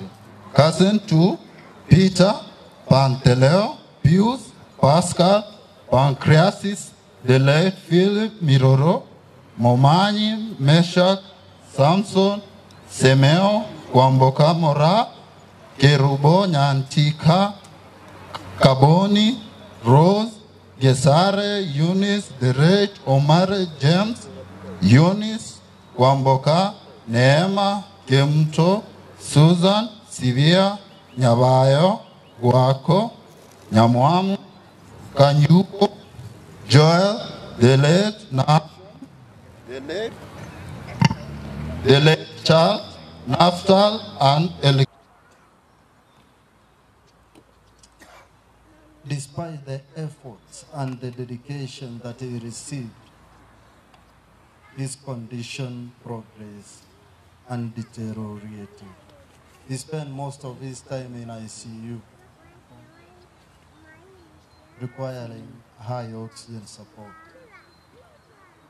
being managed by a group of more than 8 doctors.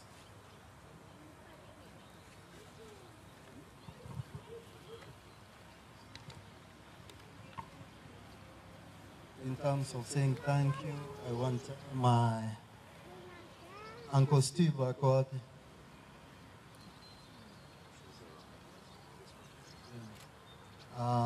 In terms of saying a vote of thanks, this is my dad. Huyu ndiye mumromo wa watoto monene. Erena Uncle Steve. I think I'm too young to talk on much, but the team from Nakuru, the team from Samburu, the team from Nkagaiga, the team from Nyaribari, the team from Gesoni Gaiga, asante sana. Mwabera Wantabaya, you've been with us, Mwachire Nka, Mweno Liolengeriko, we thank you. We don't take those things for granted. Thank you for making us feel warm. My dad was young to die, but there is nothing we can do. Thanks a lot for the pastors. We are a born-again family. Prayer is everything to us, and we know God who is living.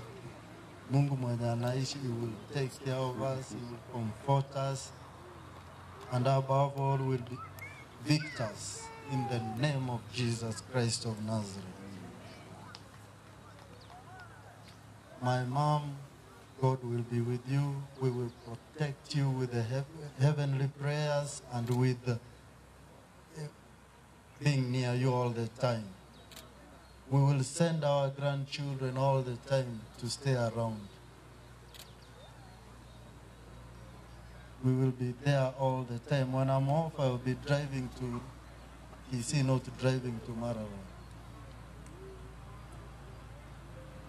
He was my confidant. We shared a lot of secrets with my dad. Lots of them. He used to teach us to pray, and he protected us with prayer. Above all, God is the anchor. Na anashukuru Mungu. Na Mungu atajibu maombi. Na atajibu kwa kishindo yenye watu watashangaa. I don't think I can add from what my son said here. He has said exactly what I wanted to say. And may I say thank you, the church, Bishop, for what you have done. And if you did anything that is worthwhile to assist us, may God bless you. And finally, may I say this is very special. My son, thanks. Ntuwale konyara ya kwa kolregasi mwana kusisen. So all of you, we are very thankful and keep on praying for all of us and the family. Thanks a lot, Bishop. Thank you so much.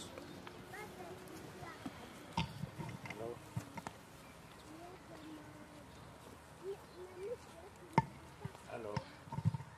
Asante sana kwa nimetamatisha mipango yote na hatungeweza kufanya zaidi ya vile tumefanya. Wacha kila mmoja wetu abarikiwe. Kule tunapoenda nyumbani, ningeomba ile kwaya ya Nyakoe, tutaenda pale tunapoenda kufanya kazi pale, na wale ambao wako in charge of security muangalie mambo iko sawa. Kule nyumbani hatutakuwa na nafasi kila mtu, lakini close family members peke yao ndio wanaweza wakaweza katika mara pale. Kwa hivyo wachungaji, naomba ya kwamba tutangulie pale na tufanye ile kazi yetu ya kuhakikisha ya kwamba mambo yameenda sawa. Ningependa tumalize kwa maombi. I want us to finish with a word of prayer. Tunaweza kusimama kwa sababu tumemaliza. Baba, katika jina la Kristo Yesu tunasema asante. Uaminifu wako na fadhili zako juu ya kila mmoja wetu. Baba wa mbinguni, tunasema asante kwa neema ya kutupea nafasi hata kumsindikiza ndugu yetu. Bwana wa rehema, naomba ya kwamba jina lako libarikiwe. Bwana, ninaomba baraka juu ya kila mmoja ambaye amekuwa msaada katika tukio hili. Naombea kila mwombolezaji, rafiki, mtu wa jamii ambaye alifika. Baba, naomba ya kwamba ukawalinde, ukawahifadhi.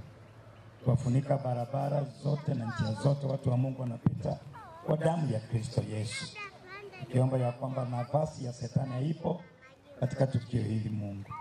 Baba, ni asante hata kwa watu wa media na watu wote ambao wamehusika, kwa watu ambao wametusaidia na hema kwa njia moja nyingine.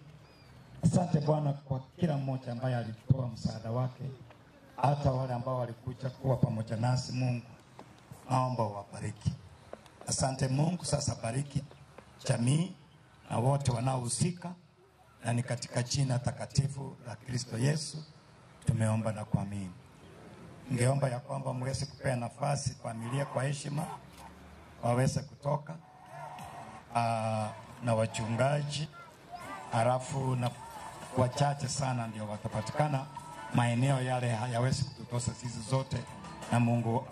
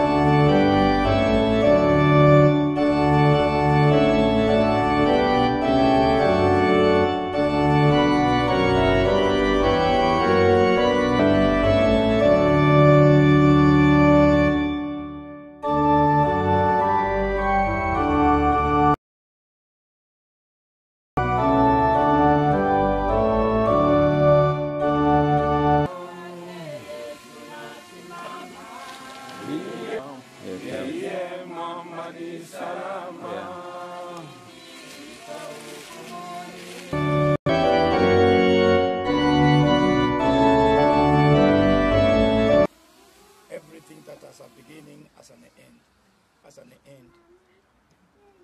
And we want to quote, for the wind passes over it and it's gone, and its place knows it no more.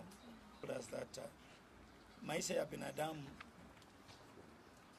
yananyauke ni za milele na milele. Rehema za Bwana everlasting upon those who fear him, and his righteousness to the children's. Lakini alikuwa amemwamini Mungu wa mbinguni. Sasa neno limesema ya kwamba sile rehema shall affect his generation. Rehema za Bwana zitaathiri from henceforth, yeah, say to the spirit that they may rest from their labors. Msisho kutoka kwa kasi ya dunia hii, lakini kasi yao haitaisha, shall endure forever, because wale wanamwamini wao wataweza toka kama jambo ambalo linatamausha sana, hata uweze kuamini. Mtu tulikuwa naye juzi, and then we release the more you mourn, you come up a time, then we which are alive and remain shall be caught up, ambao tutapatikana tukiwa hai katika kuja kwa Kristo Yesu, kana wako hai. Hata wale ambao watutangulia, Biblia inasema wao ndio watafufuliwa kwanza, nasi we want to start lowering the burden. For as much as it pleased our Heavenly Father in his wise providence to take unto himself the soul of our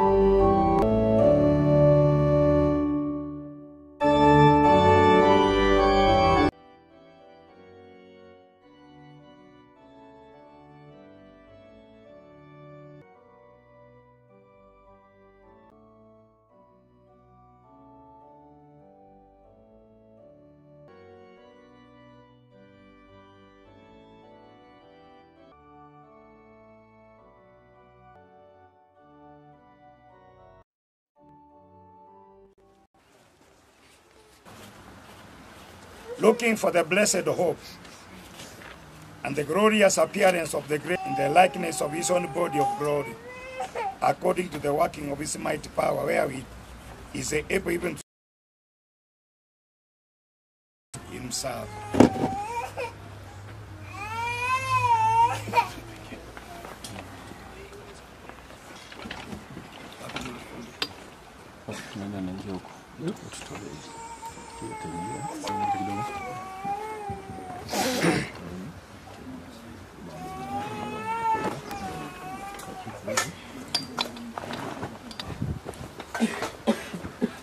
So somebody come.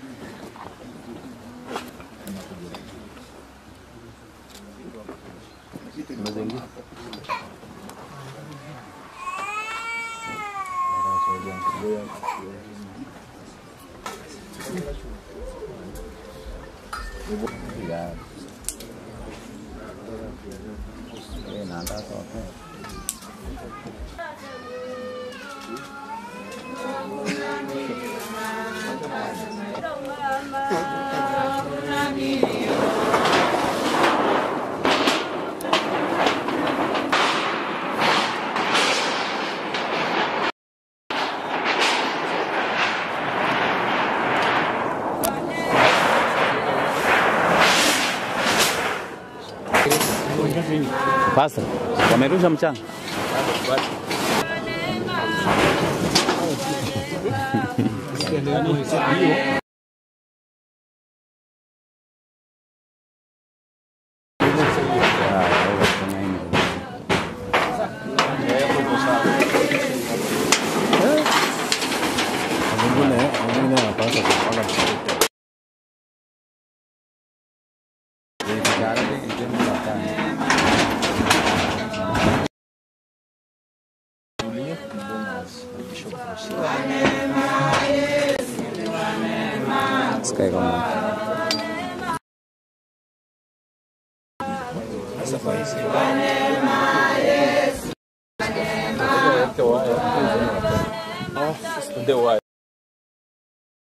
Pole.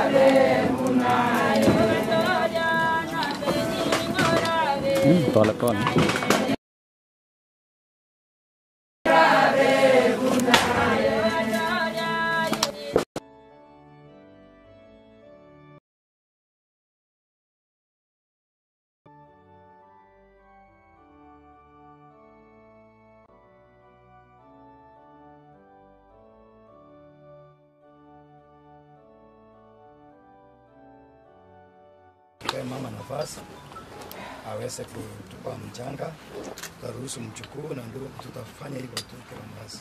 Baadaye tutarudi kuweka mawe. Asiwe mwokozi. Tutapea nafasi especially upande wa Juma.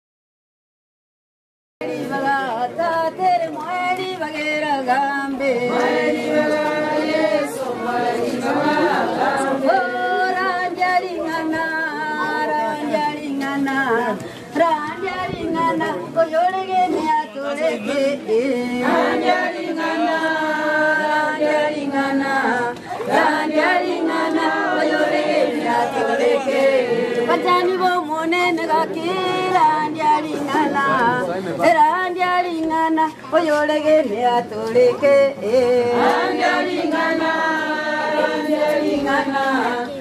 ndialingana oyolege ne atoleke pasumba bo mone naga kira ndialingana era ndialingana oyolege ne atoleke ndialingana Toca kidogo.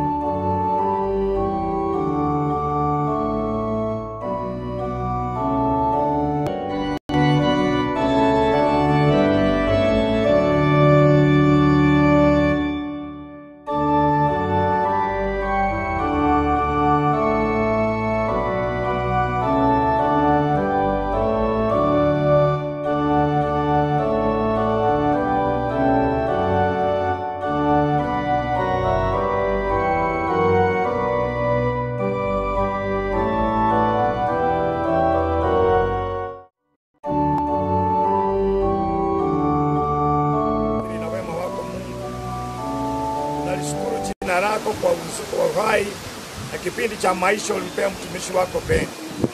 Mungu, tumesimama tukiwa masaidi ya kwamba amepumzika. Na Bwana, tumehakikishiwa na neno lako ya kwamba kutakuwepo na kuwepo na kufufuka. Wacha jina lako libarikiwe mahali hapa. Bwana, sasa tunasema utawale na utamaraki. Ukuu wote waonekane. Mamlaka ya Yesu yaonekane katika nyumba hii tumemchengea. Na jina lako Bwana libarikiwe. Asante Bwana kwa kila mtu, kwa kila njia zote zimeweza kufanyika kwa ajili ya kupumzisha mtumishi wako. Naomba rehema zako ziweze kuendelea kwa mahali hapa, na ni katika jina la Kristo Yesu tumeomba na kuamini. Amen. Amen. Sasa tutaanza kwa kuweka maua. The family who will start.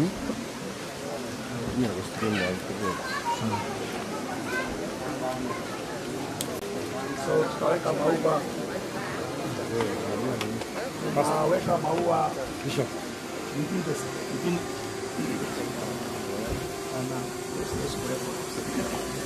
Weka tu.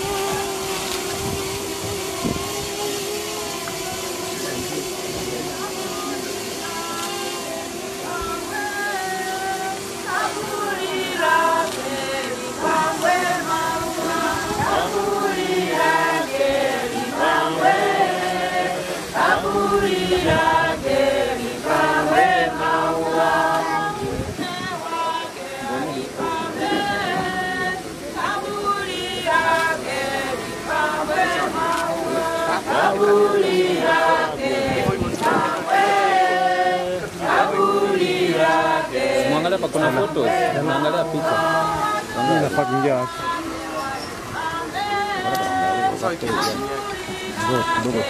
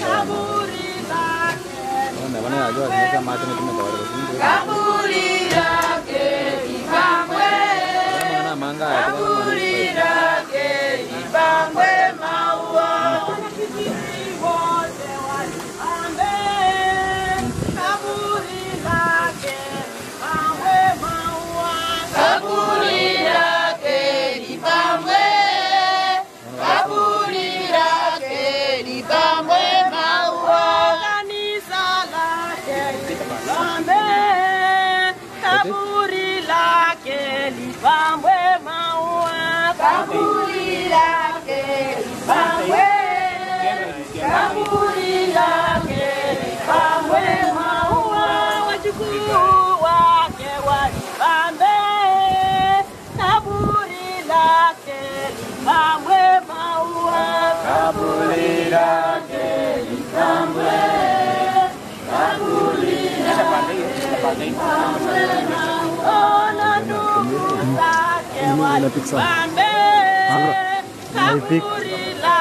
na pick sound. Aku boleh pick sound.